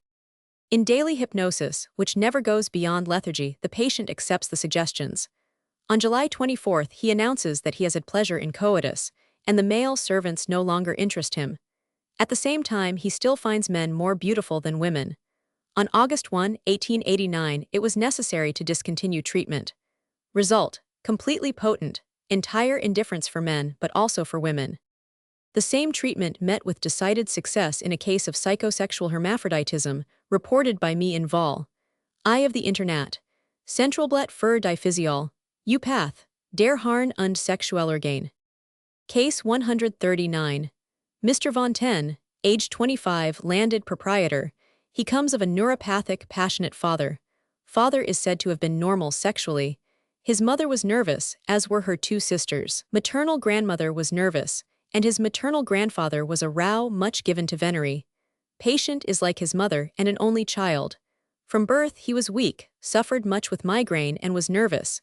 He passed through several illnesses. At 15 he began masturbation, without having been taught it. Until his 17th year he says he never had feeling for men, or in fact, any sexual inclination, but at this time desire for men arose. He fell in love with a comrade. His friend returned his love. They embraced and kissed and indulged in mutual onanism. Occasionally Patient practiced coitus inter femora viri. He abhorred pederasty. Lascivious dreams were concerned only with men. In the circus and theater males alone interested him. The inclination was for those of about 20 years. Handsome, tall forms were enticing to him. Given these conditions, he was quite indifferent to other characteristics of the men. In his sexual affairs with men, his part was always that of a man. After his 18th year, the patient was always a source of anxiety to his highly respected parents, for he then began a love affair with a male waiter, who fleeced him and made him an object of remark and ridicule. He was taken home. He consorted with servants and hostlers. He caused a scandal. He was sent away for travel. In London, he got into a blackmailing scrape, but succeeded in escaping to his home. He profited in no way by this bitter experience, and again showed disgraceful inclinations toward men. Patient was sent to me to be cured of his fatal peculiarity December 12, 1888.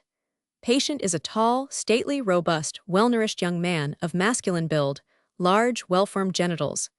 Gait, voice, and attitude are masculine. He has no pronounced masculine passions. He smokes but little and only cigarettes, drinks little and is fond of confectionery.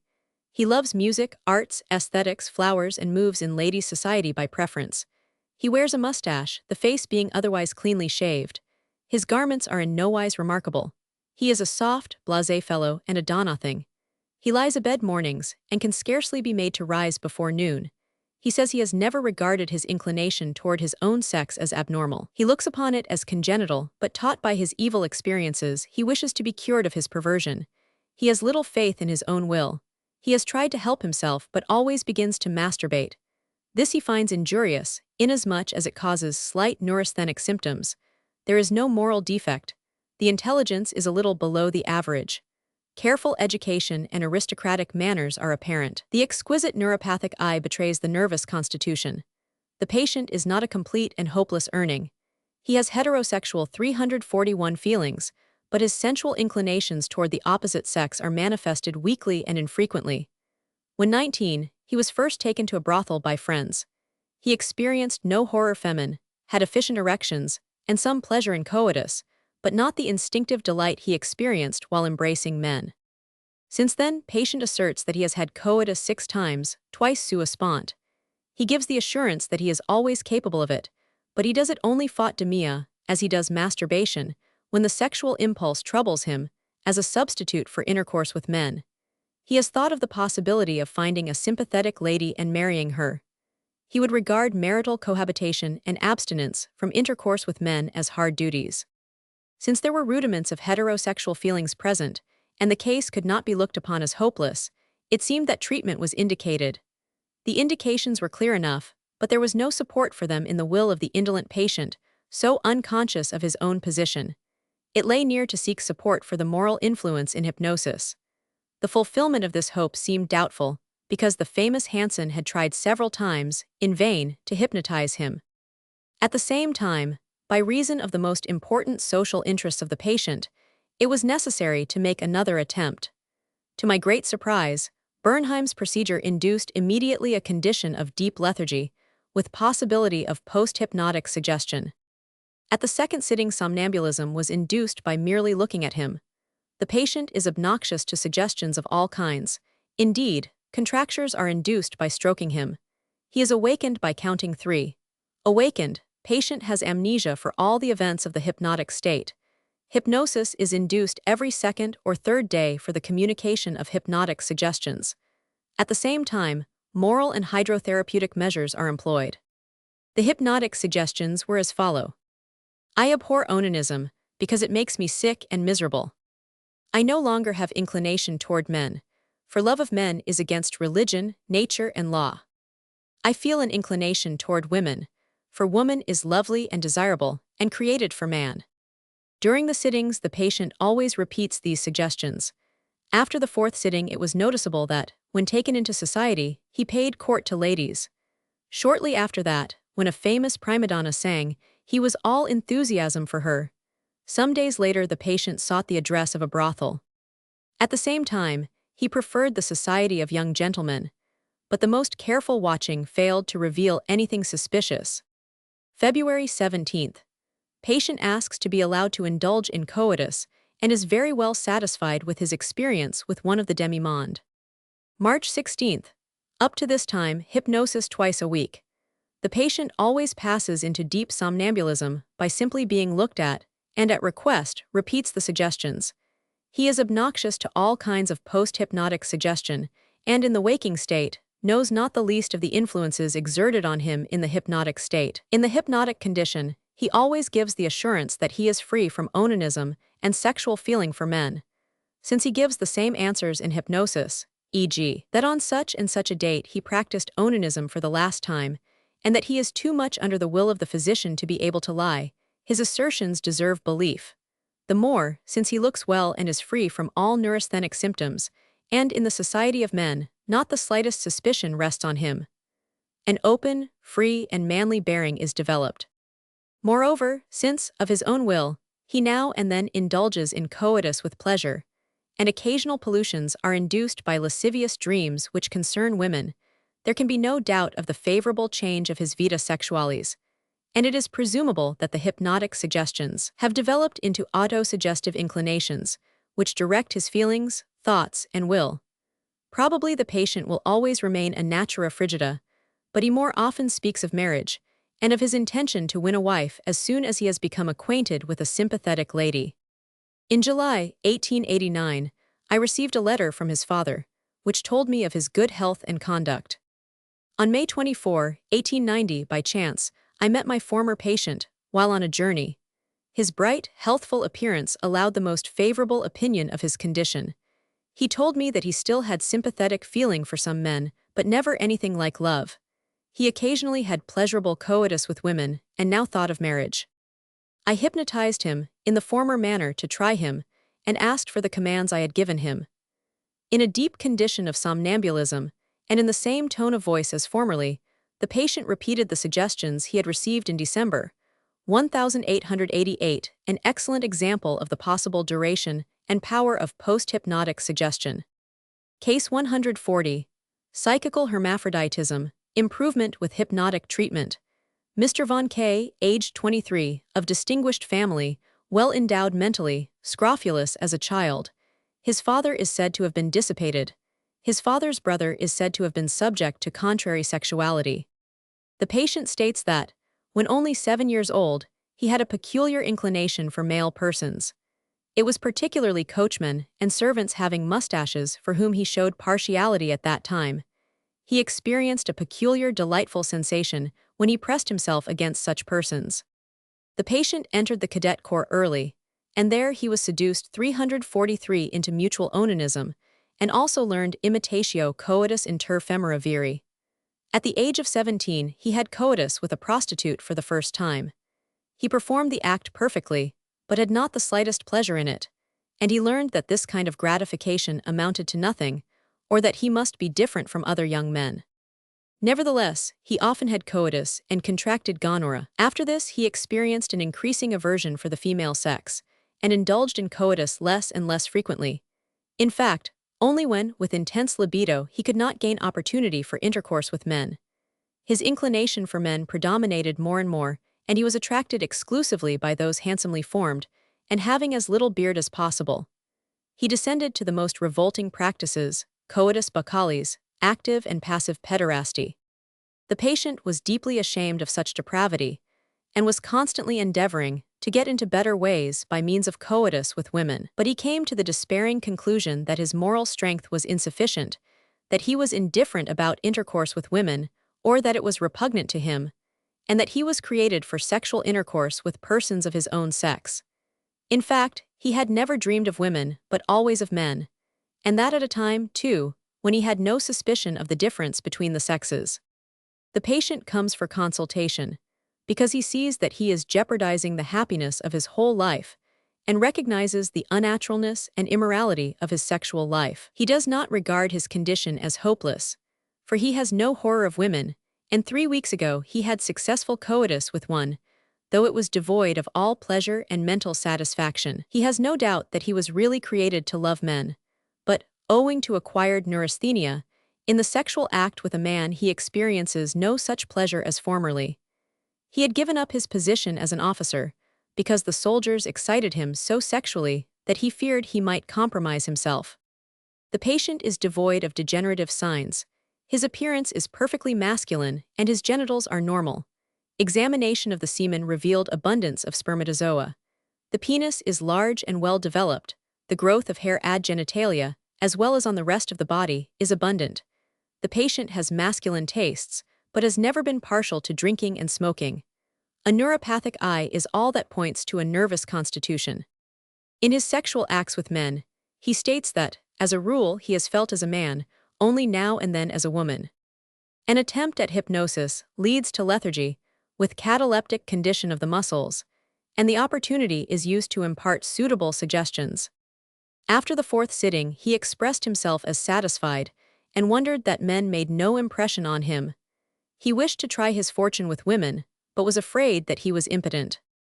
After the 6th sitting, without advice, he attempted coitus cum mulier. His libido was very great, but inter actum this an erection left him. After the 9th sitting, the patient was forced to discontinue treatment, owing to business that called him home. He was satisfied, in that he felt indifferent and capable of resistance to men. He felt sure that he would not relapse into his former vices. At the same time, he had not the slightest interest in the female sex. Case 141. Mr. 10, aged 31, chemist, comes of a neuropathic family, and from childhood has been nervous, emotional, and apprehensive, and afflicted with migraine. He remembers distinctly that, when a very small boy, he had a lustful feeling at the sight of the half-naked persons in the workshop at his father's house, and felt drawn to them. When he began school, he felt in the same way toward his companions. At the age of 11, without teaching, he began to masturbate, during which he thought of his comrades. Later there were enthusiastic friendships. His vita sexualis gained the upper hand. As he grew up, women also interested him, but his chief interest was in men of the higher circles of society. He felt that this inclination was abnormal, and sought the acquaintance of pules. He often had coitus, but never with any real pleasure. Thus he became more and more given to contrary sexuality, practiced mutual masturbation and coitus inter femora viri, and occasionally gave himself up to passive pederasty, but he soon abandoned this, on account of the pain it caused him. He asserts that he feels perfectly masculine and has never had female inclinations.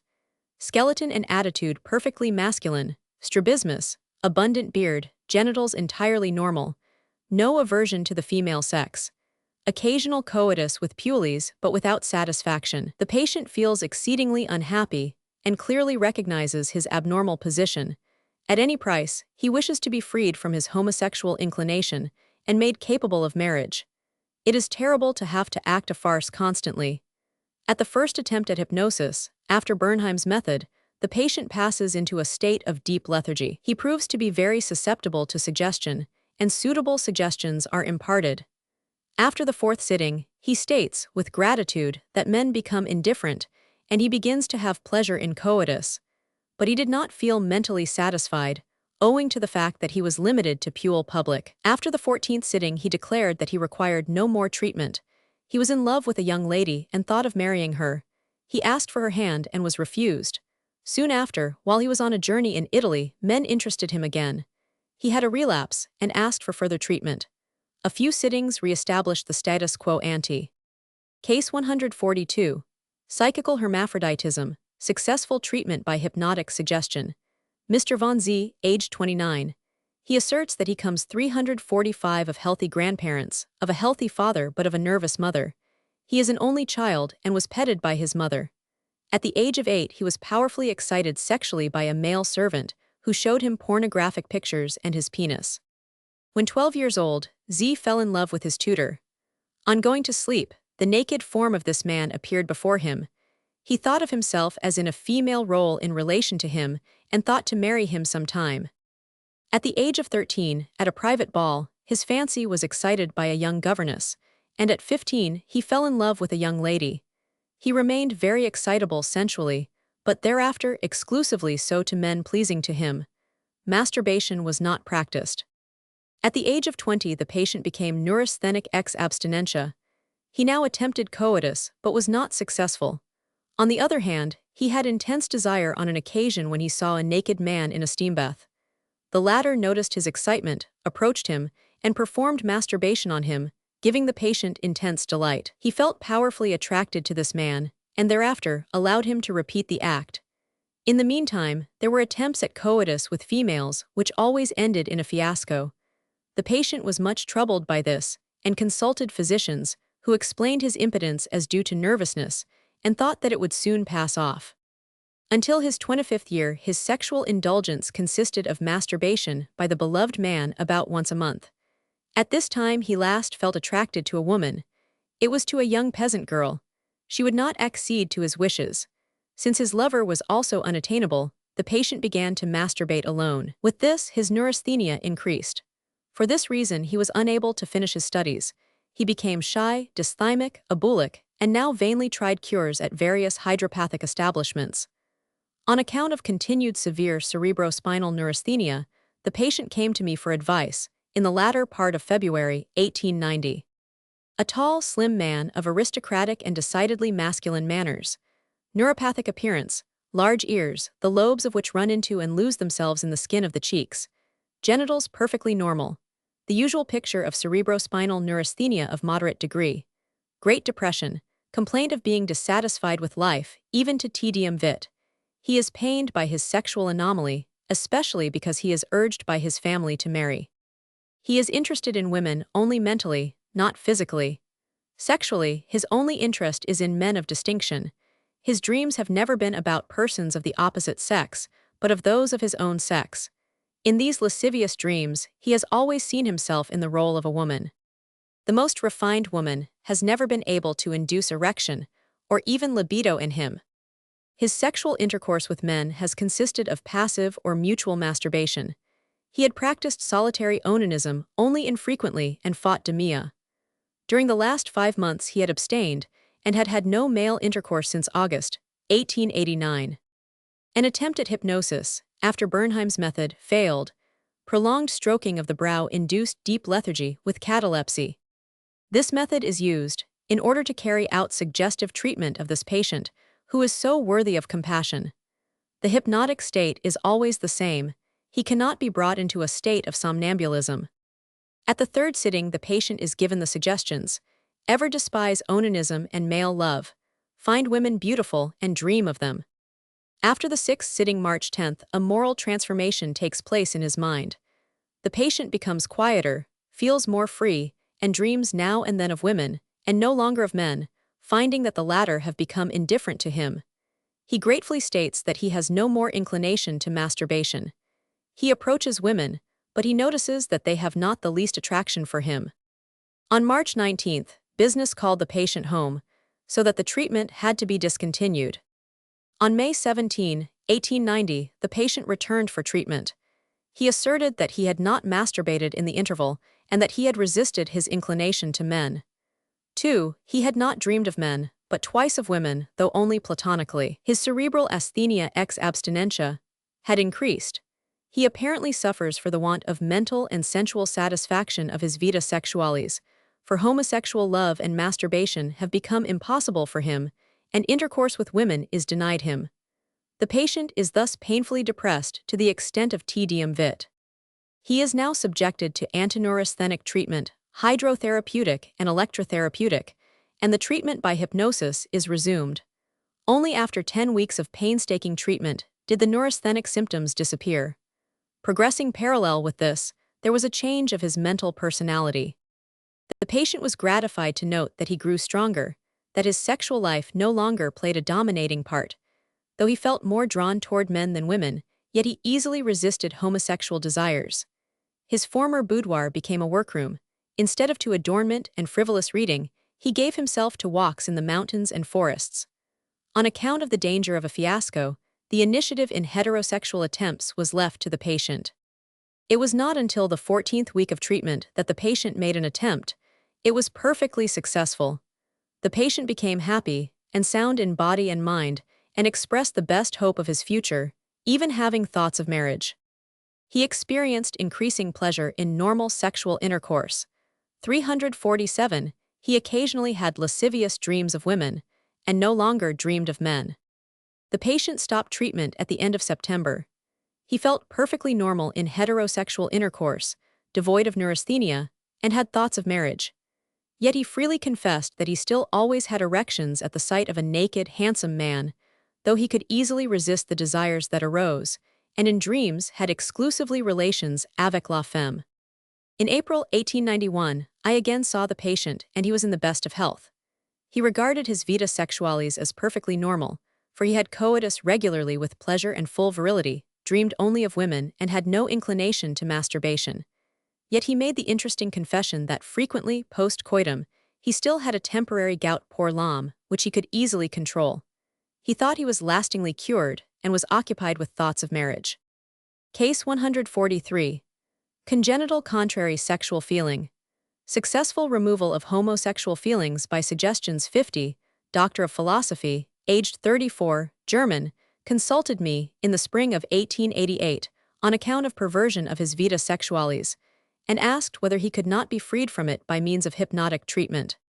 Patient came of a healthy mother, in whose family, for generations, there had been neither insanity nor nervous disease. He, like his only brother, is much like his father mentally. His brother is very sensual and also psychically abnormal, and given to overindulgence in drink. His father was a neuropathic, eccentric man. Nothing is known of any abnormal sexual manifestations in him, though, like all his brothers, he had a tendency to overindulgence in alcohol. This vice seems to have been inherited from his mother-grandmother of patient, who was a notorious drinker. The father of this woman great-grandfather of patient was also a great drinker. No other ancestral history was obtainable. Patient states that from childhood he was nervous and easily excited. He learned very easily and had a talent for languages. He was always interested in art, particularly in music and poetry. His education was excellent and given at home. When he was 13, his father told him that he should never touch his genitals, for it was wrong to do so, and to do it might bring unhappiness. Occasionally, his father showed him pictures of syphilitic diseased conditions, etc., in an anatomical museum, and the patient was disgusted and frightened. He believed that his later fear of sexual intercourse with women was partly nourished by this early erroneous teaching. However, the patient seeks the principal cause of his sexual perversion in a defect of organization. When a small boy, he had a silly enthusiasm for companions. He also remembers that, at that time, he had a 348 desire only for girlish games, and preferred the society of girls. When a boy, he had a passion for crocheting and embroidering. At 14, he was still without any sexual knowledge, and fell into the hands of a pederast. He ran away, frightened, when he learned what was to be done with him. When 15, a sympathetic companion was accustomed to lay his head in the patient's lap. This gave the patient a peculiar pleasurable feeling, but he knew no explanation of it. At 16, he had the first erections at the sight of men. At 20, he first learned that his sexual condition was perverse, and recognized the fact that what he had taken for friendship was love. He was much frightened at the discovery, and much pained. His sympathies were directed toward young men of the upper class that were handsomely formed and of pleasing appearance. The society of ladies had no effect on him. He was never attracted by the charms of the opposite sex. In his 15th year, he had a sensual dream, in which he thought a girl of elegant figure sat opposite him, on a sofa. In the theater, it was only the art of the actresses that he admired. The actors excited his real interest. Drinking and smoking had always been very repugnant to him. Hunting and gymnastics, and other masculine occupations, had no interest for him. He did not enter the army because his general physical weakness precluded it. The patient has but little sexual desire. He has never had any impulse to satisfy himself with persons of his own sex.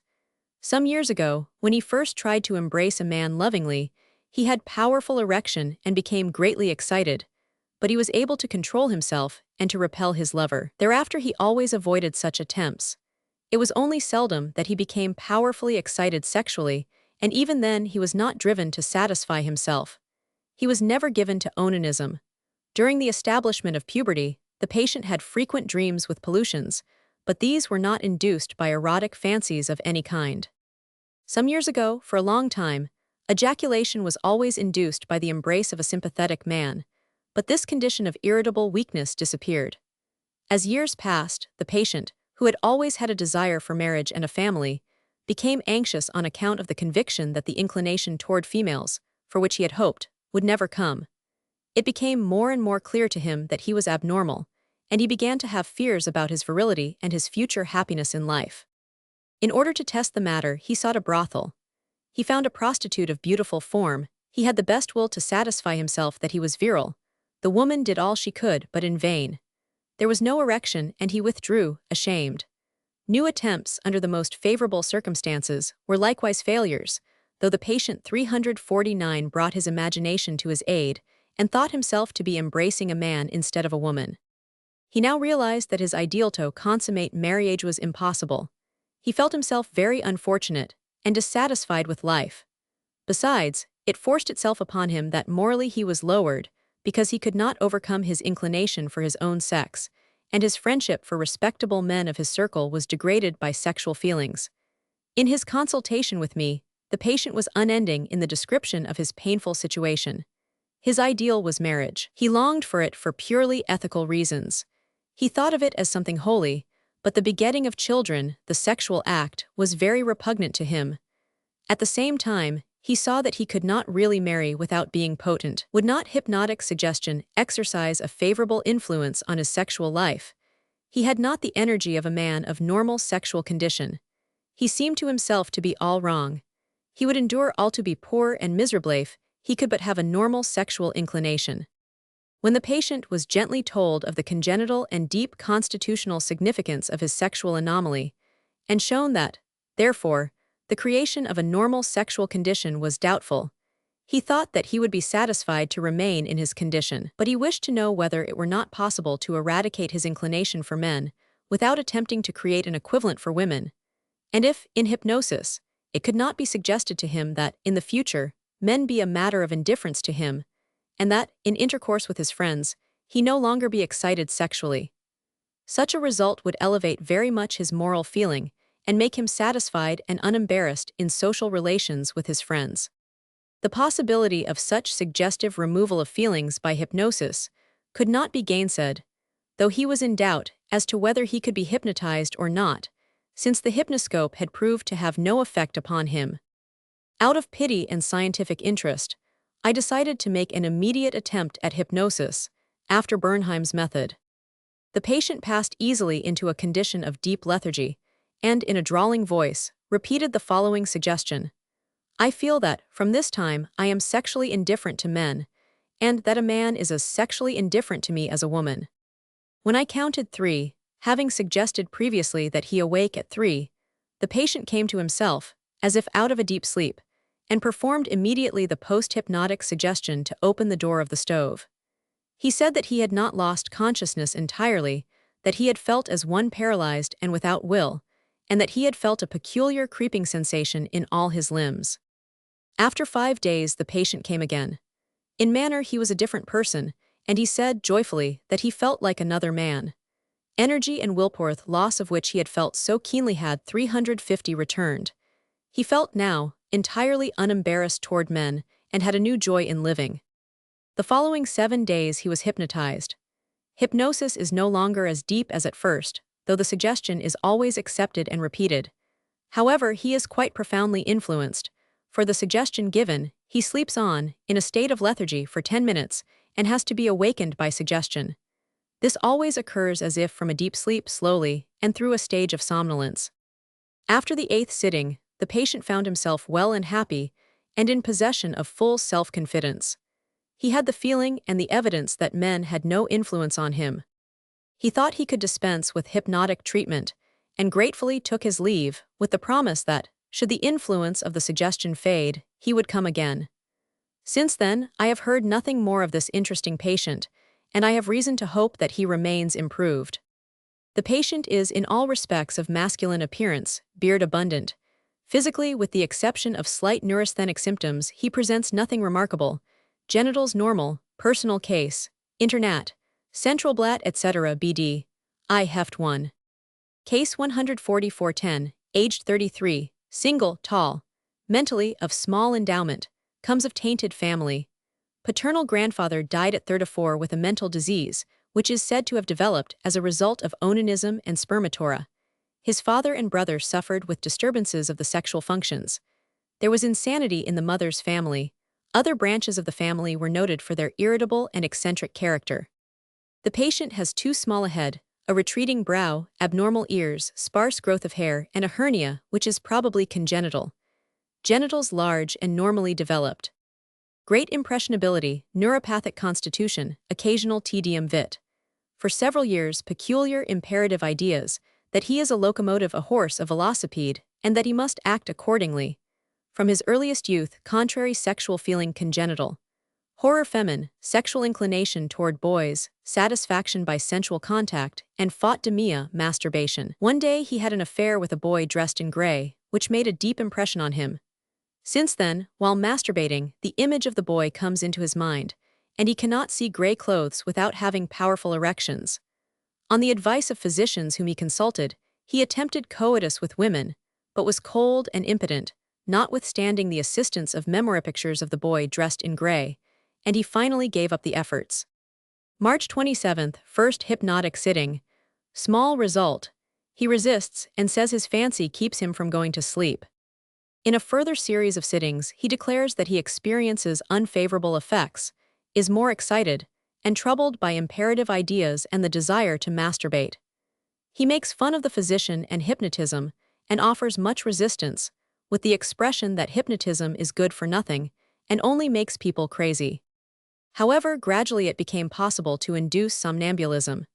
After 25 sittings, the patient confessed that he was better, and that he was less troubled with imperative ideas and onanism. The sittings were repeated every week or two. The patient felt mentally and morally well, ceased to masturbate, but at the end of treatment was indifferent toward the opposite sex. Dr. Ladame, Revue de l'Hypnotisme, September 1, 1889.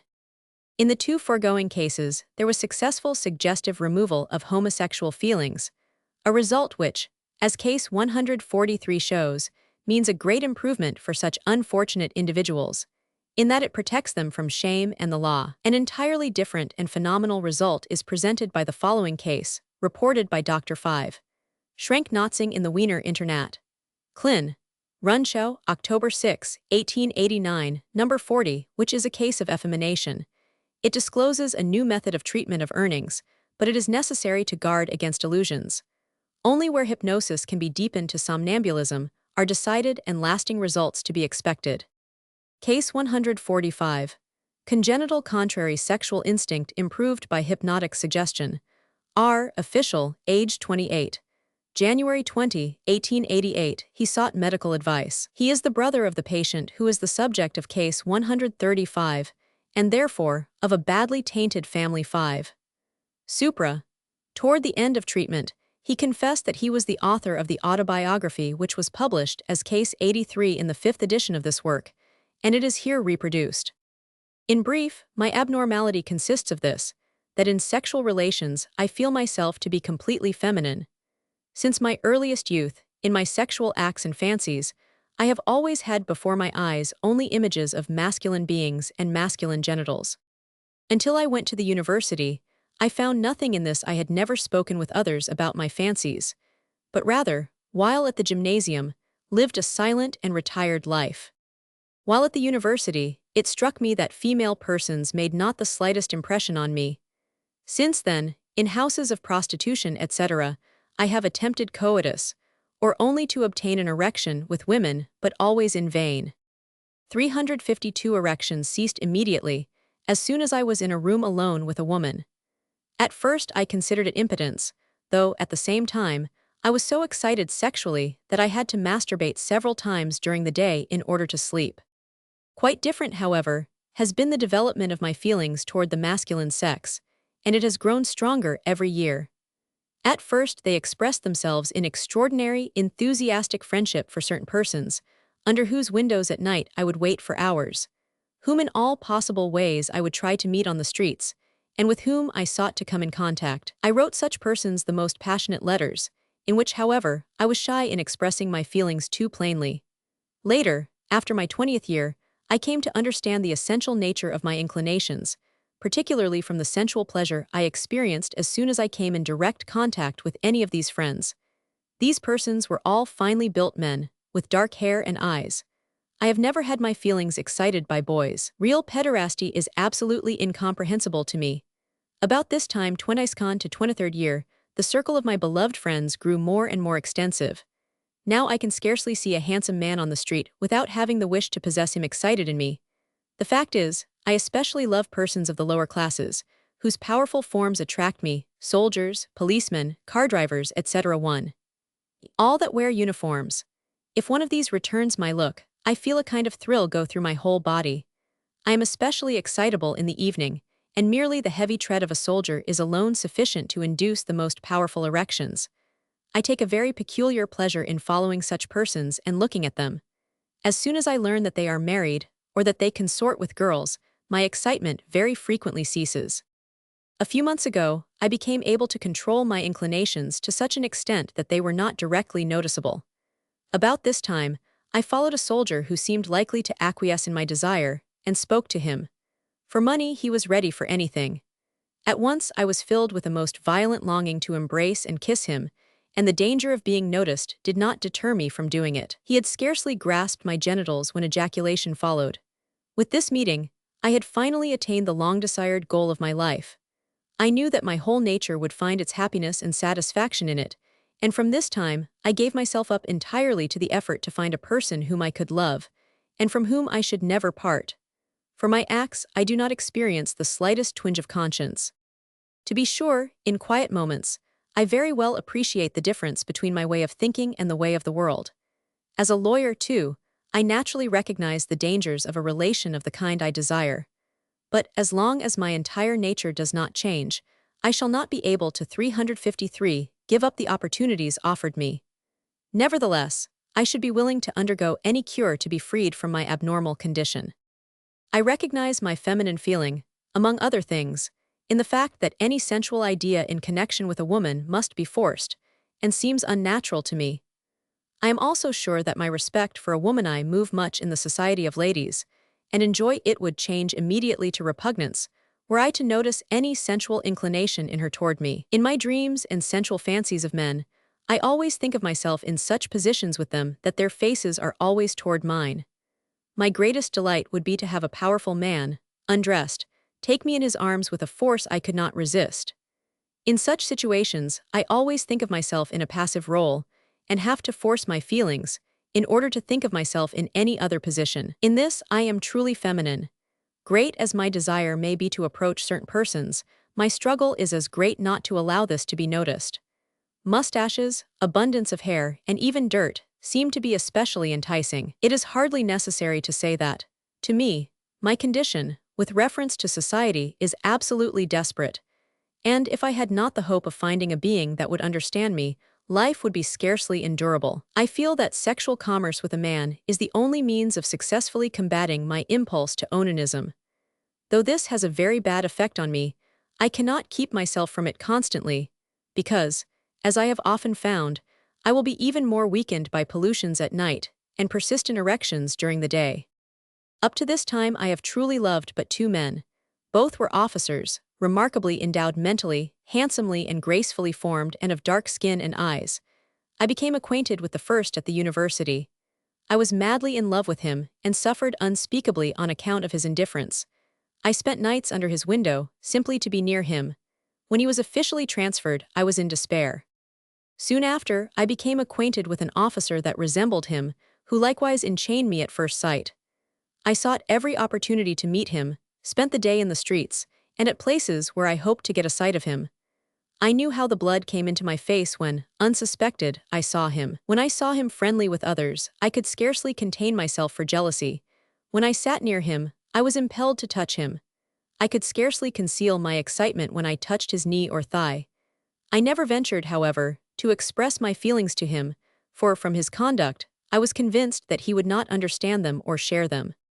I am 27 years old, of medium height and well-developed and would be considered handsome. My chest is somewhat narrow, hands and feet small and voice weak. Mentally, I think I am well endowed, for I passed the state examination with distinction, speak several languages, and am a good painter. 354 in my calling I pass for one that is industrious and conscientious. My acquaintances think me cold and peculiar. I do not smoke, do not play games, and cannot sing or whistle. My gait, like my voice, is somewhat affected. I have much taste for elegance, love adornment, sweetmeats and perfumes, and prefer the society of ladies. From Dr. von Schrenk's notes of the case, it is learned, further, that social and criminal deterrence on the one hand and uncontrollable desire for his own sex on the other caused violent mental struggles and made life unendurable. For this reason the patient confided in the physician. January 22, 1889 hypnotic treatment, with suggestion, after the method of Nancy, was begun with the patient. Gradually it became possible to induce somnambulism. The suggestions were made with reference to indifference to men, and ability to resist them, and to increase of interest in women. Masturbation was thus forbidden, and women substituted for men in lascivious dreams. After a few sittings, pleasure at sight of women was induced. At the 7th sitting successful coitus was suggested. This was fulfilled. During the next 3 months the patient remained, under the influence of occasional hypnotic suggestions, in the full possession of normal sexual functions. April 22, 1889, there was a relapse, induced by a companion. At the next sitting, remorse and shame. As expiation, coitus with a woman in the presence of his seducer. The patient complained that coitus with women below him in station did not satisfy his aesthetic feelings. He hoped to find satisfaction in a happy marriage.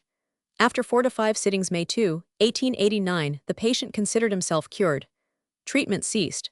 He became engaged to a young lady some weeks later, and presented himself again, after 6 months, as a happy bridegroom. He thought that, in his happiness with his wife, he had a sure preventive against relapse. The author emphasizes the fact that the hypnotic treatment had no injurious collateral effect, and leaves undecided the question as to whether the cure is permanent or not, with RS very bad heredity. But he expresses the conviction that, in case of relapse, renewed hypnotic treatment would not be contraindicated. Since the incredible result of this case interested me exceedingly, as did its further course, I wrote to the author, requesting information concerning his patient. Dr. 5. Schrenk very kindly placed at my disposal the following letter, which he had received from the patient in January, 1890.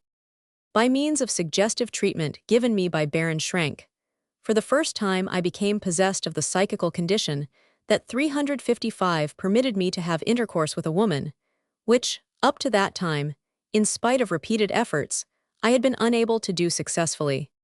Since my aesthetic needs were unsatisfied by intercourse with prostitutes, I thought to find my real salvation in matrimony. The earlier friendly inclination toward a lady known in my youth offered me the opportunity, the more because I believed that she, of all others, would be in a position to awaken feelings for the opposite sex which were absolutely foreign to me. Her character, our harmony, is in such accord with my inclinations that I am fully convinced that I shall also find complete psychical satisfaction. This conviction has not changed during the 8 months of my engagement. I intend to be married in about 4 weeks. As far as my position with respect of my own sex is concerned, my power of resistancing this is the lasting positive result of this treatment absolutely changed in degree. While previously it was impossible for me to overcome an intense sexual excitation when I saw a finely formed car driver, today, in the company of my former lovers, I am without sexual excitement. At the same time, I must add that now, as formerly, their society has a certain attraction for me, though it is not to be compared with my earlier passion. On the other hand, I have refused repeated persuasions to indulge in sexual intercourse with men, without expending much force in resistance, persuasions which formerly I should have been unable to resist. I may say, indeed, that it is a feeling of compassion for my former lovers, that have proved their passionate devotion to me, which keeps me from directly repulsing them. My action seems to be due to a feeling of duty, rather than to inner need. Since the conclusion of treatment, I have not consorted with prostitutes. This circumstance, and the numerous letters and persuasions from my former lover, may well be the reason why, in the 8 months that have elapsed, I have allowed him to persuade me to sexual intercourse on 3 or 4 occasions. At these times I have always been conscious of being completely master of myself, as compared with my earlier passionate condition in like situations, as the violent reproaches of my friend convinced me. I always feel a certain unconquerable repugnance, which cannot be based on moral grounds, but which, I believe, must be attributed to the treatment. I no longer feel a love for him in the former sense. Besides, since the treatment, I have sought no opportunities for sexual intercourse with men, and I feel no need of it. But formerly, not a day passed on which I did not feel impelled to it, so that at times I was unable to think of anything else. Awake or dreaming, ideas of sexual content are very infrequent. I may express the belief that my marriage, that is to take place in a few weeks, and the much-desired change of place that is bound to it, will entirely remove the residuum of my earlier condition. I conclude 356 these lines with the honest assurance that, subjectively, I am another man, and that this change has restored the mental equilibrium that was previously wanting. The foregoing words, which Dr. Schrenk completes with the verbal statement of the patient that he had not practiced onanism again, are a brilliant proof of the lasting effect of post-hypnotic suggestion. I consider the heterosexual instinct of the patient to be the artificial creation of his excellent physician, and the patient himself seems to recognize this, in that he speaks of a repugnance which does not rest on moral grounds, but which depends on the treatment. The further fate of this interesting patient may be learned from the following letter, kindly submitted by Dr. Schrenk. Honored Sir, having been home some days from my wedding journey, I wish to send you a short report of my present condition. During the week before my wedding, I was in great excitement, because I feared that I should be unable to perform certain duties. The impelling thoughts of my friend, who wished another meeting with me at any price, had no effect on me. We had not seen each other since I heard from you last. Receipt of the professor's letter. However, I was much troubled with the thought that my marriage must be unhappy. Now, however, I have no anxiety. To be sure, on the first night, success was difficult, to induce sexual excitation in myself, but on the following night, and since the influences needed for a normal man, I believe, would have been sufficient for me, I am also convinced that the harmony between us, which of course is mentally of long standing, will become more and more complete. A relapse to the former condition seems impossible. It is, perhaps, significant for my present condition that I one night dreamed of my former lover, and that the dream was not sensual and did not excite me sensually. I am satisfied with my present circumstances.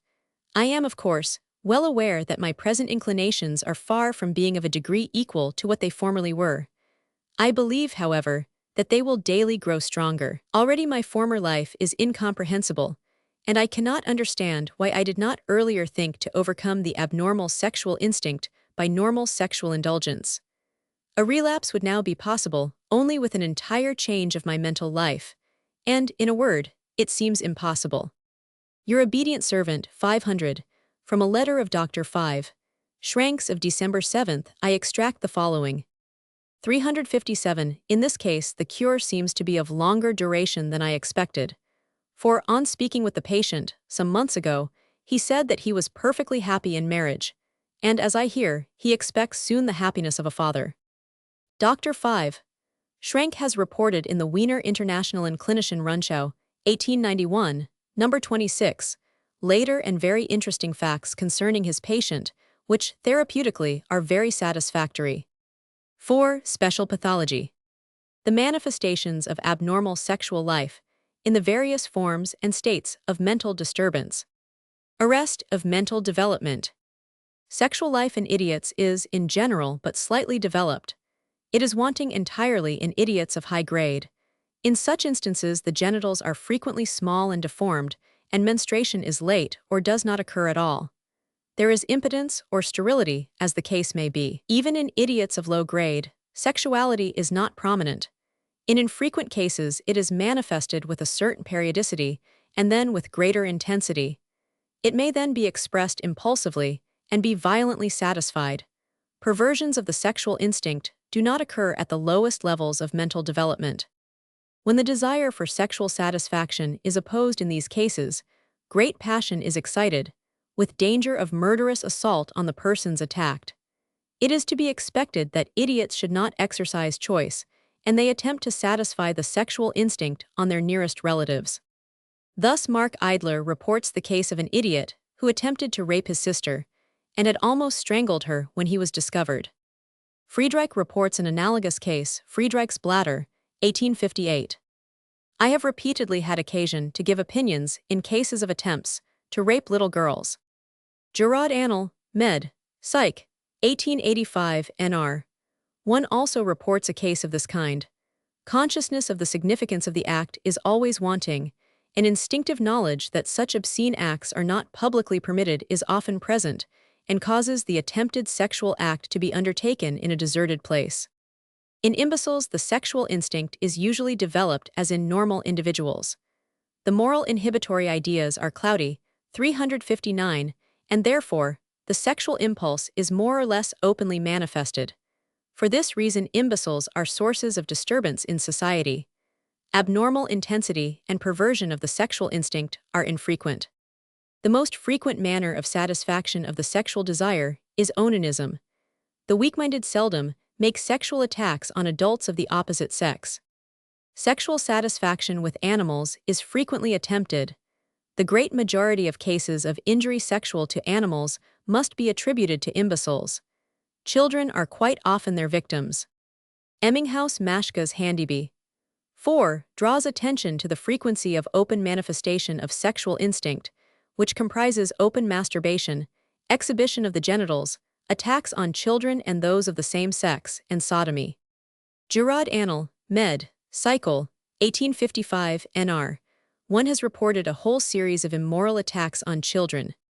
H, aged 17, imbecile, enticed a little girl into a barn by giving her nuts. There he exposed her genitals and showed his own, making movements of coitus on the child's abdomen. He had no idea of the moral significance of the act. 50, aged 21, imbecile, degenerate.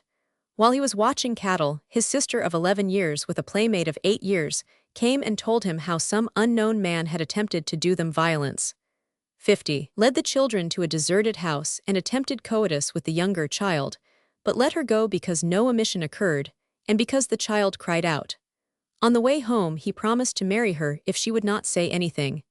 At the trial, he thought that by marriage, he could right the wrong he had done.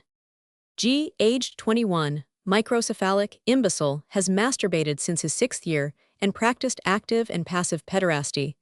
He has repeatedly tried to perform pederasty with boys and attacked little girls. He was absolutely without an understanding of his acts. His sexual desire was manifested periodically and intensely, as in animals. B, aged 21, imbecile. While alone in a forest with his sister of 19, he demanded that she allow coitus. She refused. He threatened to strangle her and stabbed her with a knife. The frightened girl fondled his penis, and he then left her and quietly went on with his work. B has a deformed, microcephalic skull and has no sense of the significance of his act. Emminghaus op. Cit. Reports the case of an exhibitionist. Case 146. A man, aged 40, married, had for 16 years been accustomed to exhibit himself in parks at dusk to little girls and servants, and drew their attention to himself by whistling. After having been frequently punished for it, he avoided the places, but he carried on his practice elsewhere. Hydrocephalus. Mental weakness of slight degree. Mild sentence passed. Case 147. 10. Of tainted family, imbecile, defective and perverted in intellect, feeling and will. For help and protection he was brought before an officer. It was complained that he had repeatedly exposed his genitals to servant girls, and had shown himself at windows with the upper portion of his body naked. No other manifestations of sexual instinct. No onanism reported. Sander, Archive F. Psych. I. Case 148. Pederasty with a child. On April 8, 1884, at 10 o'clock a.1000, while 10 was sitting on the street, holding a boy of 18 months on her lap, a certain Valerio approached and took the child from 10, saying he was going to take it for a walk. He went the distance of half a kilometer and returned, saying that the child had fallen from his arms and thus injured its anus. The anus was torn and blood was pouring from it. At the place where the deed was done, traces of semen were found.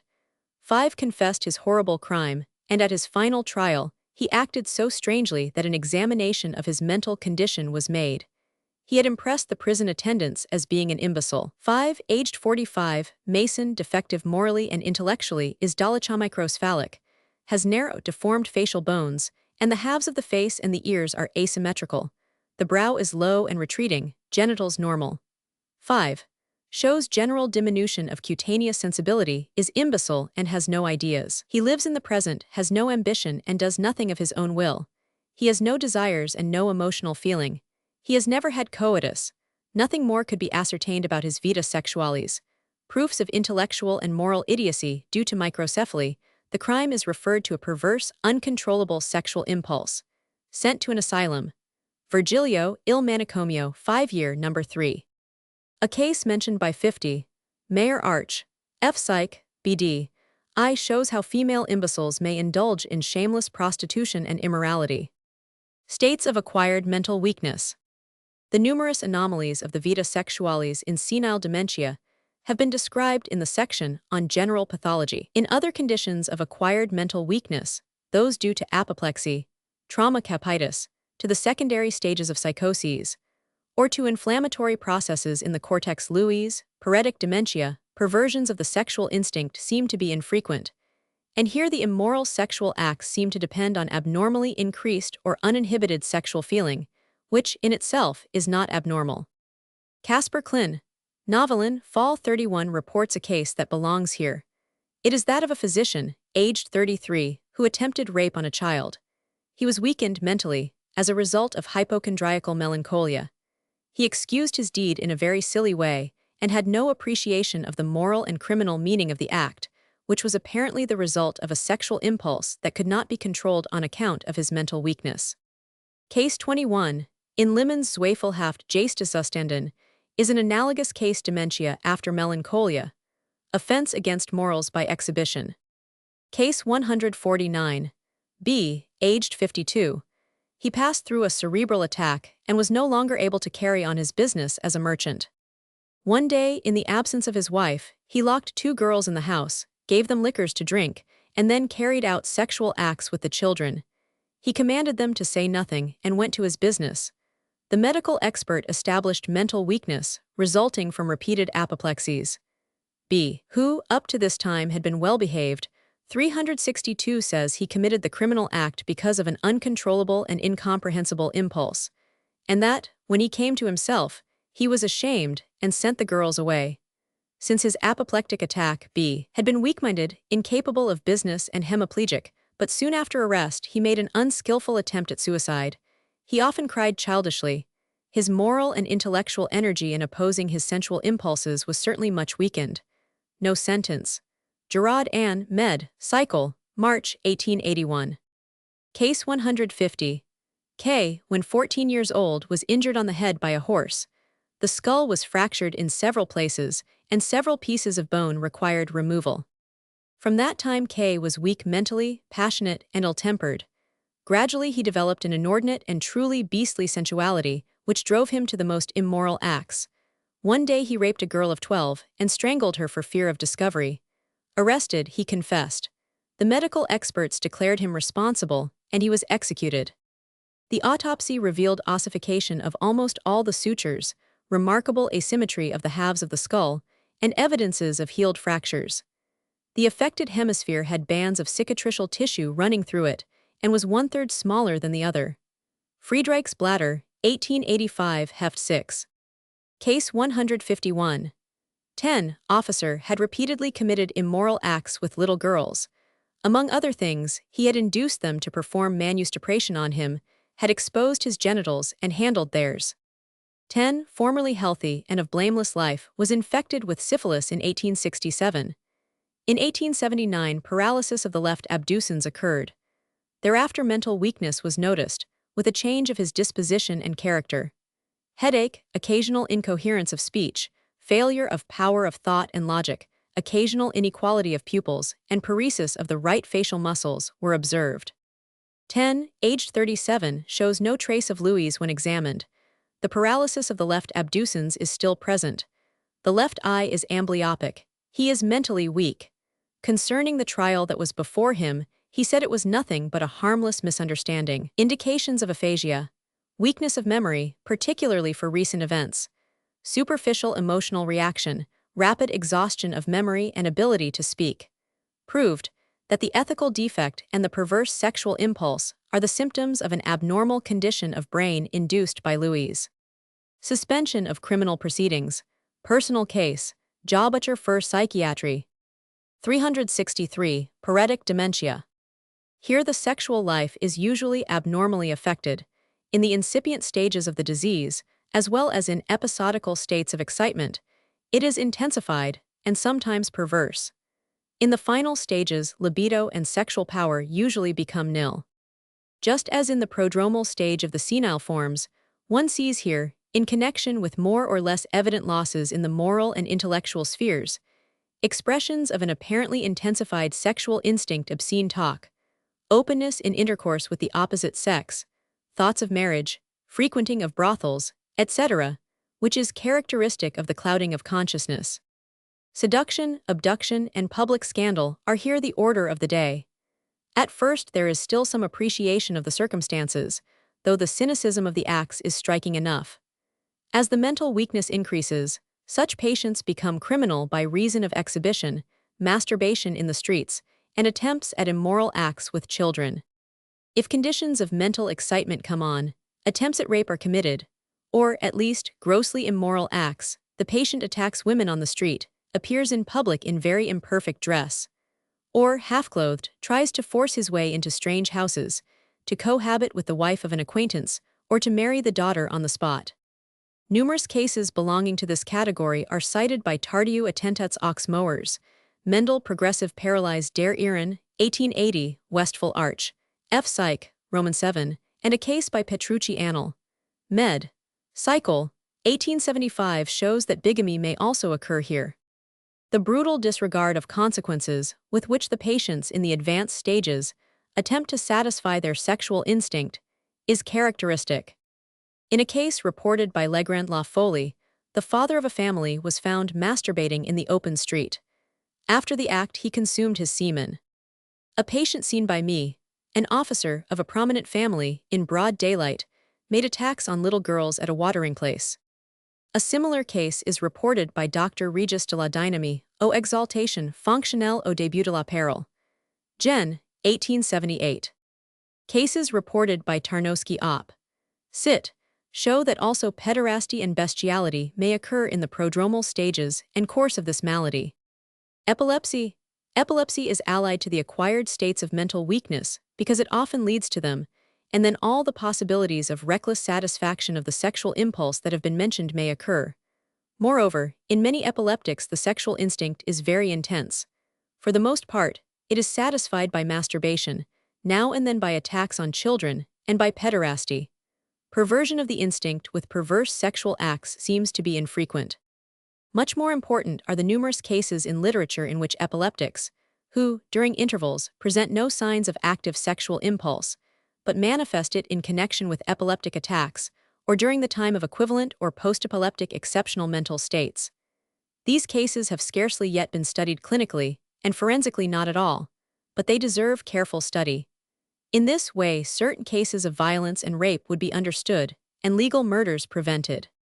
From the following facts, it will certainly be clear that the cerebral changes which accompany the epileptic outbreak may induce an abnormal excitation of the sexual instinct. Besides, in the exceptional mental states of epileptics, they are unable to resist their impulses, by reason of the disturbance of consciousness. For years I have known a young epileptic, of bad heredity, who, always after frequent epileptic seizures, attacks his mother and tries to violate her.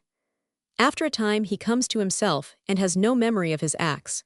In the intervals, he is very strict in morals and has but slight sexual inclination. Some years ago, I became acquainted with a young peasant who, during epileptic attacks, masturbated shamelessly, but during the intervals was above reproach. Simon Crimes et Delits mentions an epileptic girl of 23, well-educated, and of the best morals, who, in attacks of vertigo, would shout out obscene words, then raise her dress, make lascivious movements, and try to tear open her undergarments. Kiernan, alienist and neurologist, January 1884, reports the case of an epileptic who always had, as an aura, the vision of a beautiful woman in lascivious attitudes, which induced ejaculation. After some years, with treatment with potassium bromide, the vision was changed to that of a devil attacking him with a pitchfork. The instant this reached him, he became unconscious. The same author speaks of a very respectable man who had, 2 or 3 times a year, epileptic attacks of furor and dysthymia, with impulses to pederasty, which lasted a week or 2, and of a lady who, with epilepsy that came on during the climacterium, had sexual desire for boys. Case 152. W. of good heredity, previously healthy, before and after sound mentally, quiet, kind, temperate. On April 18, 1877, he had no appetite. On the 14th, in the presence of his wife and children, he demanded coitus first of his wife's friend, who was present, then of his wife. Taken away, he had an epileptoid attack. After this, he became wildly maniacal and destructive, threw hot water on those that tried to approach him, and threw a child in the stove. Then he soon became quiet, but for some days remained confused, and finally came to himself with no memory of the events of his attack. Kowalski, Jaw Butcher F. Psych. 1879. Another case, examined by Caspar Klin. Novelin, may be attributed to epilepsy larvated. A respectable man attacked 4 women, one after another, in the open street once before 2 witnesses, and violated one of them, notwithstanding that his young, pretty and healthy wife lived hard by. The epileptic significance of the sexual acts in the following cases is unequivocal. Case 153.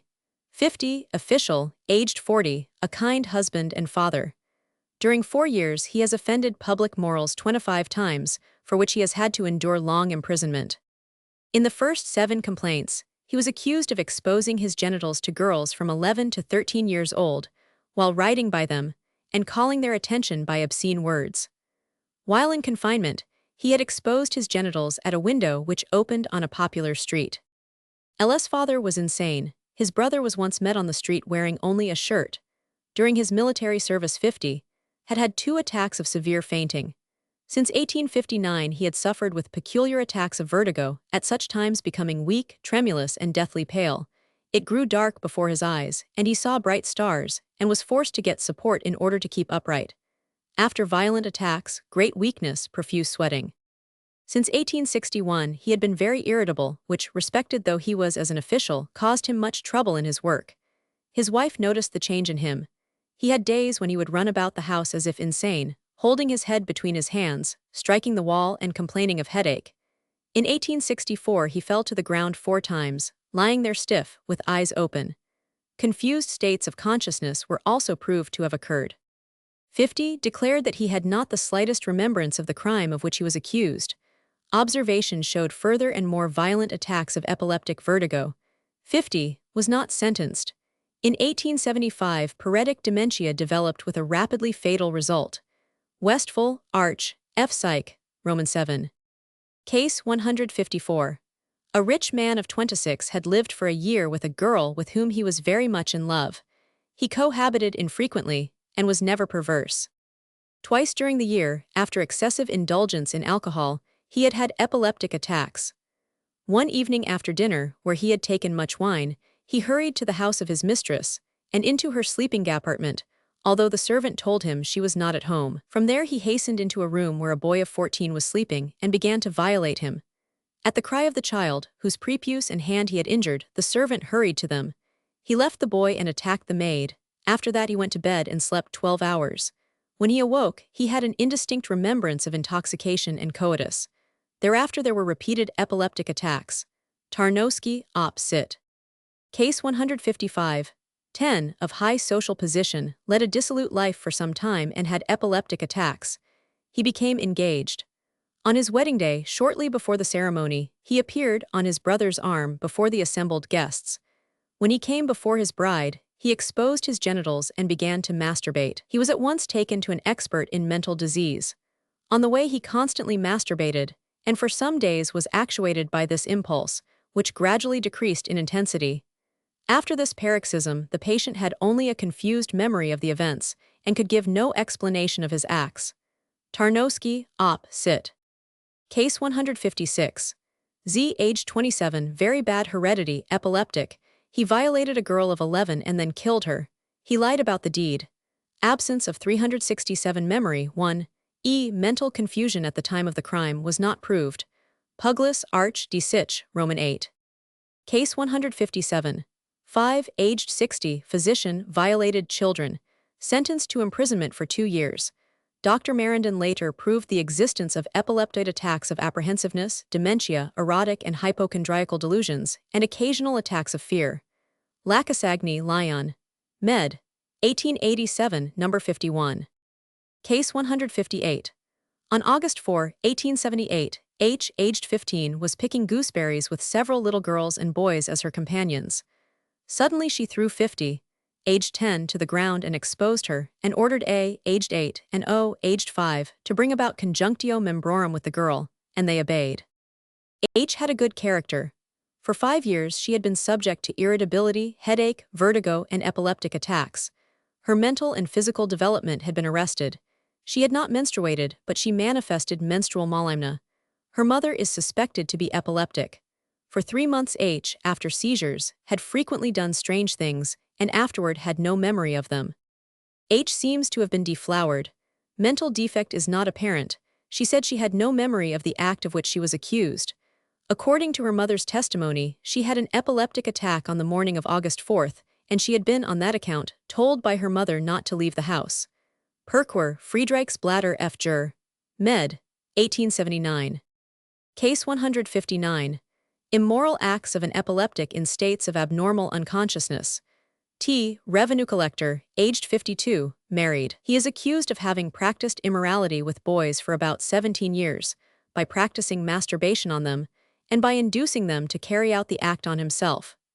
The accused, a respected officer, is overcome by the terrible crime attributed to him, and declares that he knows nothing of the deeds of which he is accused. His mental integrity is questionable. His family physician, who has known him 20 years, emphasizes his peculiar, retiring disposition and his mercurial moods. His wife asserts that T once tried to throw her in the water, and that he sometimes had outbreaks in which he tore off his clothing and tried to throw himself out of windows. T knew nothing of these attacks. Other witnesses testified to strange changes of mood and peculiarities of character. A physician reports the observation of occasional attacks of vertigo and convulsions in him. T.'s grandmother was insane. His father was affected with chronic alcoholism and of late years had had epileptiform attacks. The father's brother was insane and had killed a relative while in a delirious state. Another uncle of T had killed himself. Of T.'s 3 children, one was weak-minded, another cross-eyed, and the third was subject to convulsions. The accused asserted that he had occasional attacks in which 368 consciousness was so reduced that he did not know what he was about. These attacks were ushered in by an aura-like pain in the back of his neck. He was then impelled to go out in the air. He did not know where he went. His wife had perfectly satisfied him sexually. For 18 years, he had had chronic eczema actual of the scrotum, which had often caused him to have extraordinary sexual excitement. The opinions of the 6 experts were contradictory, saying, attacks of larvated epilepsy. The jury disagreed, so that he was dismissed. Dr. Legrand du Saul, who was called as an expert witness, found that, until his 22nd year, T had urinated in bed from 10 to 18 times a year. After that time the enuresis nocturna had ceased. But from that time, states of mental confusion, lasting from an hour to a day, had occurred occasionally, and they left the patient without any memory of them. Soon again T was arrested for public immorality, and sentenced to imprisonment for 15 months. In prison he grew sick and apparently much weaker mentally. For this reason he was pardoned, but the mental weakness increased. T was noticed to have repeated epileptoid convulsions, tonic convulsion with tremor and loss of consciousness. Oswi Annal, Med. Cycle, 1874 Nav. Legrand du Sol, Etude Med. Legal, etc. The following case of immoral acts with children, observed by the author and reported in Friedreich's Blätter, will serve to conclude this group, so important in its legal bearings. It is the more important, in that a state of unconsciousness was established at the time of the act, and because, for allied reasons, the facts related in Latin show how a complicated and refined act becomes possible in such a state of unconsciousness. Case 160. P, aged 49, married, hospital beneficiary. He was accused of having committed the following terrible acts with two girls: Roman 500, aged 10, and G, aged 9, whom he had taken to his workshop on May 25, 1883. 500 testifies, I was in the meadow with G and my sister J, aged 3. P called us into his shop and fastened the door. Tum nos exosculabator, linguem in osmium demeter tentabat facem mihi lambabat. Sustulit me in gremium, brachas aperut, vests me subulvavit, digitus me in genitalibus titilabat, et membro femina me fricabat ita ut humida ferum. When I cried, he gave me 12 cruisers, and threatened to shoot me if I told on him. At last he tried to persuade me to come again the next day. G testified, P nates et genitalia 500. Exosculatus, eastum me canadibus aggressus est. Dane filialum quoque tres annos natum in manus acceptum osculatus est nudatunc parti su virili oppressit. Postiac nobis essent nomina interrogavit ac sensut, genitalia 500. Mais multo esse majora. Quin etiam nos impulit, ut membrum suum inturimer, manibus comprehenderemus et vidremus, quantoper id esset erectum.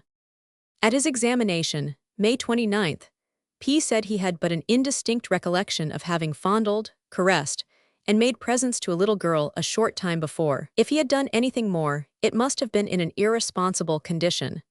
Besides, he had suffered for years with weakness in his head, as a result of an injury. On June 22d he knew nothing of the events of May 25th, and nothing of his examination on May 29th. This amnesia was shown, also, on cross-examination. P comes of a family affected with cerebral disease, a brother was epileptic. P was formerly a drinker. Years before, he had actually suffered an injury to his head. Since then, from time to time, he has had attacks of mental disturbance, introduced by moroseness, irritability, tendency to alcoholic excesses, apprehension and delusions of persecution sufficient to induce threats and deeds of violence. At the same time, he would have auditory hyperesthesia, vertigo, headache, and cerebral congestion. All this, with great mental confusion and amnesia for the whole period of the attack, which would sometimes last for weeks. During the intervals, he was subject to headache, which started from the seat of injury on the head, a small scar in the skin over the right temple, which was painful on pressure. With exacerbation of the headache, he became very irritable, morose to an extent that inclined him to suicide, and mentally like one drunk. In 1879, while in such a state, he made an impulsive attempt at suicide, of which he afterward had no memory. Soon after this, being sent to hospital, he gave the impression of being epileptic, and for a long time was treated with pot, bromide. At the end of 1879, he was taken to the infirmary, no actual epileptic attack having been observed. During his lucid intervals, he was a virtuous, industrious, good-natured man, and had never shown any sexual excitement, and until this time never sexual inclinations, even during his mental confusion. Moreover, until lately, he had lived with his wife. At the time of the criminal act, he had shown signs of an approaching attack and had asked the physician to prescribe pot, bromide. P asserted that, since the injury to his head, he had been intolerant of heat and alcohol, which immediately brought on headache and confusion. The medical examination proved the truth of his assertions about mental weakness, irritability, and poor sleep.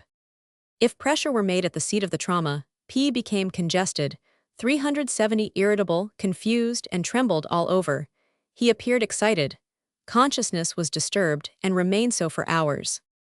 At times, when he is free from the sensations that start from the scar, he seems kind, free, willing, and open, though he is mentally weak and cloudy. P was not sentenced. Vidi Friedreich's Blätter for full report. Periodical insanity. Just as in cases of non-periodical mania, an abnormal intensity or a noticeable prominence of the sexual sphere is very often manifested in the periodical attacks. 5. Inframania. The following case, reported by Servies Arch, F. Psych, shows that it then may also be perverted. Case 161. Catherine W., aged 16, she has not yet menstruated, previously healthy. 7 weeks before admission December 3, 1872, melancholic depression and irritability. November 27, maniacal outbreak lasting 2 days, thereafter melancholic. December 6, normal condition. December 24, 28 days after the first maniacal attack, silent, shy, depressed. December 27th, exaltation, jolly, laughing, etc., with violent love for an attendant female. December 31st, suddenly melancholic catalepsy, which disappeared after 2 hours. January 20, 1873, new attack like the previous one. A similar one on February 18th, with traces of menses. The patient had no memory whatever for what occurred in the paroxysms, and blushed scarlet with astonishment and shame when told about them. Thereafter there were abortive attacks, which entirely disappeared, to give place to the normal mental condition in June. In a case reported by Gok Arch, F. Psych. V., which was probably circular insanity, in a man of very bad heredity, during the stage of exaltation there was manifestation of sexual feeling for men. In this case, however, the patient thought himself a girl, and it is questionable whether the sexual inclination was induced by the delusion or by a contrary sexual instinct. In connection with these cases of abnormal manifestation of the sexual instinct are those which, as a symptom of mania, manifest an abnormal and frequently a perverse sexual instinct in an impulsive way, analogous to dipsomania, which forms the nucleus of the psychical disturbance, while in the intervals the sexual instinct is neither intense nor perverse. Quite a pure case of such periodical psychopathia sexualis, connected with the process of menstruation, is the following, reported by Angel Arch. F. Psych. Roman 15, H2. Case 162. A quiet lady near the climacteric, very bad heredity. In her youth, attacks of petit mal, always eccentric, quick-tempered, very moral, childless marriage. Several years ago, after a violent emotional disturbance, a hysteroepileptic attack, with post-epileptic insanity of several weeks' duration. Thereafter there was sleeplessness for several months. Following this, there was always menstrual insomnia, and the impulse to embrace and kiss boys of 10 and fondle their genitals. During this excitement there was no desire for coitus, certainly not for intercourse with adults. The patient often speaks openly of this impulse, and asks to be watched, as she is not to be trusted. In the intervals she anxiously avoids all talk of it, is very modest, and in no wise passionate sexually. With reference to the still imperfectly known cases of periodical psychopathia sexualis of this kind, Tarnowski Op. Cit. has made valuable contributions, though his cases were not all of a periodic nature. And one of the cases, taken from a work of the author's, is not rightly understood case 8, since sodomy was only subsidiary, and the abnormal intense libido sexualis was not periodic. Tarnowski reports cases where married, cultured men, the fathers of families, were from time to time compelled to perform the most terrible sexual acts, while during the intervals they were sexually normal, abhorred their paroxysmal sexual acts, and shuddered before the expectation of their repetition. If a new paroxysm came on, the normal sexual instinct disappeared. A state of mental excitement arose with insomnia, and thoughts and impulses to commit the perverse sexual acts, with anxious confusion and an increasing impulse to the abhorred indulgence. In this state the act was a relief, because it ended the condition. The analogy with dipsomania is complete.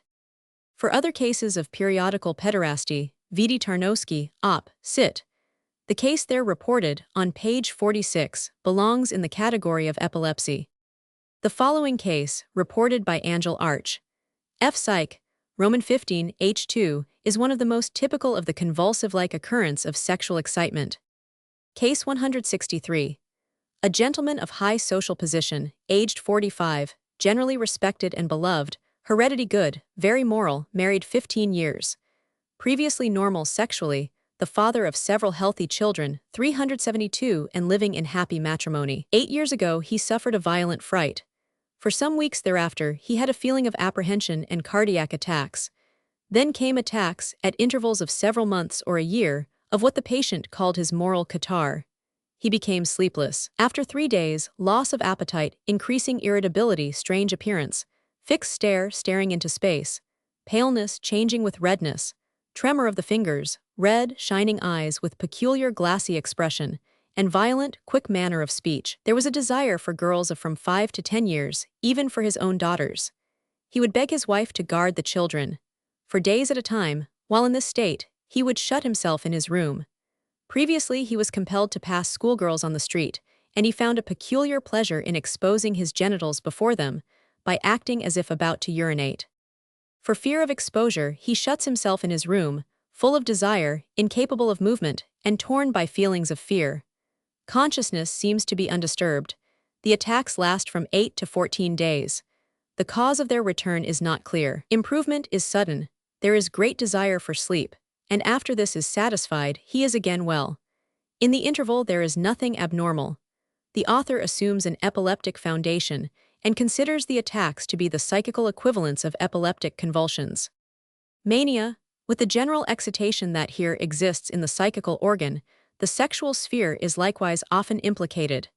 In maniacal individuals of the female sex, this is the rule. In certain cases, it may be questionable whether the instinct, which in itself is not intensified, is simply recklessly manifested, or whether it is present in actual abnormal intensity.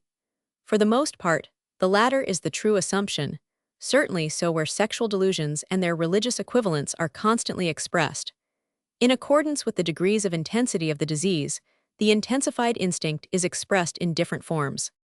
In simple maniacal exaltation in men, courting, frivolity, and lasciviousness in speech, and frequenting of brothels are observed. In women, inclination for the society of men, personal adornment, perfumes, talk of marriage and scandals, suspicion of the virtue of other women. Or there is manifested the religious equivalent, pilgrimages, missionary work, desire to go into a cloister, or to become the servant of a 373 priest. And in this case there is much talk about innocence and virginity. At the height of mania there may be seen invitations to coitus, exhibition, obscenity, great excitation at sight of women, tendency to smear the person with saliva, urine, and even feces, religious delusions, to be under the protection of the Holy Ghost, to have given birth to Christ, etc., open onanism, and pelvic movements of coitus. In maniacal men, care must be taken to prevent shameless masturbation and sexual attacks on women. Satyriasis and nymphomania. States of mental excitement, in which an abnormal intense sexual impulse is prominent, are called satyriasis in males and nymphomania in women, or uteromania. Morrow considers these cases peculiar to themselves, but he is certainly in error. The sexual complexus of symptoms is always but the partial manifestation of a general psychosis mania, hallucinatory insanity. The essential element of the state of sexual excitement is a condition of psychical hyperesthesia with involvement of the sexual sphere. The imagination calls up only sexual images, which may lead to hallucinations, illusions, and true hallucinatory delirium. The most indifferent ideas excite sensual association, and the lustful coloring of the ideas and apperceptions is very much intensified. The abnormal state of consciousness implicates the whole course of feeling and desire, and is accompanied by general physical excitement like that accompanies coitus. 5. Physiology. Often the genitals are in a constant state of turgor priapism in males. The man affected with this sexual passion seeks to satisfy his desire at any price, and therefore becomes very dangerous to women. Faute de mieux, he practices onanism or sodomy. The nymphomaniacal woman seeks men by exhibition, or to attract them by her sensual conduct. At the sight of men, she is 374 intensely excited sexually, and satisfies herself by masturbation or by pelvic movements of coitus. Satyriasis is infrequent. Nymphomania is more frequently observed and not seldom in the climacteric. It may occur in senility.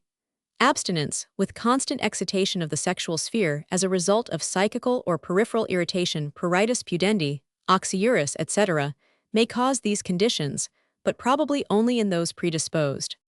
The assertion that it may also result from poisoning by cantharides seems to depend upon confounding it with priapism.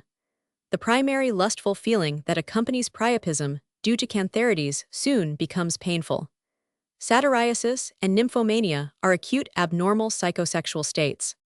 There are also cases that, not without reason, might be called chronic satyriasis or nymphomania.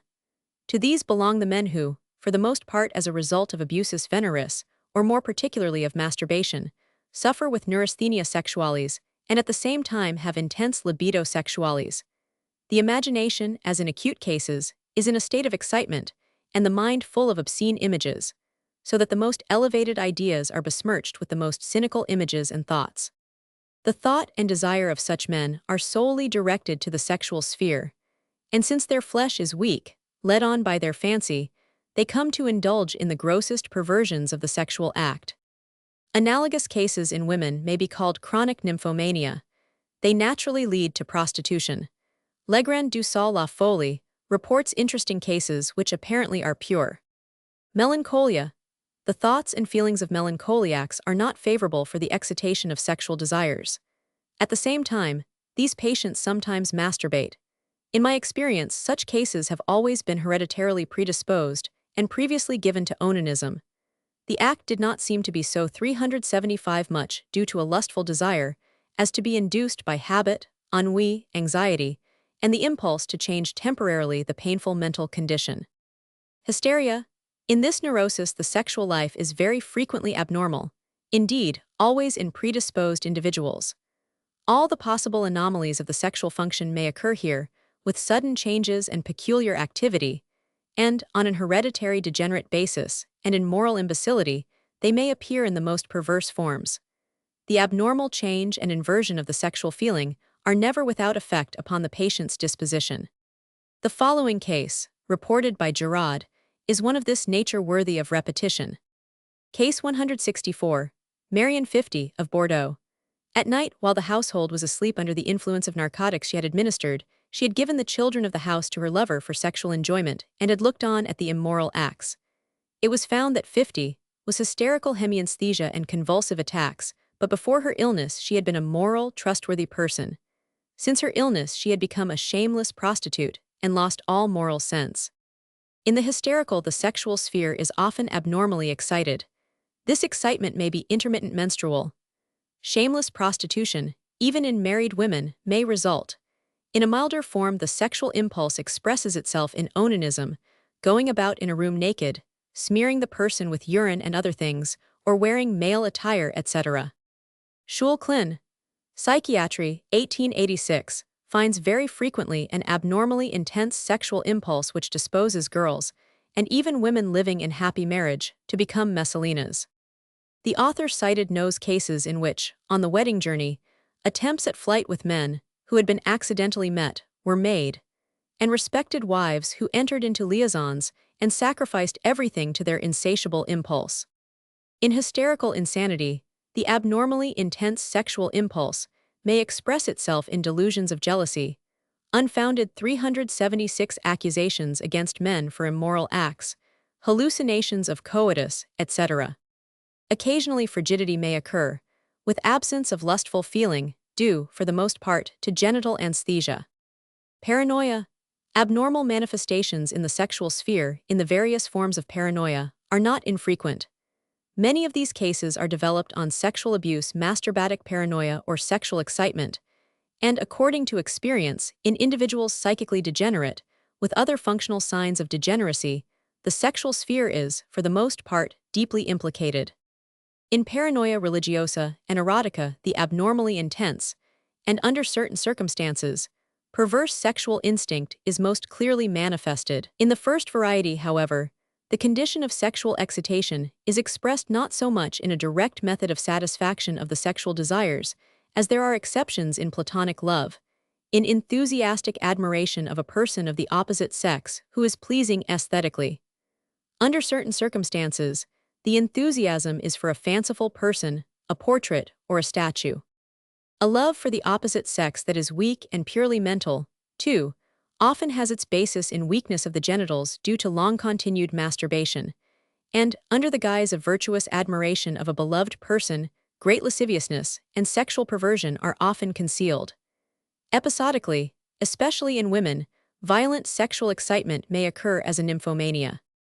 For the most part, paranoia religiosa rests upon sexuality which manifests itself in a sexual impulse that is abnormally early and intense.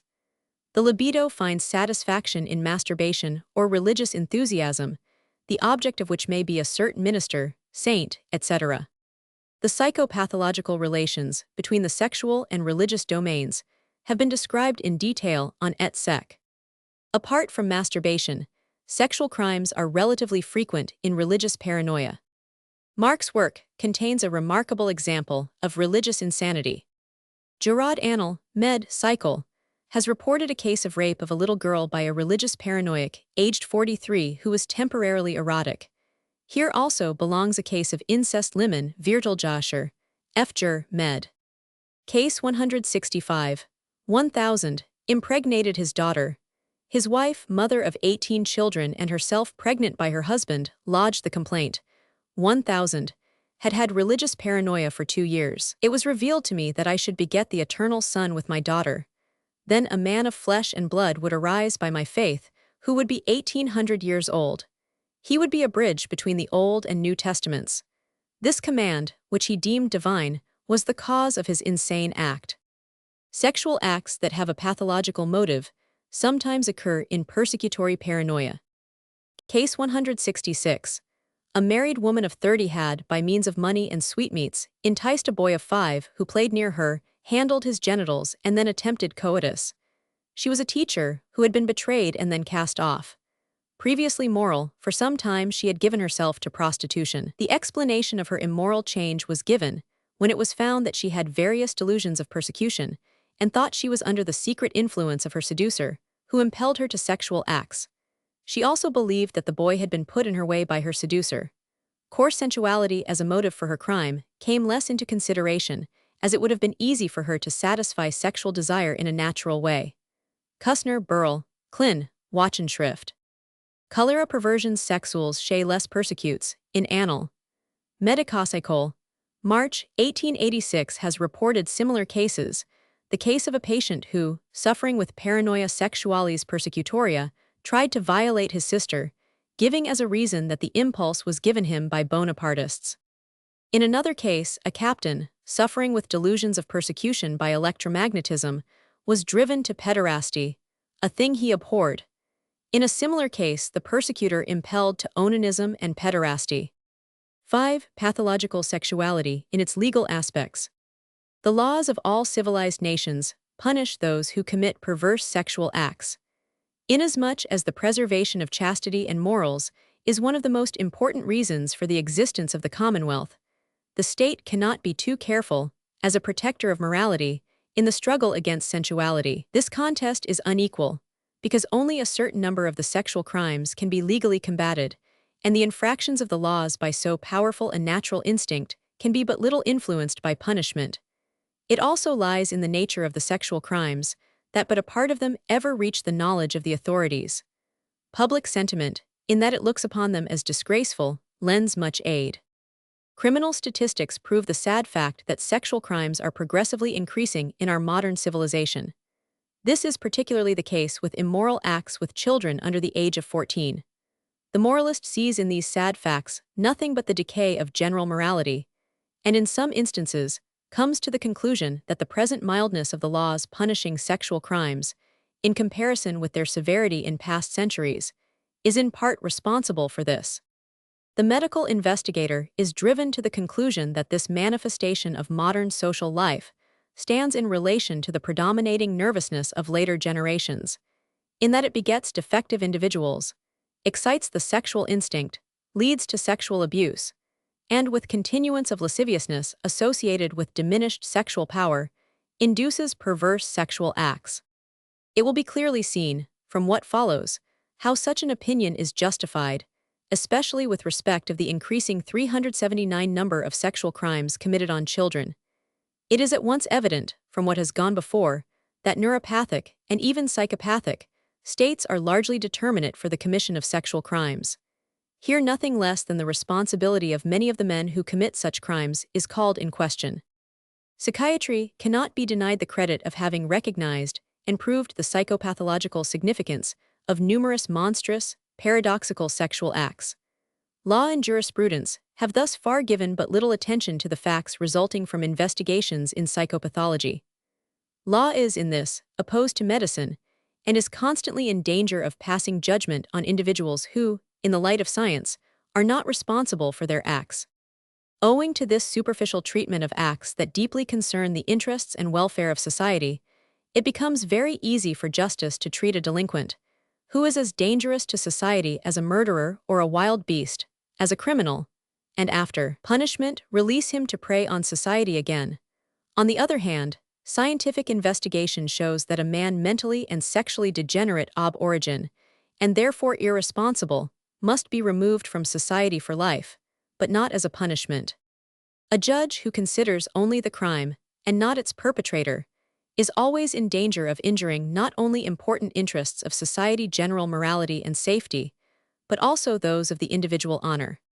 In no domain of criminal law is cooperation of judge and medical expert so much to be desired as in that of sexual delinquencies, and here only anthropological and clinical investigation can afford light and knowledge. The nature of the act can never, in itself, determine a decision as to whether it lies within the limits of mental pathology or within the bounds of mental physiology. The perverse act does not indicate perversion of instinct. At any rate, the most monstrous and perverse sexual acts have been committed by persons of sound mind. The perversion of feeling must be shown to be pathological. This proof is to be obtained by learning the conditions attending its 380 development, and by proving the existence of a general neuropathic or psychopathic condition. The species facti is important, but it allows, however, only presumptions, since the same sexual act, according as it is committed by an epileptic, paralytic, or a man of sound mind, takes on other features and peculiarities in accordance with the manner in which it is done.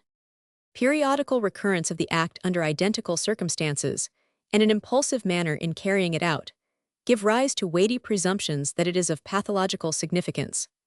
The decision, however, must follow after referring the act to its psychological motive abnormalities of thought and feeling, and after showing this elementary anomaly to be but one symptom of a general neuropathic condition, either an arrest of mental development, or a condition of psychical degeneration, or a psychosis.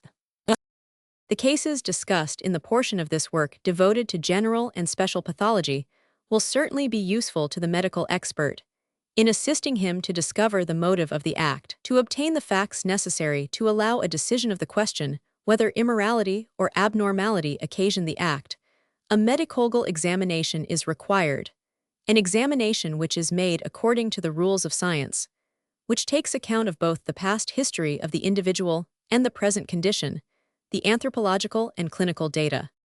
The proof of the existence of an original congenital anomaly of the sexual sphere is important and points to the need of an examination in the direction of a condition of psychical degeneration.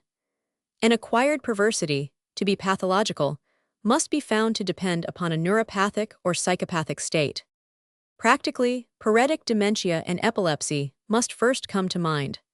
The decision concerning responsibility will depend on the demonstration of the existence of a psychopathic state in the individual convicted of a sexual crime. This is indispensable to avoid the danger of covering simple immorality with the cloak of disease. Psychopathic states may lead to crimes against morality, 381, and at the same time remove the conditions necessary to the existence of responsibility under the following circumstances. To oppose the normal or intensified sexual desire, there may be no moral or legal notions, owing to the fact that they may never have been developed states of congenital mental weakness, or to be the fact that they have been lost states of acquired mental weakness. When the sexual desire is increased states of psychical exaltation and consciousness, simultaneously clouded, the mental mechanism is too much disturbed to allow the opposing ideas, virtually present, to exert their influence. When the sexual instinct is perverse states of psychical degeneration, it may, at the same time, be intensified. Cases of sexual delinquency that occur outside of states of mental defect, degeneration, or disease can never be excused on the ground of irresponsibility. In many cases, instead of an abnormal psychical condition, a neurosis local or general is found. Inasmuch as the transitions from a neurosis to a psychosis are easy, and elementary psychical disturbances are frequent in the former, and constant in profound perversion of the sexual life, the neurotic affection, g. impotence, irritable weakness, etc. exerts an influence on the motive of the incriminating act, and a just judge, notwithstanding the lack of legal irresponsibility due to mental defect or disease, will recognize the circumstances which ameliorate the heinousness of the crime. For various reasons, the practical jurist will, in all cases of sexual crimes, call medical experts to make a psychiatric examination. To be sure, his own conscience and judgment must be the guides when necessity makes them his only reliance. Under the following circumstances, indices are given which point to a pathological condition. The accused is senile. The sexual crime is committed openly, with remarkable cynicism. The manner of obtaining sexual satisfaction is silly exhibition, or cruel mutilation or murder, or perverse necrophilia, etc. From what experience teaches, it may be said that, among the sexual acts that occur, rape, mutilation, pederasty, amor lesbicus, and bestiality may have a psychopathological basis. In case of lust murder, in as far as it goes beyond murder itself, and likewise in case of mutilation of corpses, psychopathic conditions are probable. Exhibition and mutual masturbation make pathological states seem very probable. Masturbation of another and passive onanism may occur in connection with senile dementia and contrary sexual feeling, but also with mere sensuality. Cunnilingus and feller penem in os mulieris origer have not thus far been shown to depend upon psychopathological conditions. These horrible sexual acts seem to be committed only by sensual men who have become satiated or impotent from excessive indulgence in a normal way. Pedicatio mulierum does not seem to be psychopathic, but rather a practice of married men of low morality who wish to prevent pregnancy, and of satiated cynics in non-marital sexual indulgence. The practical importance of the subject makes it necessary that the sexual acts threatened with punishment as sexual crimes be considered by jurists from the standpoint of the medico-legal expert. Thus there is an advantage gained, in that the psychopathological acts, according to circumstances, are placed in the right light by comparison with analogous acts that fall within the domain of physiological psychology. Offense against morality in the form of exhibition. Austrian Statutes 516, Abridgment 195, German Statutes 183. In man's present condition of civilization, modesty is a characteristic and motive so firmly fixed by centuries of education that presumption of a psychopathological element necessarily arises when public decency is coarsely offended. The presumption is justifiable that an individual who in this way has offended public decency and his own self-respect was incapable of moral feeling idiots, or that it has been lost 383 states of acquired mental weakness, or that he has acted while in a clouded state of consciousness transitory insanity, states of partial consciousness. A very distinctive act which belongs here is that of exhibition exposure. The cases thus far recorded are exclusively those of men who ostentatiously expose their genitals to persons of the opposite sex, in some instances following them, without, however, becoming aggressive. The silly manner of this sexual activity, or really sexual demonstration, points to intellectual and moral weakness, or, at least, to temporary inhibition of the intellectual and moral functions, with excitation of libido dependent upon a decided disturbance of consciousness, abnormal unconsciousness, mental confusion, and, at the same time, the virility of these individuals is called in question. Thus, there are various categories of exhibitionists. The first category includes states of mental weakness in which, owing to the causative cerebral or spinal disease, consciousness is clouded, and the ethical and intellectual functions are interfered with, and in which there can be no opposition made to a sexual desire that has either always been intense or that has been intensified by the decease process. At the same time, impotence exists and no longer permits expression of the sexual instinct in violent acts rape, but only in acts that are silly. The majority of reported cases fall in this category. They are those of individuals afflicted with senile dementia, paretic dementia, or mental defects due to alcoholism, epilepsy, etc. Case 167. Z. High official, aged 60, widower, father of a family. He had excited offense in that, during 14 days, he had repeatedly exposed his genitals at his window to a girl of 8 years who lived opposite him. After a few months, under like circumstances, this man repeated his indecent act. At his examination, he acknowledged the depravity of his action and could give no excuse for it. Death a year later due to cerebral disease. Laisk op. Sit. Case 168. Z, aged 78, seaman. He had repeatedly exhibited his genitals on children's playgrounds and in the neighborhood of girls' schools. This was the only way in which he was active sexually. He was married and the father of 10 children. 12 years before, he had suffered a severe head injury, since which he had had a deep scar, which indented the bone. Pressure on this scar caused pain. At the same time his face would flush, his expression become fixed, and he would grow somnolent, with convulsive movements in the right upper extremity, apparently epileptoid state in connection with cortical disease. Besides, there was senile dementia and advanced senium. It is not reported whether the exhibition coincided with epileptoid attacks or not. Senile dementia proved, pardoned. Dr. Schuchert, op. Sit. Pelanda op. Sit. Has reported a number of cases of this kind. Paralytic, aged 60. At the age of 58 he began to exhibit himself to women and children. In the asylum at Verona, for a long time thereafter, he was lascivious and also attempted fellatio.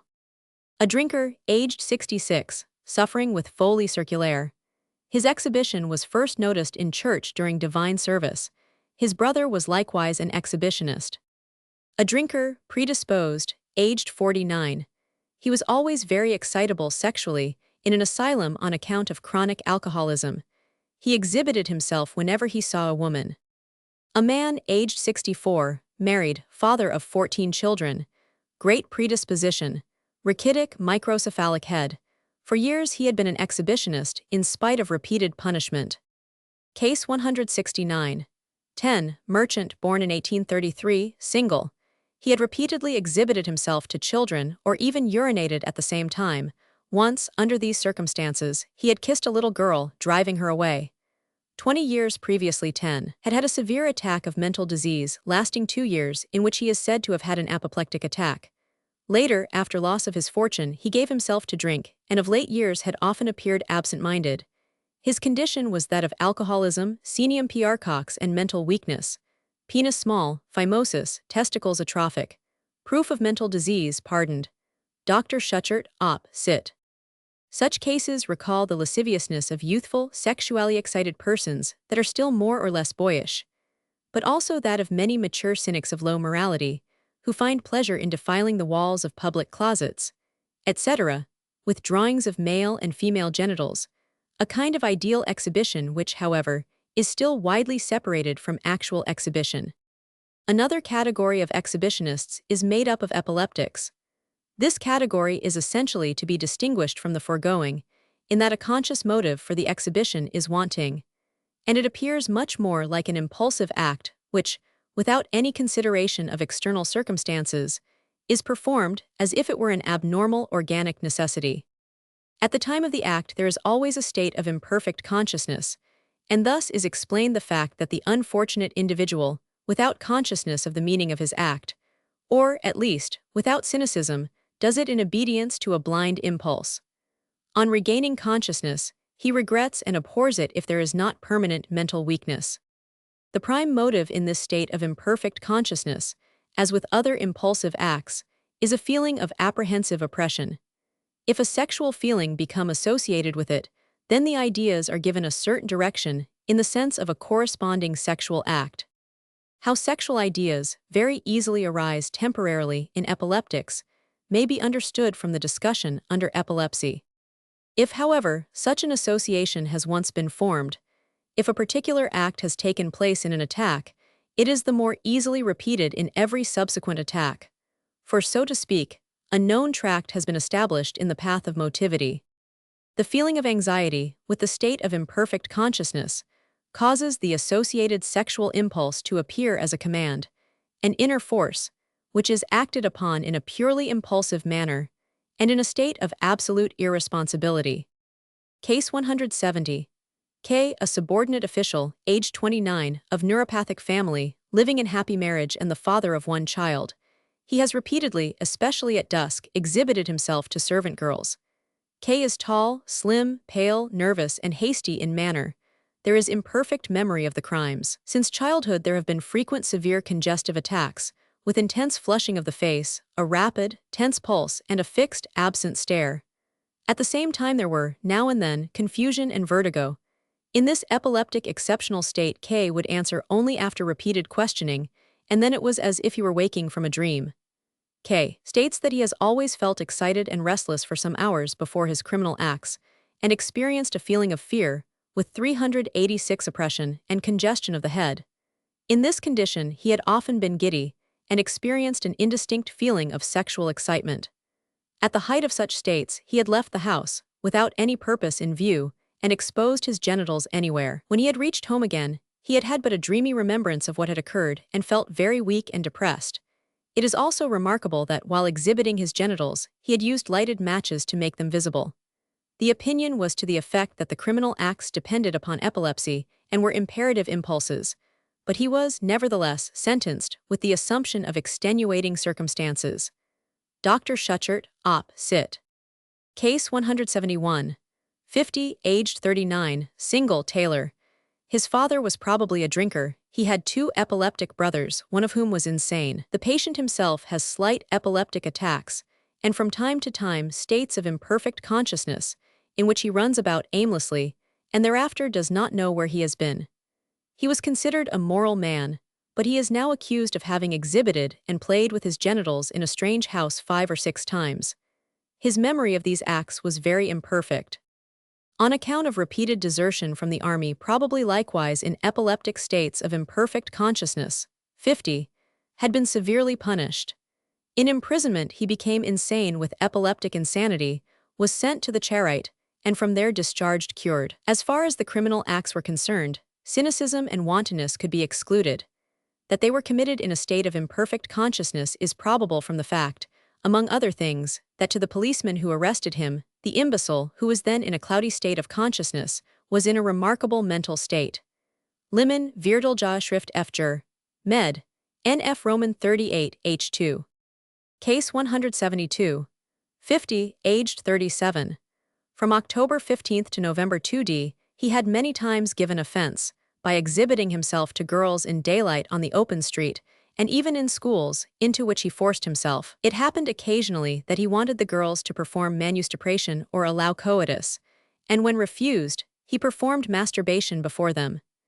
In a public house, he rapped on the window with his penis exposed, so that the children and servant girl in the kitchen were forced to see it. After his arrest, it was ascertained that since 1876-50, had very frequently caused trouble by exhibitions, but had always escaped punishment, owing to the demonstration of mental disease by physicians. On the other hand, he had been punished for desertion and theft in the army, and later once as a civilian for stealing cigars. 50. Had repeatedly been in asylums on account of insanity attacks of insanity. Besides, he was often remarkable on account of his changeable, quarrelsome character, occasional excitement, and inconstancy. L.'s brother died of paralysis. He himself presents no degenerative signs, no epileptic antecedents. During the time of observation, he is neither insane nor mentally weakened. He behaves himself very well, and expresses great regret for his sexual crimes. About himself he states that, though no drinker, he occasionally has an impulse to drink. Soon after beginning, congestion of the head, vertigo, restlessness, anxiety, and oppression come on. He then passes into a dreamy state. An irresistible impulse now forces him to expose himself, and he then experiences a feeling of relief and breathes more easily. When he has once exposed himself, he knows nothing more of what he does. As precursors of such attacks, he had often, a short time before, had flames before the eyes and vertigo. For the time of his clouded state of consciousness, he had but a clouded, dreamy memory. It was only after a time that sexual ideas and impulses had become associated with these apprehensive, cloudy states of consciousness. Years ago, in such states, without motive and with great danger, he had deserted. Once he had jumped from a third-story window. On another occasion, he had left a good position to wander about aimlessly in a neighboring country, where he was at once arrested for exhibition. When, outside of his abnormal periods, 50, once became intoxicated, there was no exhibition. In the lucid state, his sexual feeling and intercourse are perfectly normal. Dr. Hodson, Friedreich's bladder, 1890, H6. For other instances, vd cases 153, 155. A clinical group that very nearly approaches the epileptic exhibitionists is made up of certain neurasthenic individuals, in whom, likewise, there may occur attacks epileptoid of imperfect consciousness in connection with a feeling of apprehensive oppression, and with this sexual impulses may be associated, resulting in acts of exhibition having an impulsive character. Case 173. Dr. S., academic teacher, had aroused public indignation by being seen repeatedly running about in the zoological garden at Berlin, before ladies and children, with his genitals hanging out. S. admitted this, but denied all thought or consciousness of causing public offense, and excused himself by saying that his running about with exposed genitals afforded him relief from nervous excitement. Mother's father was insane and died by suicide. His mother was constitutionally neuropathic, a somnambulist, and had been temporarily insane. The culprit was neuropathic, had been a somnambulist, and had had continuous aversion to sexual intercourse with females. In his youth he practiced 388 onanism. He was a neurasthenic man, shy, torpid, and easily became embarrassed and confused. He was sexually always much excited. Frequently he dreamed that he was running about with exposed genitals, or that, dressed only in a shirt, he hung from a fence with his head downward, so that the shirt fell down, exposing his erected penis. His dreams would induce pollution, and he would then have rest for a few days or an entire week. Also, in his waking state, the impulse would often come upon him, just as in his dreams, to run about with exposed genitals. As he was about to expose himself, he would become very hot, and then he would run aimlessly about. The member would become moist with secretion, but pollution was never induced. Finally, when it had become flaccid, he would put it up and then come to himself, glad if no one had seen him. In such conditions of excitement he seemed to be in a dream, as if intoxicated. He had never had the intention to offend women. S. was not epileptic. His declarations had the impress of truth. He had actually never followed or spoken to women while in this condition. Frivolity and coarseness were excluded. In agreement with Westphal, the author regards S. as belonging to a class of individuals of peculiar hypochondriacal tendencies, in whom the attention is constantly directed, in an abnormal way, to certain bodily sensations and processes, who brood over these, connecting all kinds of peculiar conceptions with them, at last making use of quite a strange means to combat the bodily sensations and ideas. At least S.'s act was due to pathological sensation and idea, and S. was in a condition of pathological disturbance of mental action at the time of the commission of his acts. In the case of this exhibitionist, the manner of satisfaction of the sexual instinct may be considered as peculiar to the individual. Liman, Vierteljahr Schrift für Gerichtsstal. Med. NF Roman 38, Hef 2. Case 174, 10, aged 38, married, father of one child, always sullen and silent, suffers frequently with headache, very neurasthenic though not insane. He is troubled much at night by pollutions. He has repeatedly followed shopgirls for whom he had lain in wait, exposing and handling his genitals. In one case he even followed a girl into a shop. Trocon, Arch. De l'Anthropologie Criminelle, Roman 3. In the following case, the exhibition seems subsidiary to the impulsive desire to satisfy sudden, intense libido by means of masturbation. Case 175. R. Coachman, aged 49, Vienna, married since 1866, childless, father neuropathic and given to sexual excesses, died of cerebral disease. He presents no degenerative signs. At the age of 29, he suffered a severe concussion by falling from a height. Up to that time the vita sexualis had been normal. 389 since that time, every 3 or 4 months, he has been seized with very painful sexual excitement, accompanied by an intense desire to masturbate. A feeling of weariness and discomfort, with a desire for alcoholic indulgence, precedes this. In the intervals he is sexually cold, and has but very infrequent desire for his wife, who, moreover, for 5 years has been sick and incapable of cohabitation. He gives the assurance that, as a young man, he never masturbated, and that, in the intervals between his attacks, he has never thought of satisfying himself sexually in this way. The impulse to masturbation during the attack is always excited by certain feminine charms: short cloak, pretty foot and ankle, elegant appearance. Age makes no difference, even little girls excite him. The impulse is sudden and unconquerable.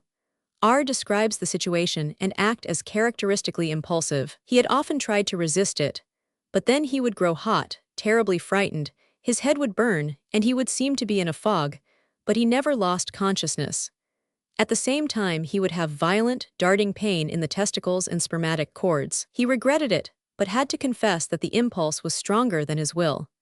In such a situation, it forced him to masturbate, no matter where he might be. After ejaculation, he would become calm and regain his self-control. He regarded it as a terrible affliction. Defense shows that R has been punished 6 times for similar offenses: exhibition and masturbation in the open street. On November 4, 1889, R, while in his worst condition, happened to be in the street as a crowd of schoolgirls went by. This awakened his unconquerable impulse. There was not time to run to a closet, he was so excited. There was immediate exhibition, masturbation in front of a house, great scandal and immediate arrest. R is not weak-minded and has no ethical defect. He bemoans his fate, deeply regrets his act, and fears new attacks. He regards his condition as abnormal, as a fate against which he is powerless. He thinks himself still virile. Penis abnormally large. Cremasteric reflex present, patellar reflex increased. Weakness of the sphincter of the bladder that has existed for some years. Various neurasthenic difficulties. The opinion showed that R was subject to the influence of abnormal conditions and had acted impulsively. Patient was sent to an asylum, from which he was discharged after a few months. In the foregoing case, the important point, clinically, lies not in the neurosis that is present, but rather in the impulsive character of the act exhibition dependent on masturbation. With the enumeration of the categories of imbeciles, of mentally weakened individuals, and of the exhibitionists that 390 are in a neurotic, epileptic, or neurasthenic state of imperfect consciousness, apparently the clinical and forensic side of this phenomenon is still unexhausted. In addition to these, there is another class, the representatives of which, owing to deep hereditary taint hereditary degenerative neurosis, are impelled to periodical and very impulsive exhibition. With reference to these conditions of psychopathia sexualis, periodica comp, periodical insanity, in which the accidentally awakened impulse to exhibition is but a partial manifestation of a clinical whole, like dipsomania periodica, Magnan, from whom I borrow the following instructive cases, justly lays the greatest stress upon the impulsive, periodical feature of these abnormal impulses, and no less upon the fact that they are often accompanied by terrible anxiety, which, after the realization of the impulse, gives place to a feeling of relief. These facts, and no less, the clinical picture of degeneracy that, for the most part, is referable to injurious conditions that are hereditary, or that exercise an injurious effect on the development of brain in early years rachitis, etc., are medico-legally of decisive importance with reference to the question of responsibility. Case 176. G, age 29, waiter in a cafe. In 1888, while standing under a church door, he exhibited himself to several girls working opposite. He confessed the act, and also that, many times in the same place and at the same time of day, he had been guilty of the same crime, having been punished for it the year before with imprisonment for 1 month. G has very nervous parents. His father is mentally unstable and very irascible. His mother is at times insane and suffers with severe nervous disease. G has always had nervous twitching of the face and constant alternation of causeless depression with tedium vit and periods of elation. At the ages of 10 and 15, for slight cause, he wished to commit suicide. When excited, he has similar twitching of the extremities. He presents constant general analgesia. In prison, he was at first beside himself with shame about the disgrace he had brought on his family, and said he was the worst of men, deserving the severest punishment. Until his 19th year, G had satisfied himself with solitary and mutual masturbation, and on one occasion, he had practiced onanism with a girl. From that time, working in a cafe, the female customers had excited him so intensely that ejaculation was often induced. 391 He suffered with almost constant priapism, and as his wife stated, in spite of coitus, it often disturbed his rest at night. For 7 years he had repeatedly exhibited himself at his window, and also exposed himself naked to female neighbors living opposite. In 1883 he married out of desire. Marital intercourse did not satisfy his needs. At times his sexual excitement was so intense that he had headache and seemed confused, like one drunk, strange, and incapable of work. Case 177. B, aged 27, of neuropathic mother and alcoholic father. He has one brother who is a drinker and an hysterical sister. After his 11th year, onanism, solitary or mutual. After his 15th year, impulses to exhibition. He attempted it at a street urinal. He felt pleasure in it, but also immediately twinges of conscience. If he attempted to oppose his impulse thereafter, he became apprehensive and had a feeling of oppression in his chest. When a soldier, he was often impelled to expose himself, under various pretexts, to his comrades. After his 17th year, he had sexual congress with women. It gave him great pleasure to show himself naked before them. He continued his exhibition on the street. Since he could but infrequently count on female spectators at urinals, he changed his place to churches. In order to exhibit himself at such places, he always had to strengthen his courage by drinking. Under the influence of spirits, the impulse, at other times controllable with difficulty, became irresistible. He was not sentenced. He lost his position and then drank more. Not long after, he was again arrested for exhibition and masturbation in a church. Case 178. 10, aged 35, barber's assistant. Repeatedly punished for offense against decency, he is again arrested, for during 3 weeks he had been hanging around girls' schools, trying to attract the attention of the pupils, and when he had succeeded in this, had exhibited himself. Occasionally he had promised them money, with the words, "Habeo mentionam pulcherimum, venite ad me ut eam lambates." At his examination 10, confessed everything but did not know how it had come about. He was the most reasonable of men in other respects, but had the impulse to commit this crime and could not overcome it. In 1879, when in the army, he was once out on leave and had run around exhibiting himself to children, imprisonment for a year. The same crime in 1881. He chased the crying children and stared at them, imprisonment of 1 year and 3 months. 2 days after his discharge, he said to 2 little girls, "If you want to see my tail, come with me to this market booth." He denied these words and claimed drunkenness, imprisonment for 3 months. In 1883, renewed exhibition. During the act he said nothing.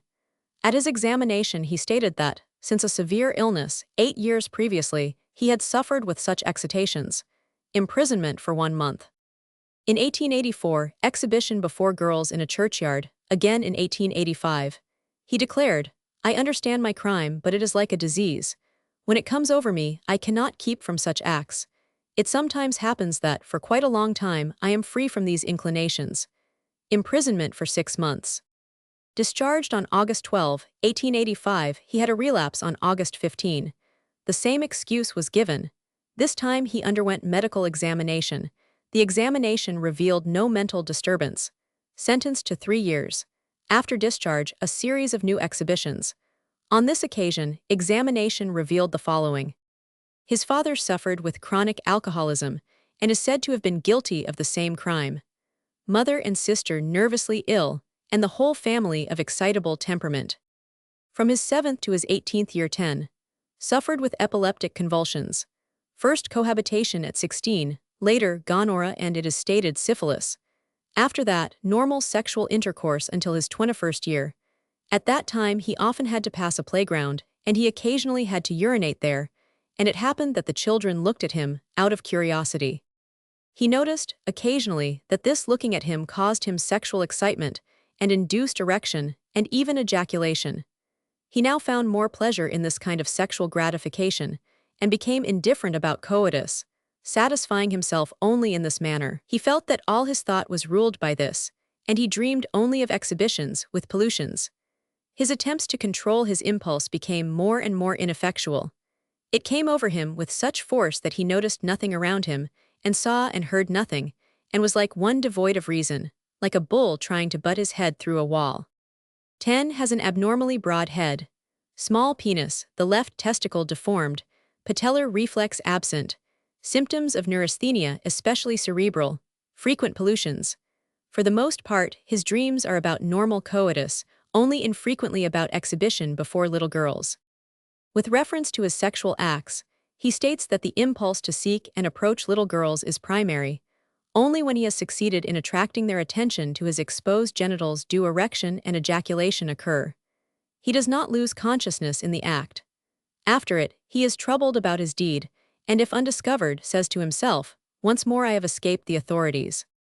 In prison he did not have the impulse. There, he was troubled only with dreams and pollutions. In freedom he had daily sought opportunity to satisfy himself with exhibition. He would give 10 years of his life to be free from the thing, this life of constant anxiety, this alternation between freedom and imprisonment, is unendurable. The opinion assumed a congenital perversity of the sexual 393 instinct, with unmistakable hereditary taint, neuropathic constitution, asymmetry of cranium, and defective development of the genitals. It is also worthy of remark that the exhibition began when the epilepsy ceased, so that one might think of a vicarious phenomenon.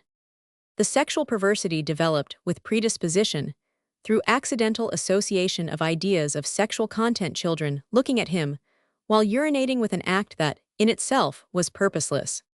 The patient was not sentenced but sent to an asylum. Dr. Freyer Zeitcher, F. Medicinalbeamt, 3 Jog, No. 8. Case 179. At 9 o'clock at night, in the spring of 1891, a lady in great trepidation came to the policeman in the city park of 10, with the statement that a man, absolutely naked in front, had approached her from the bushes, and she had run away, frightened. The officer went at once to the place indicated and found a man who exposed ventrum et genitalia nuda. He attempted to escape but was overtaken and arrested. He stated that he had been sexually excited by alcohol and had been on the point of going to a prostitute. On his way through the park, however, he recalled the fact that exhibition gave him much greater pleasure than was afforded him by coitus, in which he seldom, and only faute de mieux, indulged.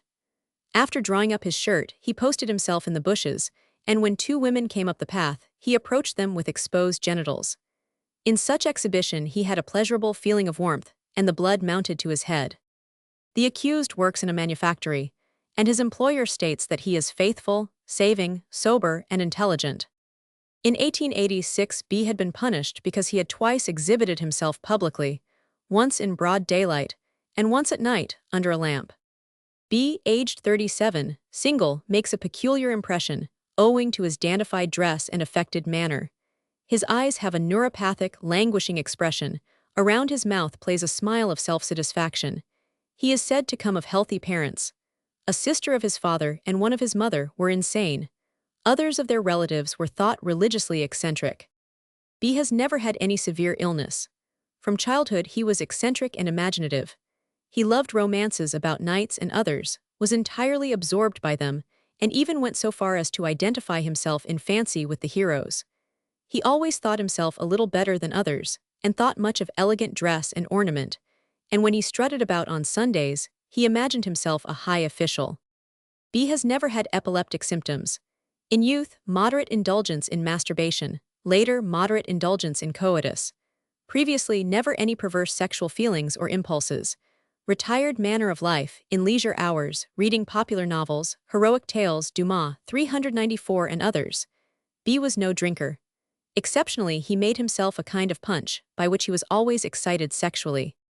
For some years, with marked decrease of libido, after such alcoholic indulgence, he had had accursedly silly thoughts, and developed the desire genitalia id spectui feminarum publis exhiber. If he got into this state, he felt warm, his heart beat violently, blood rushed to his head, and he could then no longer resist his impulse. He heard and saw nothing more, and was absolutely absorbed in his lust.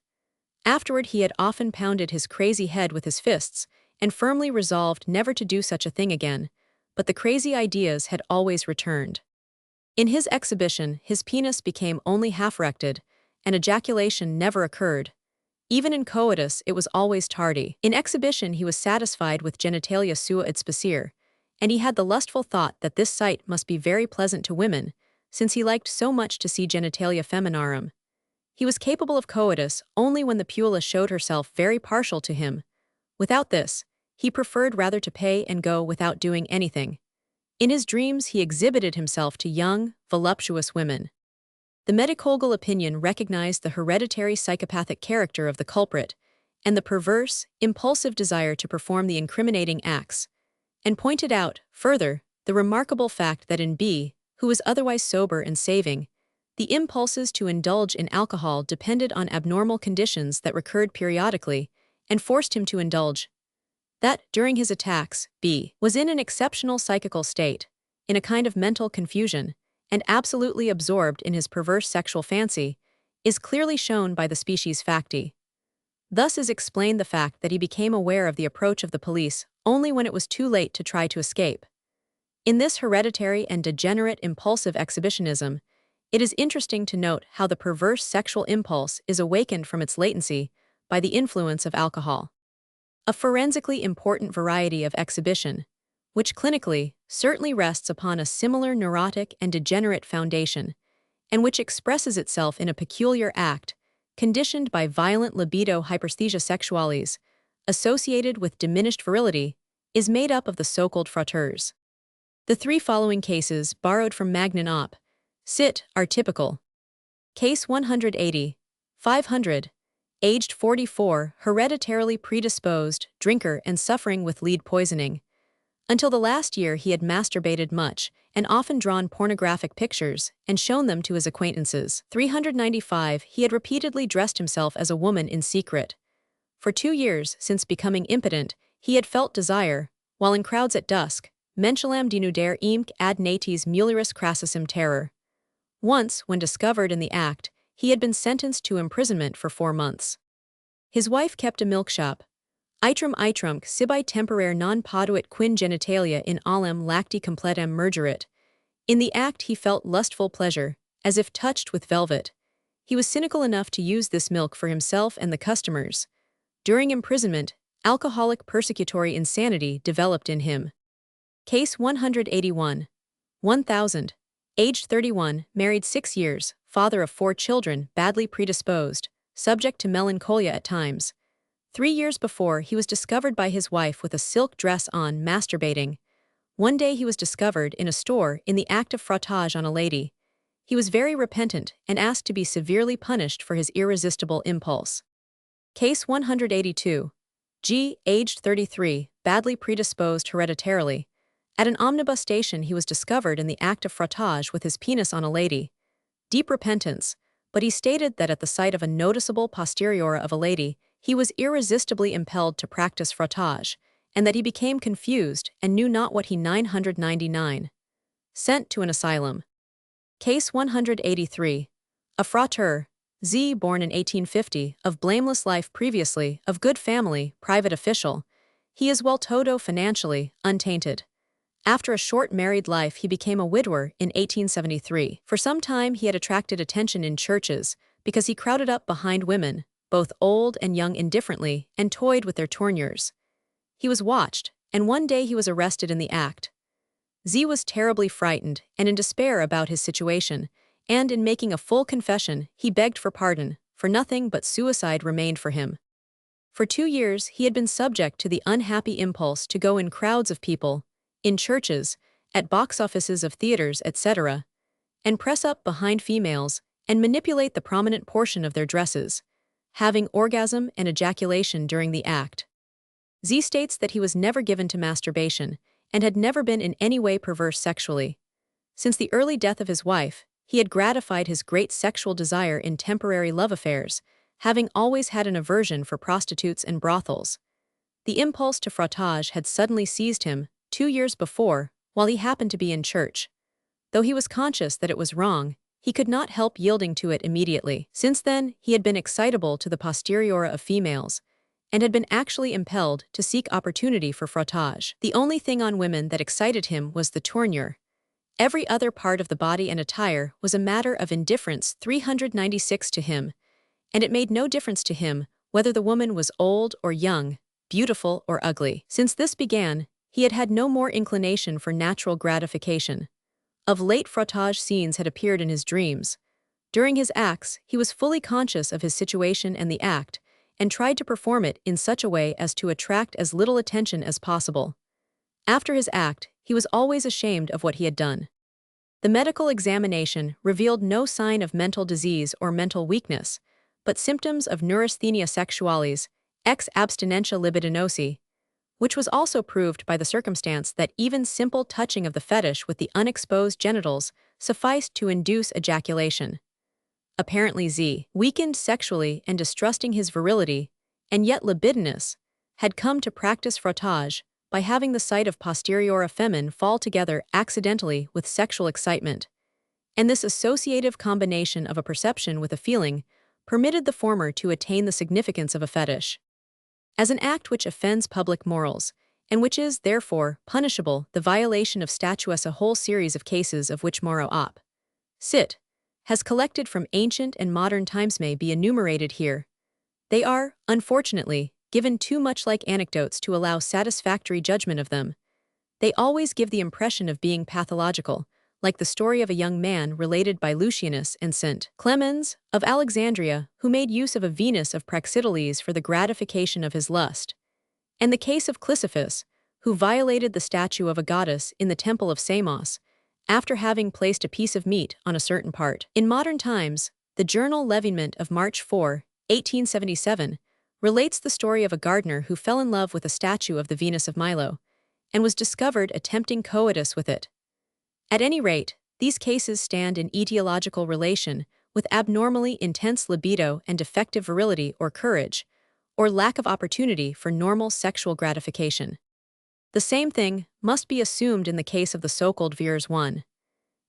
Men who are so cynical that they seek to 397 get sight of coitus in order to assist their virility, or who seek to have orgasm and ejaculation at the sight of an excited woman. Concerning this moral aberration, which for various reasons cannot be further described here, it will suffice to refer to Coffignan's book, La Corruption à Paris. The revelations in the domain of sexual perversity and also perversion, which this book makes, are horrible. Rape and lust murder. Austrian Statutes 125-127, Austrian Abridgment 192, German Statutes 177. By the term rape, the jurist understands coitus, outside of the marriage relation, with an adult, enforced by means of threats or violence, or with an adult in a condition of defenselessness or unconsciousness, or with a girl under the age of 14 years. Imissio penis or at least conjunctio membrorum schutzi is necessary to establish the fact. Today, rape on children is remarkably frequent. Hoffman Jur. Med. I and Tardieu Attentats report horrible cases. The latter establishes the fact that, from 1851 to 1875 inclusive, 22,017 cases of rape came before the courts in France, and of these, 17,657 were committed on children. The crime of rape presumes a temporary, powerful excitation of sexual desire, induced by excess in alcohol or by some other condition. It is highly improbable that a man morally intact would commit this most brutal crime. Lombroso Goltdamer's Arch considers the majority of men who commit rape to be degenerate, particularly when the crime is done on children or old women. He asserts that, in many such men, he has found actual signs of degeneracy.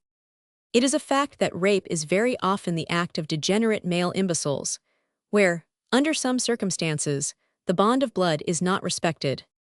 Cases as a result of mania, satyriasis, and epilepsy have occurred and are to be kept in mind. The crime of rape may follow the murder of the victim. There may be unintentional murder, murder to destroy the only witness of the crime, or murder out of lust. 5. Supra. Only for cases of the latter kind should the term lust murder be used. The motives of lust murder have been previously considered. The cases given in illustration are characteristic of the manner of the deed. The presumption of a murder out of lust is always given when injuries of the genitals are found, the character and extent of which are such as could not be explained by merely a brutal attempt at coitus, and still more, when the body has been opened, or parts intestines, genitals torn out, and are wanting. Lust murders dependent upon psychopathic conditions are never committed with accomplices. Case 184. Weak-mindedness, epilepsy, attempt at rape, murder. On the evening of May 27, 1888, an 8-year-old boy, Blasius, was playing with other children in the neighborhood of the village of S. An unknown man came along and enticed the boy into the woods. The next day the boy's body was found in a ravine, with the abdomen slit open, an incised wound in the cardiac region, and 2 stab wounds in the neck. Since on May 21, a man, answering to the description given of the murderer by the children, had attempted to treat a 6-year-old girl in a similar manner, and had only accidentally been detected, it was presumed to be a case of lust murder. It was proved that the body was found in a heap, with only the shirt and jacket on. Also, that there was a long incision in the scrotum. Suspicion fell upon a peasant, but on confrontation with the children, it was not possible to identify him with the stranger who had enticed the boy into the woods. Besides, with the help of his sister, he proved an alibi. The untiring efforts of the officers brought new evidence to light, and finally E confessed.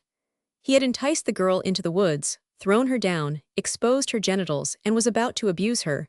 But as she had an eruption on her head and was crying loudly, his desire cooled and he fled.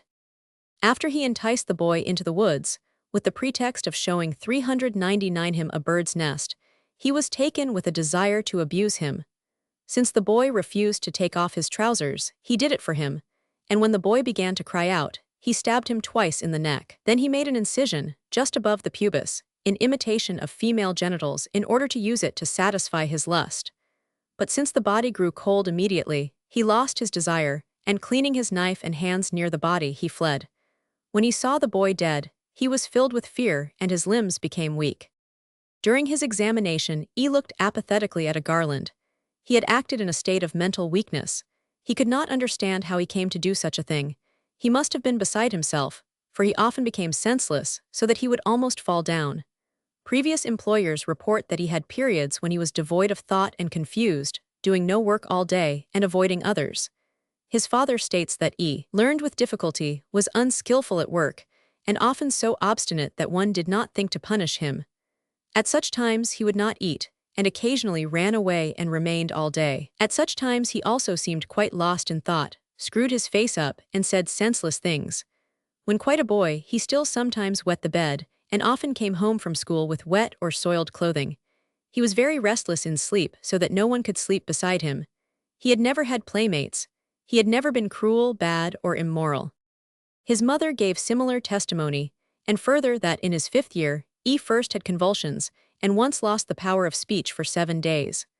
Sometime about his 7th year he once had convulsions for 40 days and was also dropsical. Later too he was often seized in sleep, and he often then talked in his sleep, and mornings after such nights the bed was found wet. At times it was impossible to do anything with him. Since his mother did not know whether it was due to viciousness or disease, she did not venture to punish him. Since his convulsions, in his 7th year, he had failed so in mind that he could not learn even the common prayers, and he also became very irascible. Neighbors, persons prominent in the community, and teachers state that E was peculiar, weak-minded, and irascible, that at times he was very strange, and apparently in an exceptional mental state. The examinations of the medical experts gave the following results. E is tall, slim, and poorly nourished. His head measures 53 centimeters in circumference. The cranium is rhombic, and in the occipital region flattened. His expression is devoid of intelligence. His glance is fixed, expressionless, his attitude is careless, and his body is bent forward. 400 movements are slow and heavy, genitals normally developed. ES whole appearance points to torpidity and mental weakness. There are no signs of degenerative marks, no abnormality of the vegetative organs, and no disturbances of motility or sensibility.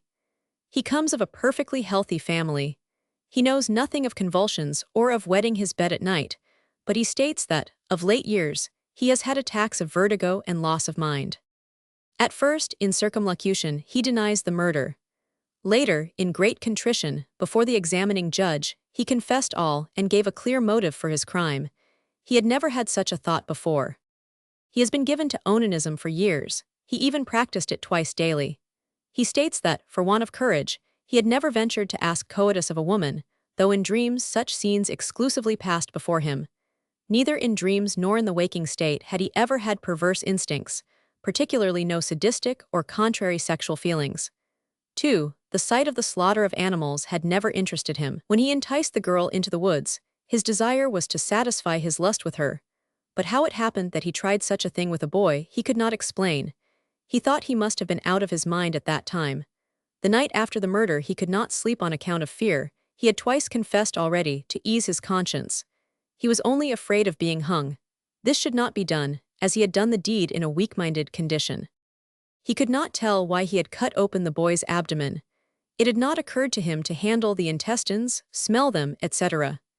He stated that, after the attempt on the girl in the daytime, and in the night, after the murder of the boy, he had convulsions. At the time of his crime he was indeed conscious, but he had not thought at all of what he 999.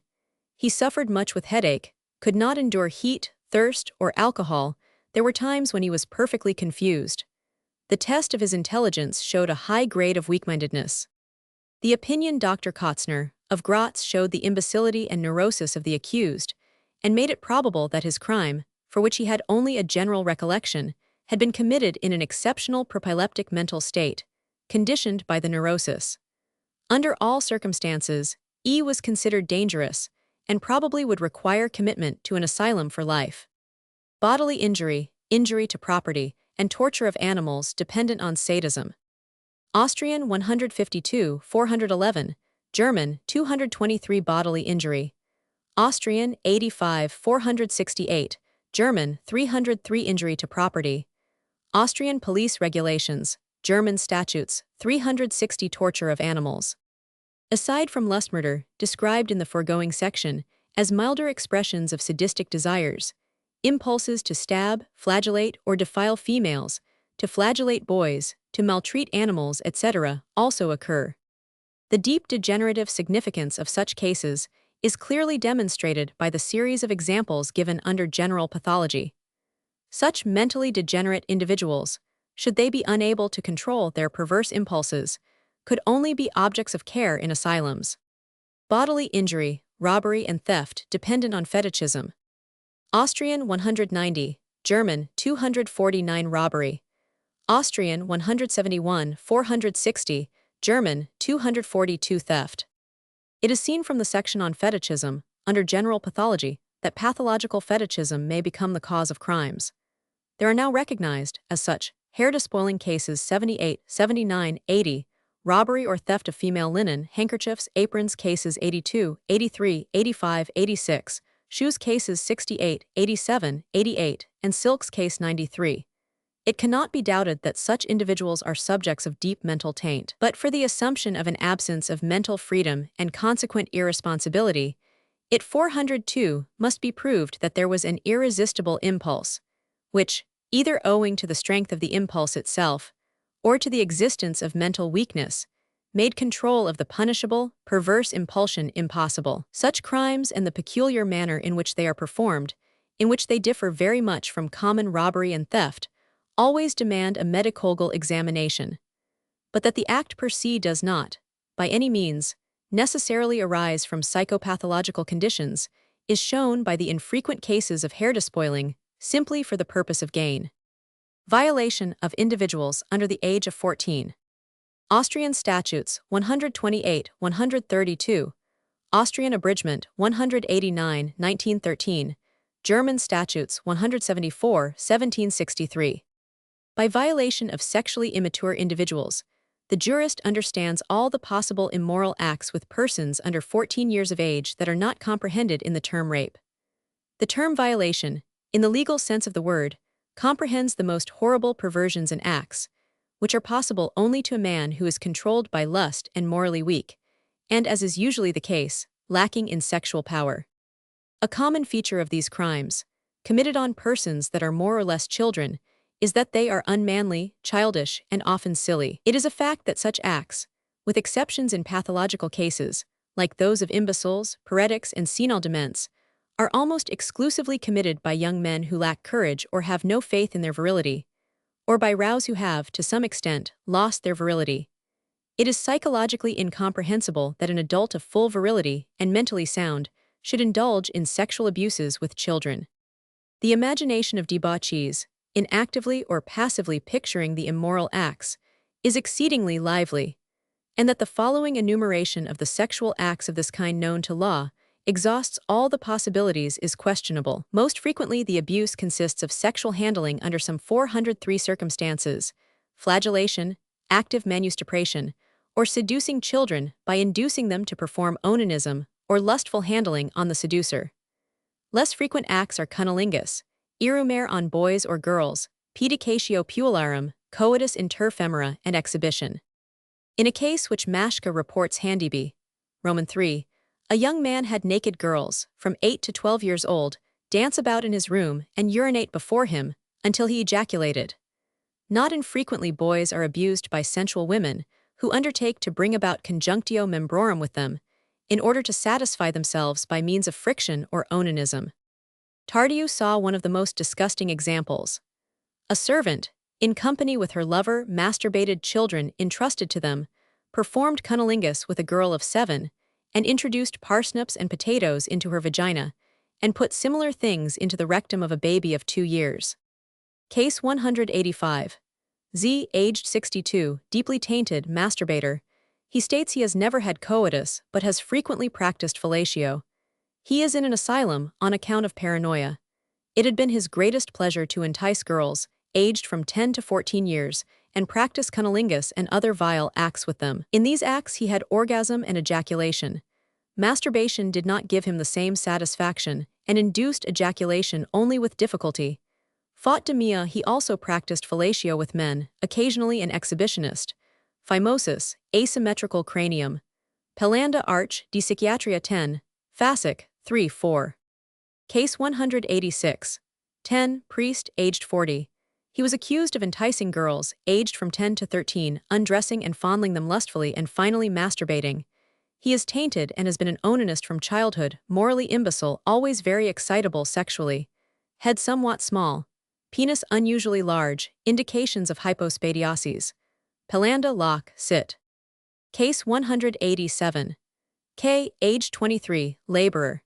He was accused and convicted of repeatedly enticing boys, and now and then girls, to an autothway place, and practicing abuses with them: mutual masturbation, fellatio purorum, fondling of the genitals of the girls.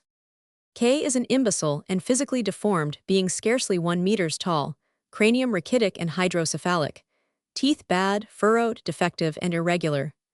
Large lips, idiotic expression, stuttering speech, and an awkward attitude complete the picture of psychophysical degeneration. K behaves like a child discovered in some mischievous act. Scarcely any growth of beard. Genitals well and 404 normally developed. He has a superficial consciousness of having done something improper, but he is unconscious of the moral, social, and legal significance of his crimes. K comes of a drunken father, and a mother who became insane from the abuse of her husband, and died in an asylum. In his babyhood the boy was almost blinded by corneal ulcers, and after his 6th year he grew up with an almoner, and later with difficulty earned his living as an organ grinder. His brother is good for nothing, and the culprit himself was considered a surly, quarrelsome, evil, moody, irritable man. The opinion emphasized the intellectual, moral, and physical defect of the culprit.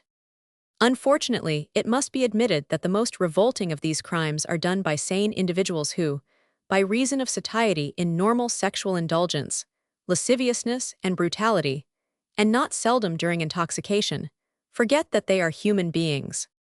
A great number of these cases, however, certainly depend upon pathological states. This is particularly true where old men become the seducers of children.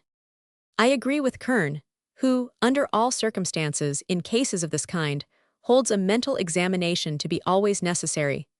Since, frequently enough, a reawakened, perverse, abnormally intense, and uncontrollable sexual desire is shown to be one of the manifestations of a senile dementia. Unnatural abuse sodomy. Austrian Statutes 129, Abridgment 190, German Statutes 175. A violation of animals' bestiality. Violation of animals, monstrous and revolting as it seems to mankind, is by no means always due to psychopathological 405 conditions. Low morality and great sexual desire, with lack of opportunity of natural indulgence, are the principal motives of this unnatural means of sexual satisfaction, which is resorted to by women as well as by men. To Pollack we owe the knowledge that in Persia bestiality is frequently practiced because of the delusion that it cures gonorrhea. Just as in Europe an idea is still prevalent that intercourse with children heals venereal disease. Experience teaches that bestiality with cows and horses is none too infrequent. Occasionally the acts may be undertaken with goats, bitches, and, as a case of Tardius and one by Schoenstein-Scholl-Leib, with hens. The action of Frederick the Great, in the case of a cavalryman who had committed bestiality with a mare, is well known. The fellow is a beast, and shall be reduced to the infantry. The intercourse of females with beasts is limited to dogs. A monstrous example of the moral depravity in large cities is related by Mashka Handebe, Roman 3, The case of a Parisian female who showed herself in the sexual act with a trained bulldog to a secret circle of rows at 10 francs a head. There has been, heretofore, but little legal consideration of the mental condition in those given to violation of animals. In several cases known to the writer, the individuals were weak-minded. In Schoenstein's case, there was insanity. The following case of bestiality is one that was certainly conditioned by disease. He was an epileptic. In this case, the desire for animals appeared as an equivalent of the normal sexual desire. Case 188. 10, peasant, aged 40, Greek Catholic. Father and mother were hard drinkers. Since his fifth-year patient has had epileptic convulsions, he falls down unconscious, lies still 2 or 3 minutes, and then gets up and runs wildly about with staring eyes. Sexuality was first manifested at 17. The patient had inclinations neither for women nor for men, but for animals, birds, horses, etc. He had intercourse with hens and ducks, and later with horses and cows. Never any onanism. The patient paints pictures of saints, is of very limited intelligence. For years, religious paranoia with states of ecstasy. He has an unspeakable love for the Virgin, for whom he would sacrifice his life. Taken to hospital, he proves to be free from infirmity and signs of degeneration. He had always had an aversion for women. In a single attempt at coitus with a woman he was impotent, but with animals he was always potent. He is ashamed before women. Coitus with women he regards almost as a sin. Kowalewski, Job, F. Psychiatry, Roman 7, Heft 3. Case 189. On the afternoon of September 23, 1889, W., aged 16, shoemaker's apprentice, caught a goose in a neighbor's garden and committed bestiality on the fowl until the neighbor approached. On being accused by the neighbor, W. said, "Is there anything wrong with the goose?" and then went away. At his examination he confessed the act, but excused himself on the ground of temporary loss of mind. Since a severe illness, in his 12th year, he several times a month had attacks, with heat in his head, in which he was intensely excited sexually, could not help himself, and did not know what he 999. He had done the act in such an attack. He answered for himself in the same way at the trial, and stated that he knew nothing of the species facti except from the statements of the neighbor. His father states that W., who comes of a healthy family, has always been sickly since an attack of scarlatina in his 5th year, and that, at the age of 12, he had a febrile cerebral disease. W. had a good reputation, learned well in school, and later helped his father in his work. He was not given to masturbation. The medical examination revealed no intellectual or moral defect. The physical examination revealed normal genitals, penis relatively greatly developed, marked exaggeration of the patellar reflexes. In other respects, negative result. The history of the condition at the time of the deed was not to be depended upon. There was no history of previous attacks of mental disturbance, and there were none during the 6 weeks of observation. There was no perversion of the vita sexualis. The medical opinion allowed the possibility that some organic cause cerebral congestion, dependent upon cerebral disease, may have exercised an influence at the time of the commission of the criminal act.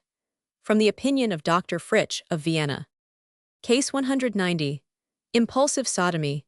A. aged 16, gardener's boy born out of wedlock, father, unknown, mother, deeply tainted, hysteropaleptic.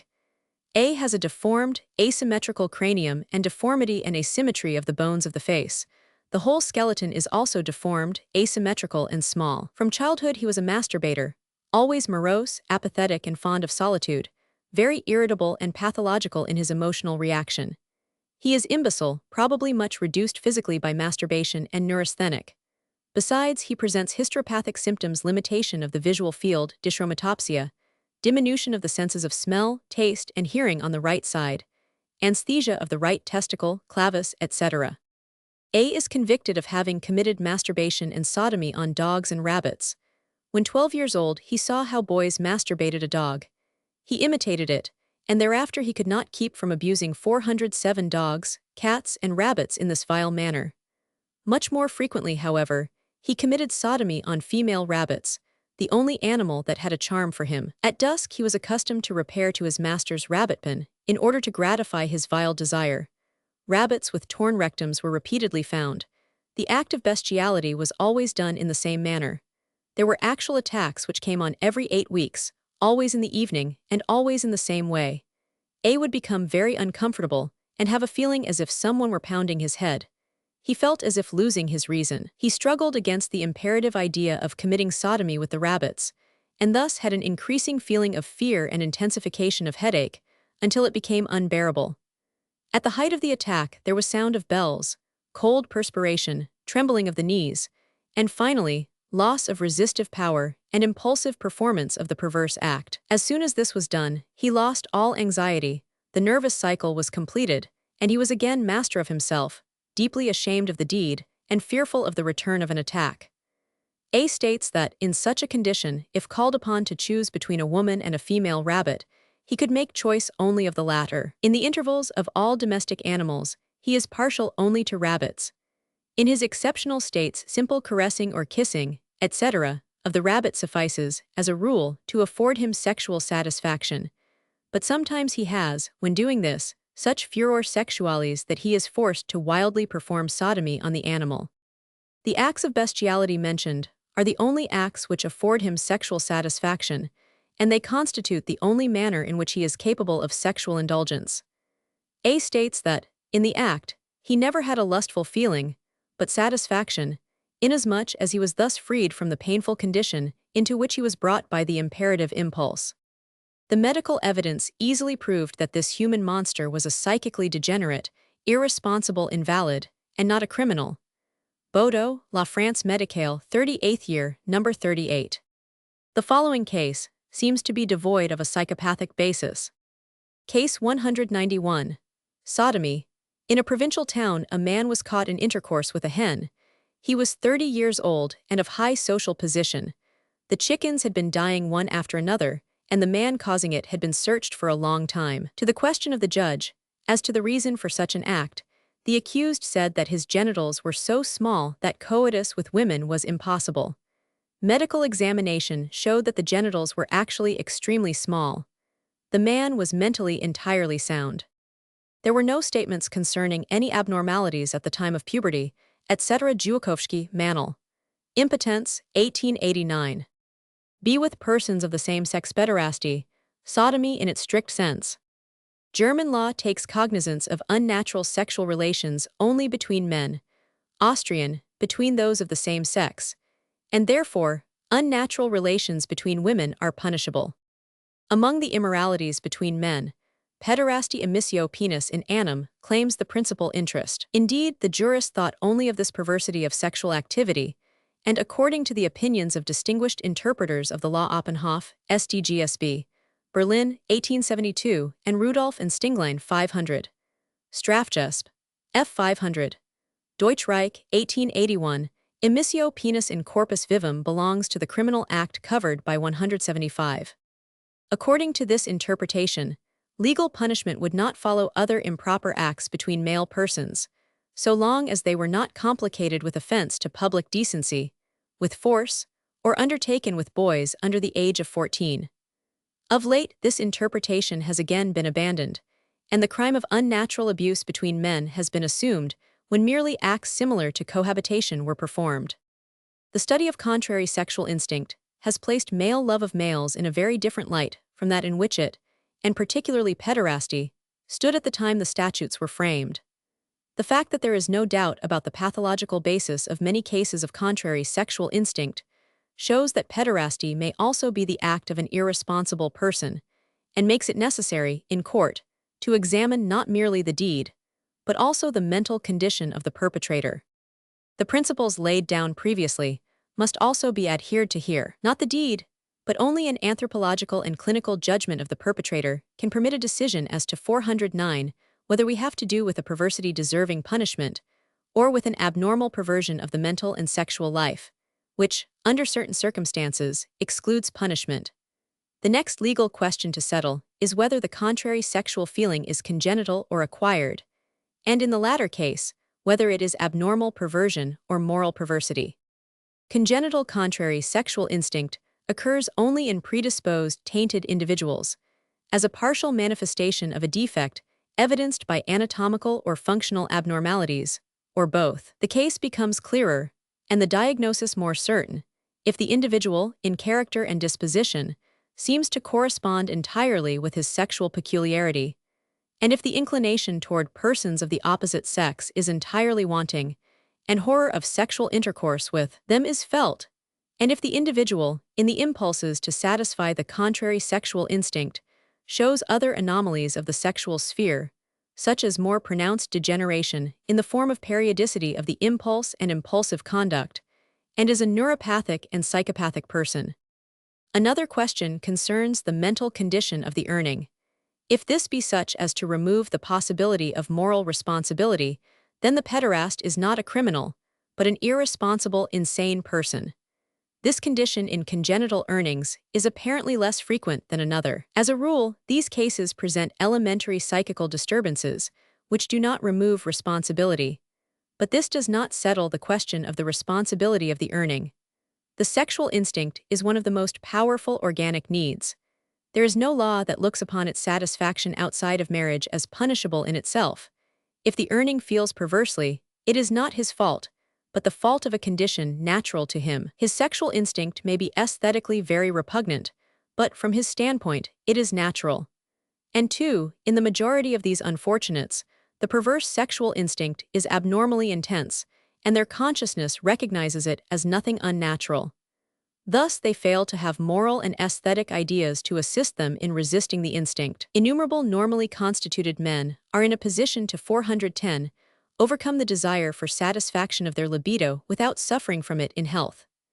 Many neuropathic individuals, and earnings are almost always neuropathic, on the contrary, become nervously ill when they do not satisfy the sexual desire, either as nature prompts or in a way that is for them perverse. The majority of earnings are in a painful situation. On the one hand, there is an impulse toward persons of their own sex that is abnormally intense, the satisfaction of which has a good effect, and is natural to them. On the other, is public sentiment which stigmatizes their acts, and the law which threatens them with punishment. Before them lies mental despair, even insanity and suicide at the very least, nervous disease. Behind them, shame, loss of position, etc. It cannot be doubted that, under these circumstances, states of necessity and compulsion may be created by the unfortunate natural disposition and constitution. Society and the law should understand these facts. The former must pity, and not despise, such unfortunates. The latter must cease to punish them, at least, while they remain within the limits which are set for the activity of their sexual instinct. As a confirmation of these opinions and demands concerning these stepchildren of nature, it is permissible to reproduce here the memorial of an earning to the author. The writer of the following lines is a man of high position in London. You have no idea what a constant struggle, we all, particularly those of us that have the most mind and finest feeling shave, to endure, and how we suffer under the prevailing false ideas about us and our so-called immorality. Your opinion that the phenomenon under consideration is primarily due to a congenital pathological disposition will, perhaps, make it possible to overcome existing prejudices and awaken pity for poor, abnormal men instead of the present repugnance and contempt.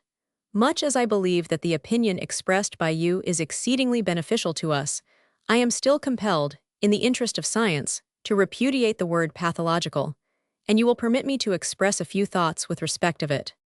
Under all circumstances, the phenomenon is anomalous, but the word pathological conveys another meaning, which I cannot think suits this phenomenon, at least, as I have had occasion to observe it in very many cases. I will allow, a priori, that among earnings, a far 411 higher proportion of cases of insanity, of nervous exhaustion, etc., may be observed than in other normal men. Does this increased nervousness necessarily depend upon the character of earningism, or is it not, in the majority of cases, to be ascribed to the effect of the laws and the prejudices of society, which prohibit the indulgence of their sexual desires, depending on a congenital peculiarity, while others are not thus restrained? The youthful earning, when he feels the first sexual promptings and naively expresses them to his comrades, soon finds that he is not understood. He shrinks into himself. If he tell his parents or teacher what moves him, that which is as natural to him as swimming is to a fish is described as wrong and sinful, and he is told it must be fought and overcome at any price. Then an inner conflict begins, a powerful repression of sexual inclinations, and the more the natural satisfaction of desire is repressed, the more lively the fancy becomes, and paints the very pictures that the wish is to banish. The more energetic the character that carries on this inner conflict, the more the whole nervous system must suffer. Such a powerful repression of an instinct so deeply implanted in us, in my opinion, develops the abnormal symptoms which are observed in many earnings. But this does not necessarily follow from the earning's disposition. Some continue the conflict for a longer or shorter time, and thus injure themselves. Others at last come to the knowledge that the powerful instinct born in them cannot possibly be sinful, and therefore, they cease to try to do the impossible, the repression of the instinct. Then, however, begin constant suffering and excitement. When a normal man seeks satisfaction of sexual inclination, he knows how to find it easily. It is not so with the earning. He sees men that attract him, but he dares not say nay, not even betray by a look what his feelings are. He thinks that he alone of all the world has such abnormal feelings. Naturally, he seeks the society of young men, but he does not venture to confide in them. Thus he comes to provide himself with a satisfaction that he cannot otherwise obtain. Onanism is practiced inordinately, and followed by all the evil results of that vice. When, after a time, the nervous system has been injured, the abnormality is again not the result of earningism, but it is produced by the onanism to which the earning resorts, as a result of the public sentiment that denies him opportunity to satisfy the sexual instinct that is natural to him.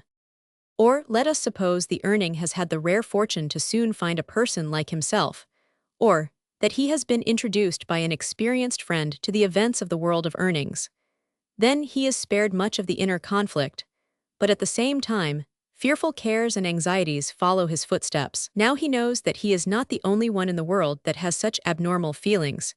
He opens his eyes and wonders that he meets so many of his kind in all social circles and in all 412 callings.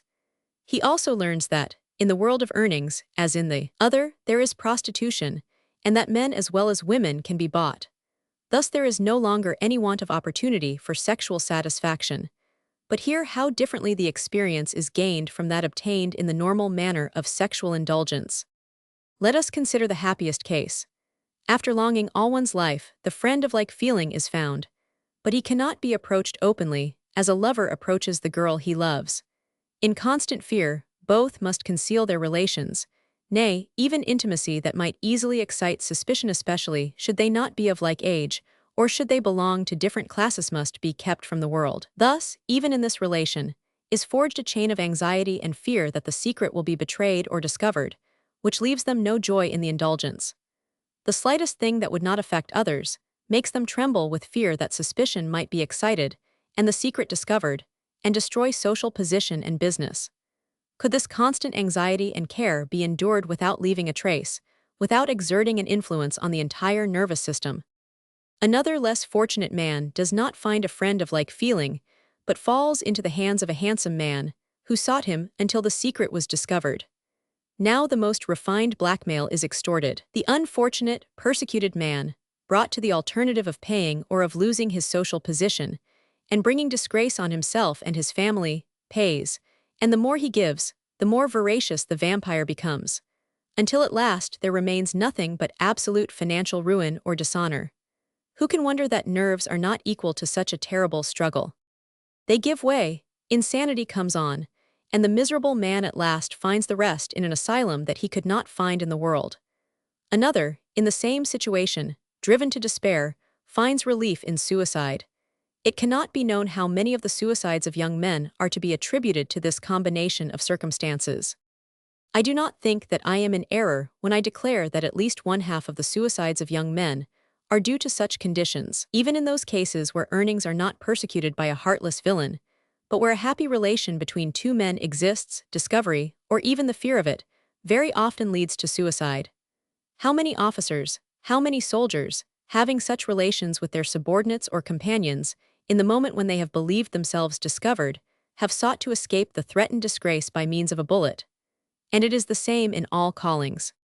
Therefore, if it must be admitted that, among earnings, more mental abnormalities and more insanity are actually observed than among other men, yet this does not prove that the mental disturbance is a necessary accompaniment of the earnings condition, and that the latter induces the former. 413. According to my firm conviction, by far the greater number of cases of mental disturbance or abnormal disposition observed in earnings are not to be attributed to the sexual anomaly, but they are caused by the existing notions concerning earnings and the resulting laws and dominant public sentiment concerning the anomaly. Anyone with an adequate idea of the mental and moral suffering, of the anxiety and care that the earning must endure, of the constant hypocrisy and secrecy he must practice in order to conceal his inner instinct, of the difficulties that meet him in satisfying his natural desire, can only be surprised that more insanity and nervous disturbance does not occur in earnings. The greater part of these abnormal states would not be developed if the earning, like another, could find a simple and easy way in which to satisfy his sexual desire, if he were not forever troubled by these anxieties. De legislata, as far as the earning is concerned, the paragraph with reference to pederasty must not be applied without the proof of actual pederasty, and psychical and somatic abnormalities must be examined by experts with respect of an estimate in the individual of the question of guilt. De lege ferenda, the earnings wish a repeal of the paragraphs. The jurist could not consent to this, if he were to remember that pederasty is much more frequently a disgusting vice than the result of physical and mental infirmity, and that, moreover, many earnings, though driven to sexual acts with their own sex, are yet in nowise compelled to indulge in pederasty, a sexual act which, under all circumstances, must stand as cynical, disgusting, and when passive, as certainly injurious. Whether for reasons of expediency, difficulty of fixing the guilt, encouragement of blackmail, etc., it would not be opportune to strike from the statutes the legal punishment of the male-loving man, and to protect youth by the use of the paragraphs concerning sexual abuses is a future question for jurists. What has been said concerning congenital contrary sexuality and its relation to the law is also applicable to the acquired abnormality. The accompanying neurosis or psychosis should have much diagnostic and forensic weight with reference to the question of guilt. It only remains to describe acquired non-pathological pederasty, one of the saddest pages in the history of human delinquencies. Cultivated pederasty. The motives that bring to pederasty a man originally normal sexually and of sound mind are various. It is used temporarily as a means of sexual satisfaction faute de mieux, as in infrequent cases of bestiality, where abstinence from normal sexual indulgence is a necessity. It thus occurs on shipboard during long voyages, in prisons, in baths, etc. It is highly probable that, among men subjected to such conditions, there are single individuals of low morals and great sensuality, or actual earnings, who seduce the others. Lust, imitation, and desire further their purpose. The strength of the sexual instinct is most markedly shown by the fact that such circumstances are sufficient to overcome repugnance for the unnatural act. Another category of pederasts is made up of old rows that have become supersatiated in normal sexual indulgence, and who find in pederasty a means of exciting sensual pleasure, the act being a new method of stimulation. Thus they temporarily renew their power that has been psychically and physically reduced to so low a state. The new sexual situation makes them, so to speak, relatively potent, and makes pleasure possible that is no longer possible in normal intercourse. In time, power to indulge in pederasty is also lost. The individual may thus finally be reduced to passive pederasty as a stimulus to make possible temporary active pederasty, just as, occasionally, flagellation or looking on at obscene acts. Mashka's case of mutilation of animals is resorted to for the same purpose. The termination of sexual activity expresses itself in all kinds of abuse of children, cunnilingus, feller, and other enormities. This kind of pederasts is the most dangerous, since they deal mostly with boys and ruin them in body and soul. In reference to this, the experiences of Tarnowski op. Cit. et seq. gathered from the Society of St. Petersburg are terrible. The places where pederasty is cultivated are institutes. Old rows and earnings play the role of seducers. At first it is difficult for the person to carry out the disgusting act. Fancy is made to assist by calling up the image of a woman. Gradually, with practice, the unnatural act becomes easy, and at last the individual, like one injured by masturbation, becomes relatively impotent for women, and lustful enough to find pleasure in the perverse act. Such individuals, under certain circumstances, give themselves for money. As Tardieu, Hoffman, Simon, and Taylor show, Such individuals are not infrequently found in large cities.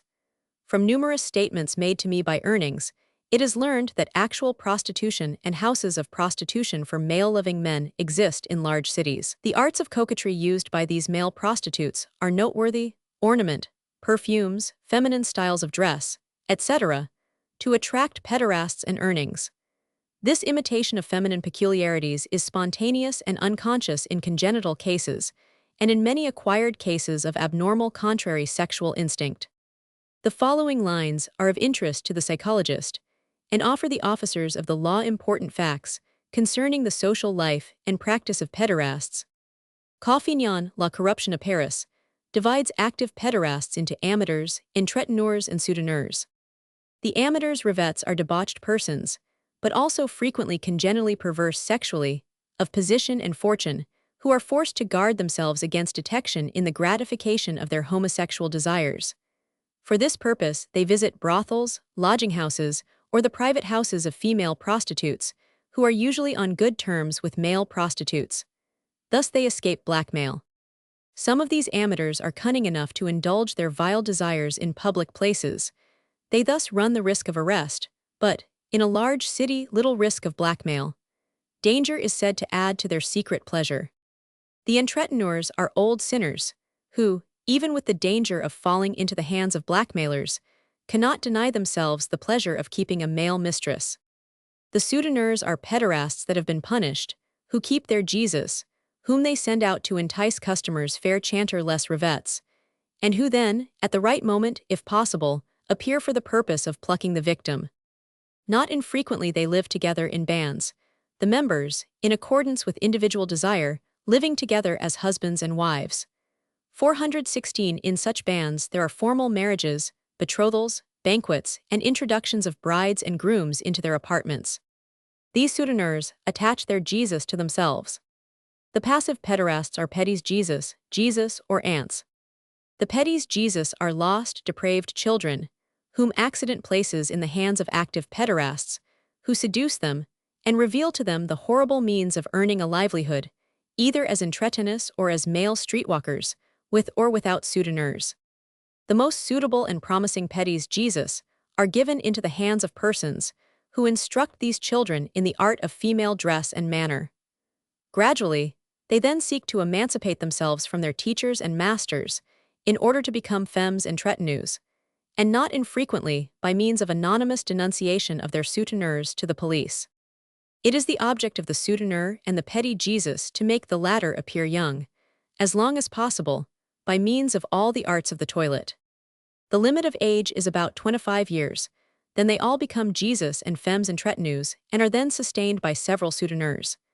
The Jesus fall into 3 categories: fils gallants 1, those that have fallen again into the hands of a souteneur, Pyrrhus's ordinary streetwalkers like their female colleagues and domestics.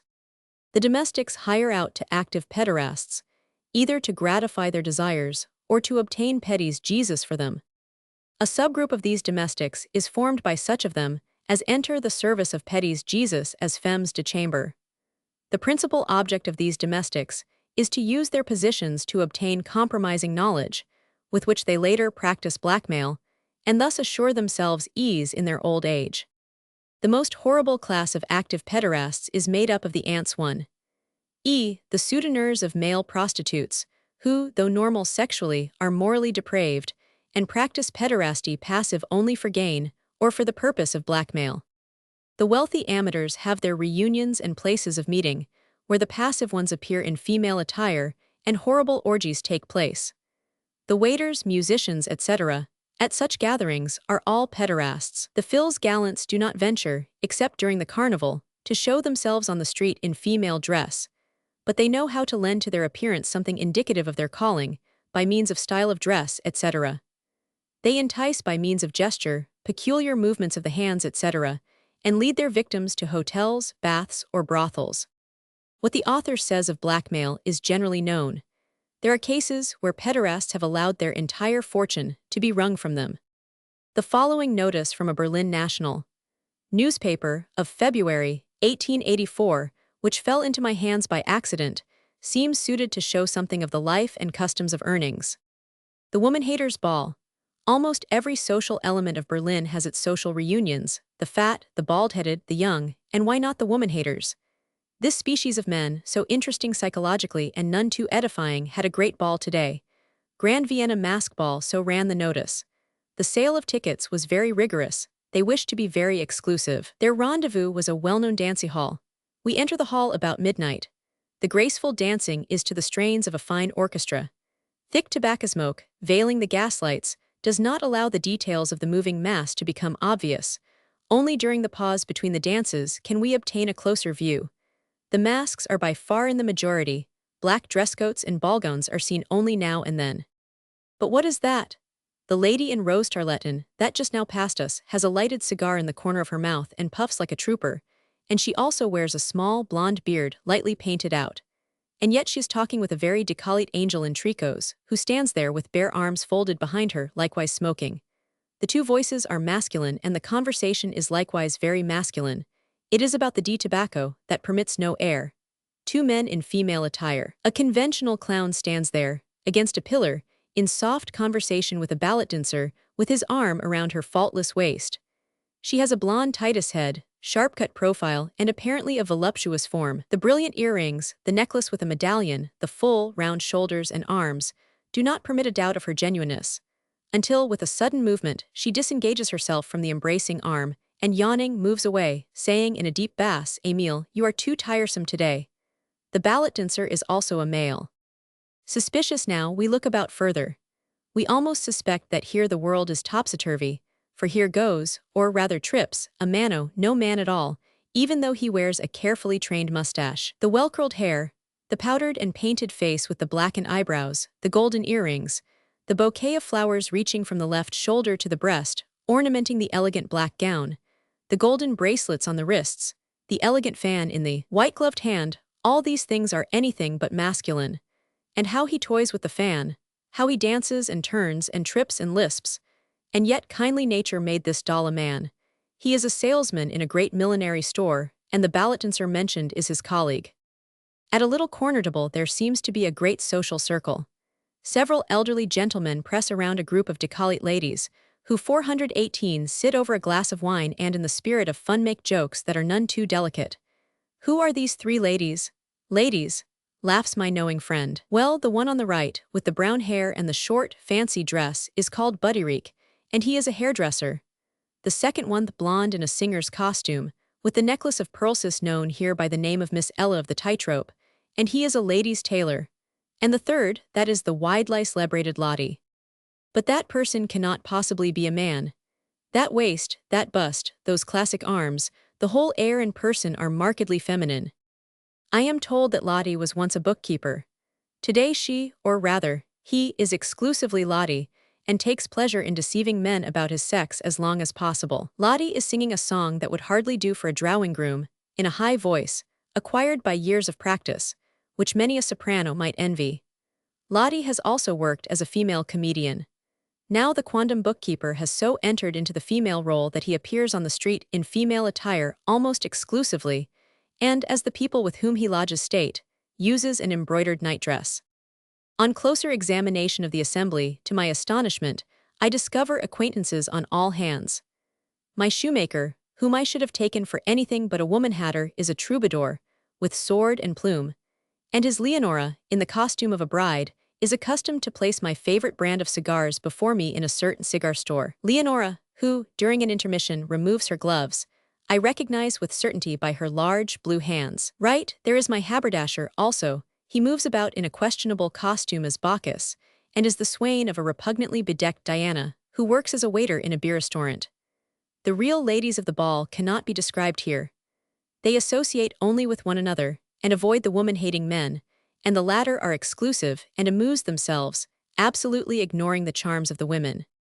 These facts deserve the careful attention of the police, who should be placed in a position to cope with male prostitution, as they now do with that of women. Male prostitution is certainly much more dangerous to society than that of females. It is the darkest stain on the history of humanity. From the statements of a high police official of Berlin, I learned that the police of Berlin are conversant with the male demimonde of the German capital, and do all they can to suppress blackmail among pederasts, a practice which often does not stop short of murder.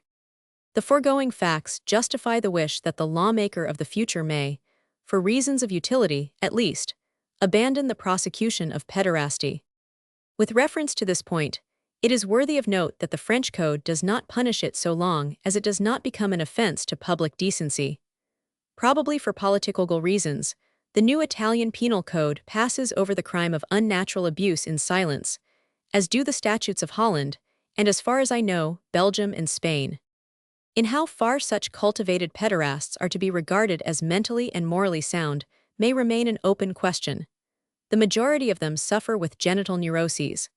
At least, in these cases, there are the stages of transition to acquired pathological contrary sexual instinct.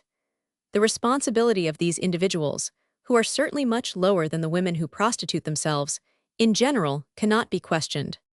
The various categories of male-loving men, with respect of the manner of sexual indulgence, may be thus characterized in general.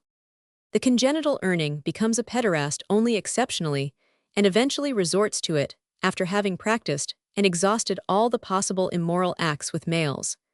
Passive pederasty is for him the ideally and practically adequate form of the sexual act. He practices active pederasty only to please another. The most important point here is the congenital and unchangeable perversion of the sexual instinct. It is otherwise with the pederast by cultivation. He has once acted normally sexually, or, at least, had normal inclinations, and occasionally has intercourse with the opposite sex. His sexual perversity is neither congenital nor unchangeable. He begins with pederasty and ends in other perverse sexual acts, induced by weakness of the centers for erection and ejaculation. At the height of his power, his sexual desire is not for passive but for active pederasty. He yields himself to passive pederasty only to please another, for money, in the role of a male prostitute, or as a means, when virility is declining, to make active pederasty still occasionally possible. A horrible act that must be alluded to in conclusion is pedicatio mulierum and even uxorem. Sensual individuals sometimes do it with hardened prostitutes, or even with their wives. Tardieu gives examples where men, usually practicing coitus, sometimes indulged in pederasty with their wives. Occasionally fear of a repetition of pregnancy may induce the man to perform, and the woman to tolerate, the act. Case 192. Imputation of pederasty that was not proved. Resume from the legal proceedings. On May 30, 1888, Dr. S., chemist of H. in an anonymous letter, was accused by his stepfather of having immoral relations with G., aged 19, the son of a butcher. Dr. S. received the letter, and astounded by its contents, hastened to his lawyer, who promised to proceed discreetly in the matter, and to ascertain from the authorities whether he would be publicly prosecuted. On the next morning, G., who lived in the house of Dr. S., was arrested. At the time he was sick with gonorrhea and orchitis. Dr. S. tried to induce the authorities to release G., and advised caution, but he was refused. In his statement to the judge, S. said that he became acquainted with G. on the street 3 years previously, and then saw no more of him until the fall of 1887, when he met him in his father's shop. After November, G. supplied Dr. S.'s kitchen with meat, coming in the evening to get the order and bringing the meats the next morning. Thus S. gradually became well acquainted with G. and came to have a very friendly feeling for him. When S. fell ill and was, for the most part, confined to his bed until the middle of May, 1888, G. gave him so much attention that S. and his wife were much attracted to him on account of his harmless, childlike, and happy disposition. Dr. S. showed and explained to him his collection of curiosities, and they spent the evenings pleasantly together, the wife also being usually present. Besides, S. and G. experimented in making sausages, jelly, etc. In February 1888, G. fell ill with gonorrhea.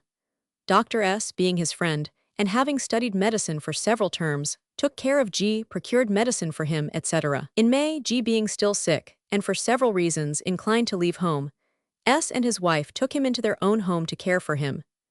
S. denied the truth of all the suspicions that had been raised by this relation, and defended himself by pointing to his life of previous respectability, his education, and to the fact that G., at the time, was suffering with a disgusting, contagious disease, and that he himself had a painful affection nephritic calculus, with occasional attacks of colic. Opposed to this statement of Dr. S.S. must be mentioned the facts that were brought out in court, and which led to conviction in the first trial. The relation of S to G had, by reason of its obviousness, given cause for remark by private individuals, as well as by those in public houses. G spent almost all his evenings with S.S. family, and finally came to be quite at home there. They took walks together. Once, while out on such a walk, S said to G that he was a pretty fellow, and that he S was very fond of him. On the same occasion, there was also talk of sexual matters, and also of pederasty. S said he touched on these subjects only to warn G with reference to the intercourse at home. It was proved that occasionally S, while sitting on a sofa, embraced G and kissed him.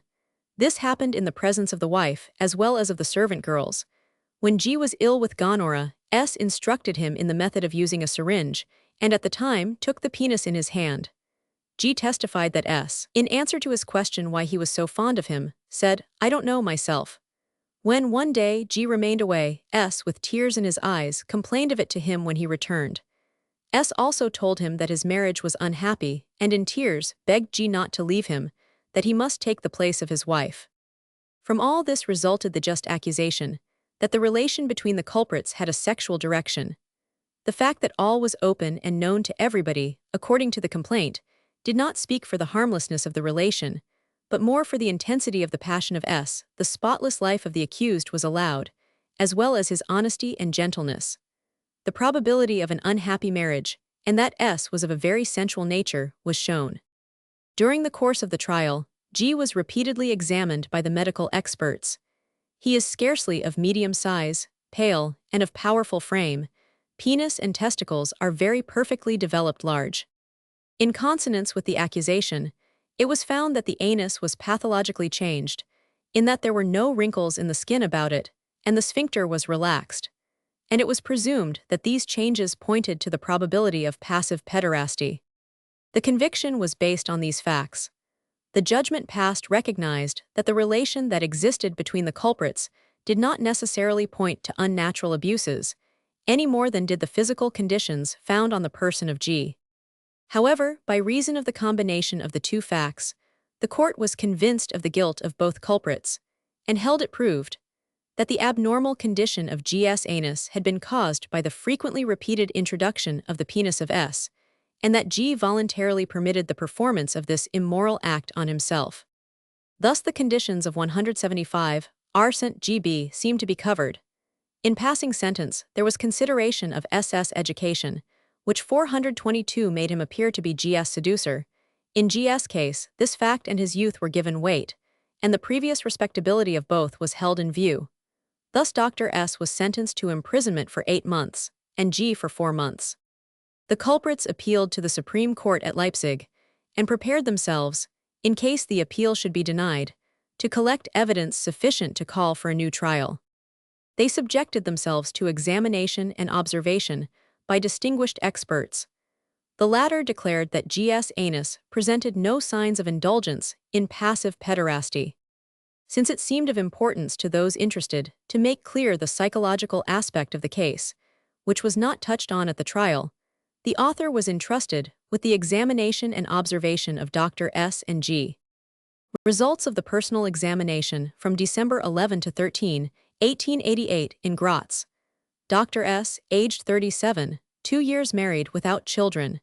Ex-director of the City Laboratory of H. Comes of a father who is said to have been nervous, owing to great activity, who had an apoplectic attack in his 57th year, and died at the age of 6 to 7 of another attack of apoplexy.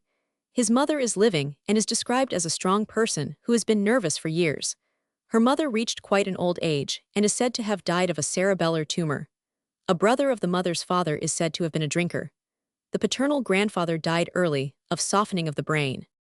Dr. S has 2 brothers who are in perfect health. He states that he is of nervous temperament and has been of strong constitution. After articular rheumatism, which he had in his 14th year, he suffered with great nervousness for some months. Thereafter he often suffered with rheumatic pains, palpitation, and shortness of breath. These symptoms gradually disappeared with sea bathing. 7 years ago he had gonorrhea. This disease became chronic, and for a long time caused bladder difficulty. In 1887 he had his first attack of renal colic, and he had such attacks repeatedly during the winter of 1887 and 1888, until May 16, 1888, when quite a large renal calculus was passed. Since then his condition had been quite satisfactory. While suffering with stone during coitus at the moment of ejaculation, he felt severe pain in the urethra and the same pain on urinating. With reference to his life, S. states that he attended the gymnasium until he was 14, but after that, owing to the results of his severe illness, he studied privately. He then spent 4 years in a drugstore and then studied medicine for 6 semesters at the university, serving in the War of 1870 as a voluntary hospital assistant. Since he had no certificate of graduation from the gymnasium, he gave up the study of medicine and obtained the degree of Doctor of Philosophy. Then he 423 served in the Museum of Minerals in K, and later as assistant in the Mineralogical Institute of H. Thereafter, he made special studies in the chemistry of foodstuffs, and 5 years ago became director of the city laboratory. He makes all these statements in a prompt, precise manner and does not think long about his answers, so that one is more and more led to think that he is a man who loves and speaks the truth, the more, since, on the following day, his statements are identical. With reference to his Vita Sexualis, Dr. S., in a modest, delicate, and open way, states that, in his 11th year he began to have a knowledge of the difference of the sexes, and for some time, until his 14th year, was given to onanism. He first had coitus at 18, and thereafter indulged moderately. His sensual desire had never been very great, but until lately the sexual act had been normal in every way, and accompanied by gratifying pleasurable feeling and full virility. Since his marriage, 2 years ago, he had cohabited with his wife exclusively. He had married his wife out of love and still loved her, having coitus with her at least several times a week. The wife, who was also at hand, confirmed these statements. All cross-questioning with reference to a perversion of sexual feeling toward men Dr. S. answered repeatedly in the negative, to repeated examination, and that without contradiction or any thought of the answers. Even when, in order to trap him, he is told that the proof of a perverse sexual instinct would be of avail in the trial, he sticks to his statements. One gains the important impression that S. has not the slightest knowledge of the facts of male love.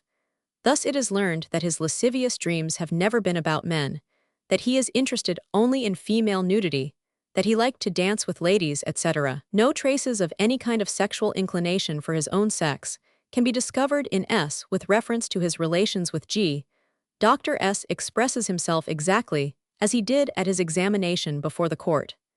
In explanation of his partiality for G, he can only say that he is nervous, and a man of feeling and great sensibility, and very sensitive to friendliness.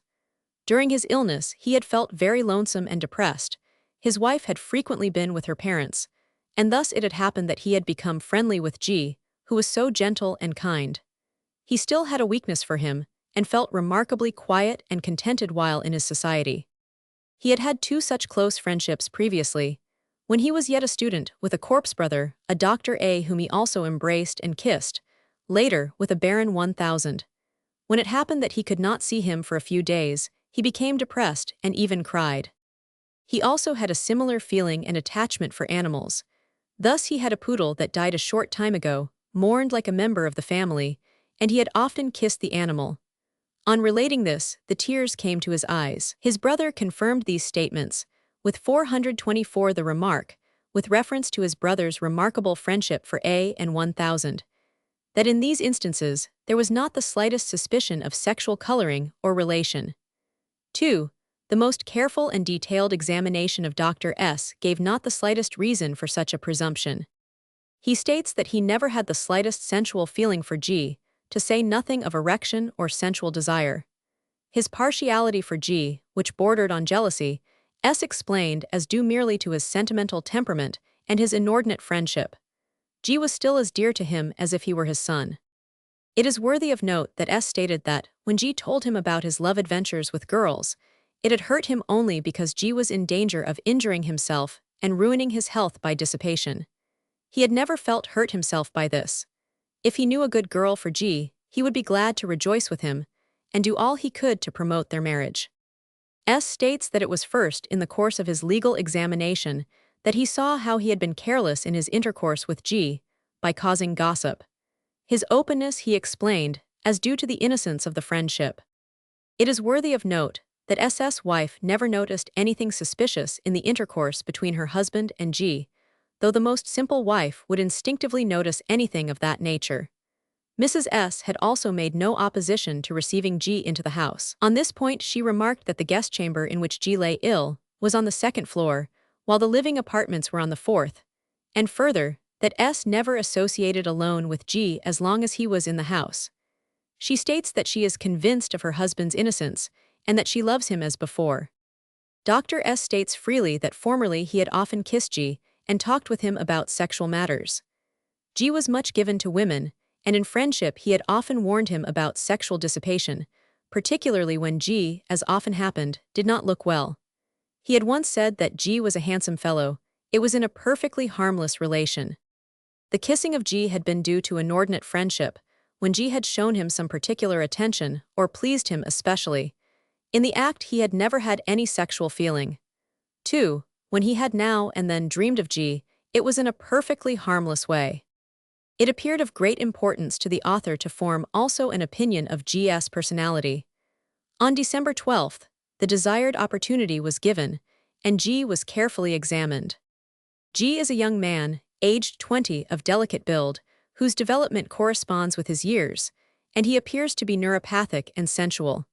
The genitals are normal and well developed. The author thinks he may be permitted to pass over the condition of the anus, as he does not feel called upon to pass judgment upon it. With prolonged association with G, one gets the impression that he is a harmless, 425 kind, and artless man, who is light-minded, but not morally depraved. Nothing in his dress or manner indicates perverse sexual feeling. There cannot be the slightest suspicion that he is a male courtesan.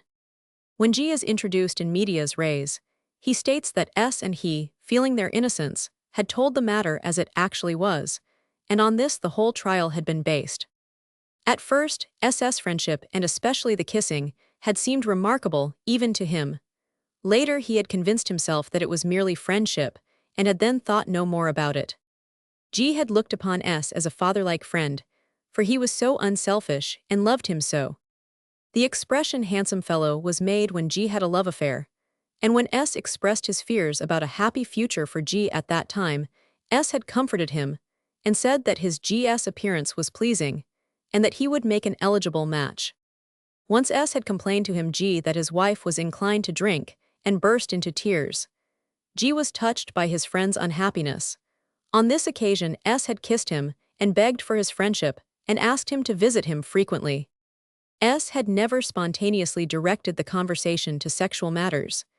G once asked what pederasty was, of which he had heard much while in England, and S had explained it to him. G acknowledges that he is sensual. At the age of 12, he had been made acquainted with sexual matters by schoolmates. He had never masturbated, had first had coitus at the age of 18, and had since visited brothels frequently. He had never felt any inclination for his own sex, and had never experienced any sexual excitement when S kissed him. He had always had pleasure in coitus normally performed. His lascivious dreams had always been of women. With indignation, and pointing to his descent from a healthy and respectable family, he repels the insinuation of having been given to passive pederasty. Until the gossip about them came to his ears, he had been innocent and devoid of suspicion. The anal anomalies he tries to explain in the same way that he did at the trial. Automasturbation in anno he denies. It should be noted that Mr. J.S. claims to be no less astonished by the charge against his brother of male love than those more closely associated with him. Yet he could not understand what attached his brother to G, and all the explanations which S made to him concerning his relation to G were vain. The author took the trouble to observe Dr. S and G, in a natural way, while they were dining, in company with S.'s brother and Mrs. S, in Gratz. This observation revealed not the slightest sign of improper friendship. The general impression which Dr. S made on me was that of a nervous, sanguine, somewhat overstrained individual, but at the same time, kind, open-hearted, and very emotional. Dr. S is physically strong, somewhat corpulent, with a symmetrical brachycephalic cranium. The genitals are well developed, the penis somewhat bellied, the prepuce somewhat hypertrophied. Opinion: pederasty is, unfortunately, not infrequent among mankind today, but still, occurring among the peoples of Europe, It is an unusual, perverse, and even monstrous manner of sexual gratification. It presumes a congenital or acquired perversion of the sexual instinct, and at the same time, defect of moral sense that is either original or acquired as a result of pathological influences. Medico-legal science is thoroughly conversant with the physical and psychical conditions from which this aberration of the sexual instinct arises, and in the concrete and doubtful case, it seems requisite to ascertain whether these empirical, subjective conditions necessary for pederasty are present. 2. It is essential to distinguish between active and passive pederasty. Active pederasty occurs 1. As a non-pathological phenomenon. As a means of sexual gratification, in case of great sexual desire, with enforced abstinence from natural sexual intercourse. In old debauchees, who have become satiated with normal sexual intercourse and more or less impotent and also morally depraved, and who resort to pederasty in order to excite their lust with this new stimulus and aid their virility that has sunk so low psychically and physically. Traditionally, among certain barbarous races that are devoid of morality. 2. As a pathological phenomenon. Upon the basis of congenital contrary sexual instinct, with repugnance for sexual intercourse with women, or even absolute incapability of it. But, as even Casper knew, pederasty, under such conditions, is very infrequent. The so-called Urning satisfies himself with a man by means of passive or mutual onanism, or by means of coitus-like acts, e.g., coitus inter femora. And he resorts to pederasty only very exceptionally, as a result of intense sexual desire, or with a low or lowered moral sense, out of desire to please another. On the basis of acquired contrary sexual instinct. As a result of long years of onanism, which finally causes impotence for women with continuance of intense sexual desire. B. As a result of severe mental disease, senile dementia, brain softening of the insane, etc., in which, as experience teaches, an inversion of the sexual instinct may take place. Passive pederasty occurs 1. As a non-pathological phenomenon. In individuals of the lowest class, who, having had the misfortune to be seduced in boyhood by debauchees, endured pain and disgust for 427 the sake of money, and became depraved morally, so that, in more mature years, they have fallen so low that they take pleasure in being male prostitutes. Under circumstances analogous to those of one as a remuneration to another for having allowed active pederasty. 2. As a pathological phenomenon. In individuals affected with contrary sexual instinct, with endurance of pain and disgust, as a return to men for the bestowal of sexual favors. In Urnings who feel toward men like women, out of desire and lust. In such female men there is horror feminine and absolute incapability for sexual intercourse with women. Character and inclinations are feminine. The empirical facts that have been gathered by legal medicine and psychiatry are all included in this classification. Before the court of medical science, it would be necessary to prove that a man belonged to one of the above categories in order to carry the conviction that he was a pederast. In the life and character of Dr. S., one searches in vain for signs which place him in one of the categories of active pederasts which science has established. He is neither one forced to sexual abstinence, nor one made impotent for women by debauchery. Neither is he congenitally male-loving, nor alienated from women by masturbation, and attracted to men through continuance of sexual desire. And finally, he is not sexually perverse as a result of severe mental disease. In fact, the general conditions necessary for the occurrence of pederasty are wanting in him: moral imbecility or moral depravity on the one hand, and inordinate sexual desire on the other.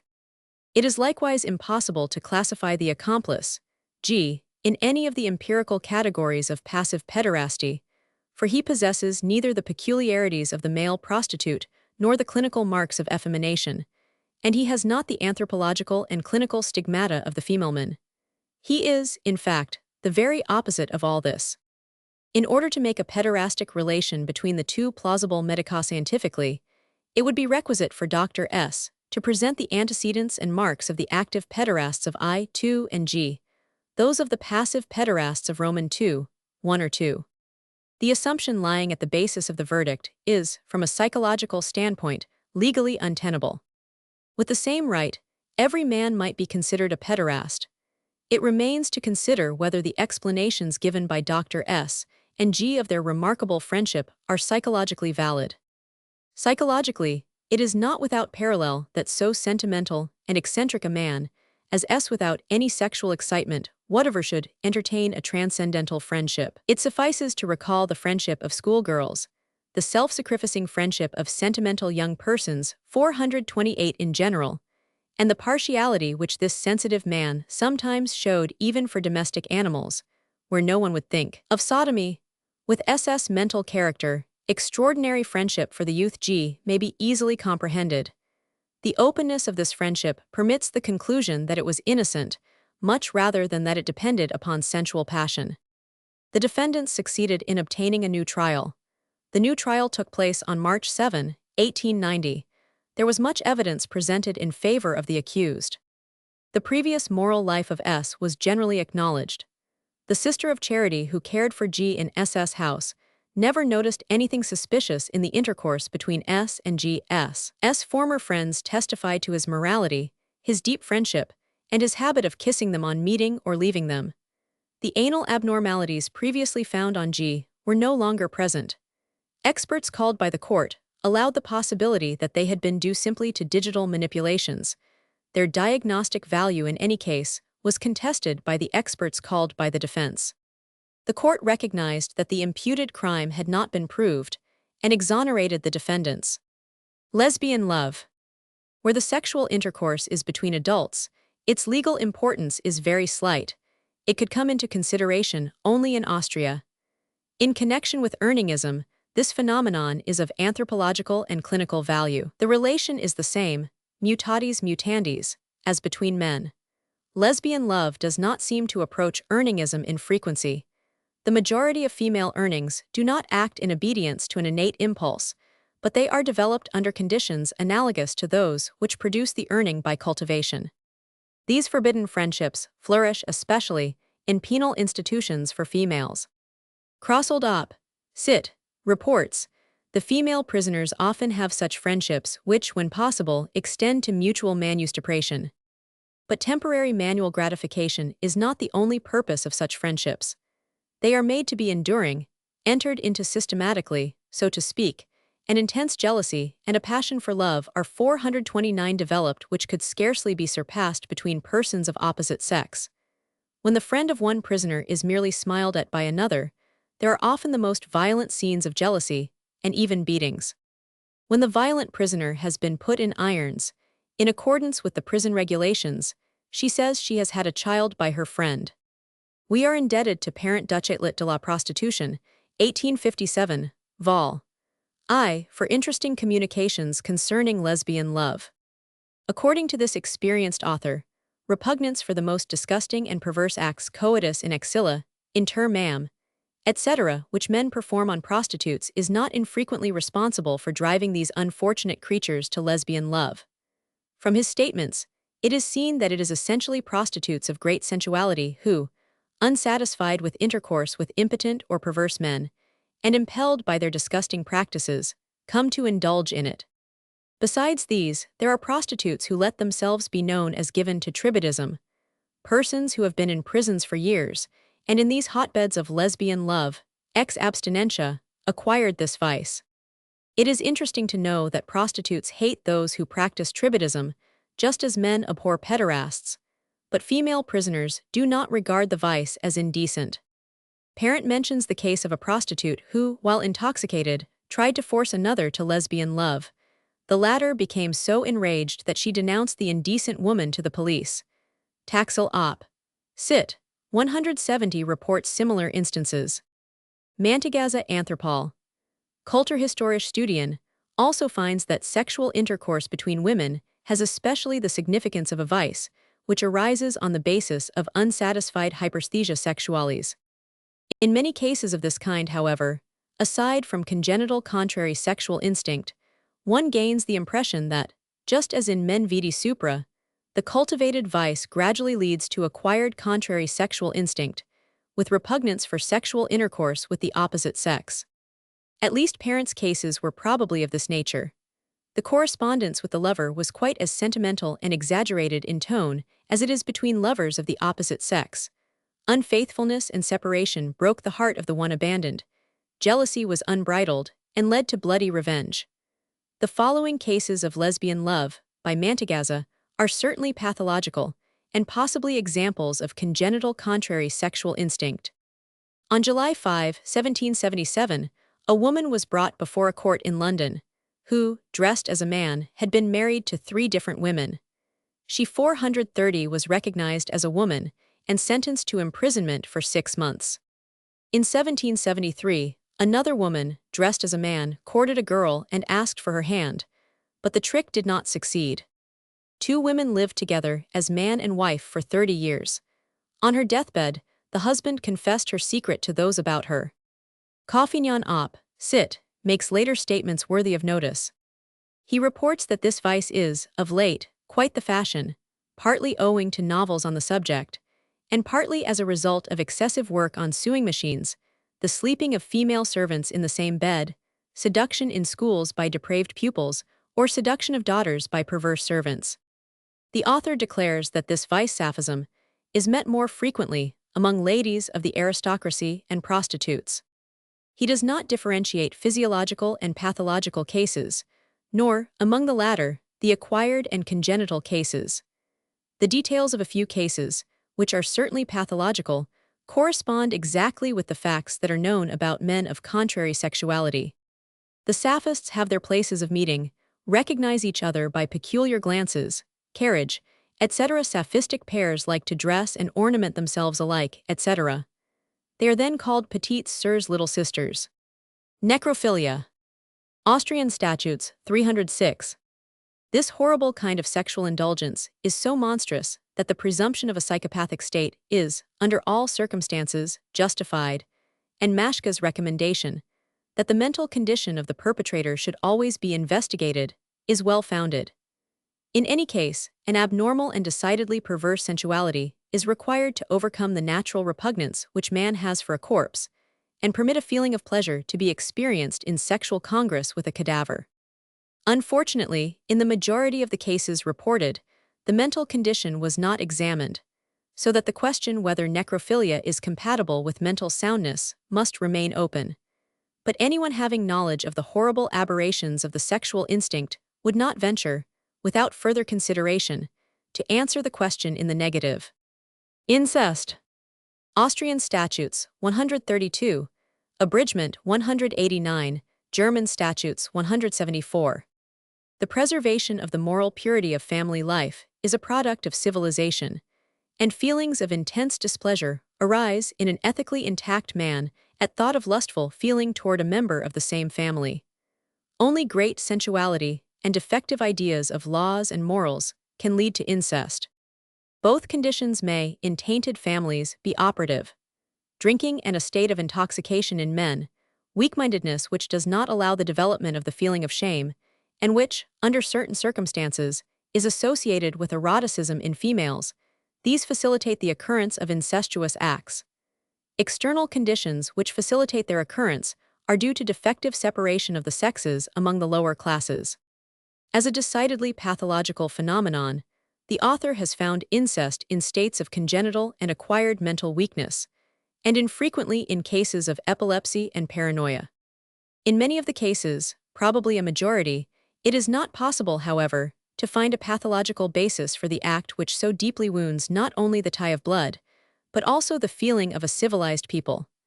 But in many of the cases reported in literature, to the honor of humanity, the presumption of a psychopathic basis is possible.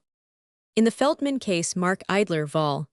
I, where a father constantly made immoral attacks on his adult daughter and finally killed her, the unnatural father was weak-minded and besides probably subject to periodical mental disease.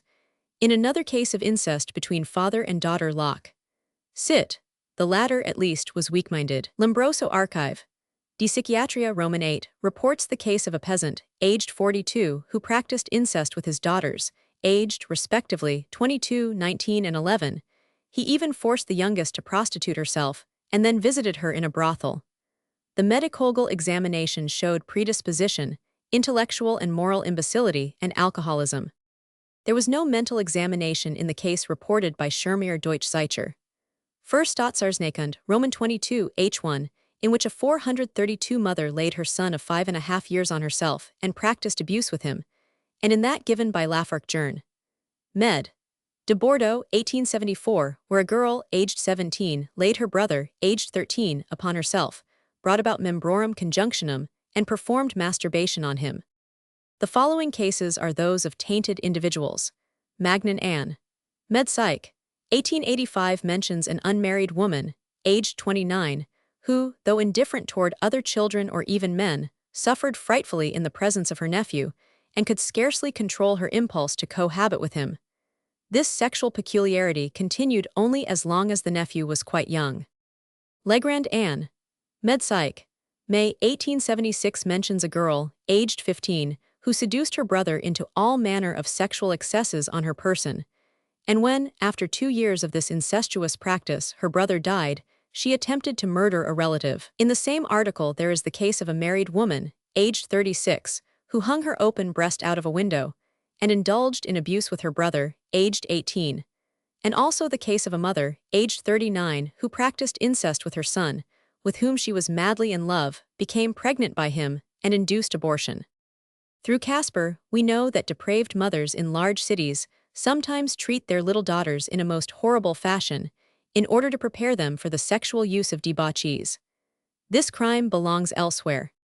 Immoral acts with persons in the care of others. Seduction Austrian. Austrian Statutes, 131. Abridgment, 188. German Statutes, 173. Allied to incest, but still less repugnant to moral sensibility, are those cases in which persons seduce those entrusted to them for care or education, and who are more or less dependent upon them, to commit or suffer vicious practices. Such acts, which especially deserve legal punishment, seem only exceptionally to have psychopathic significance.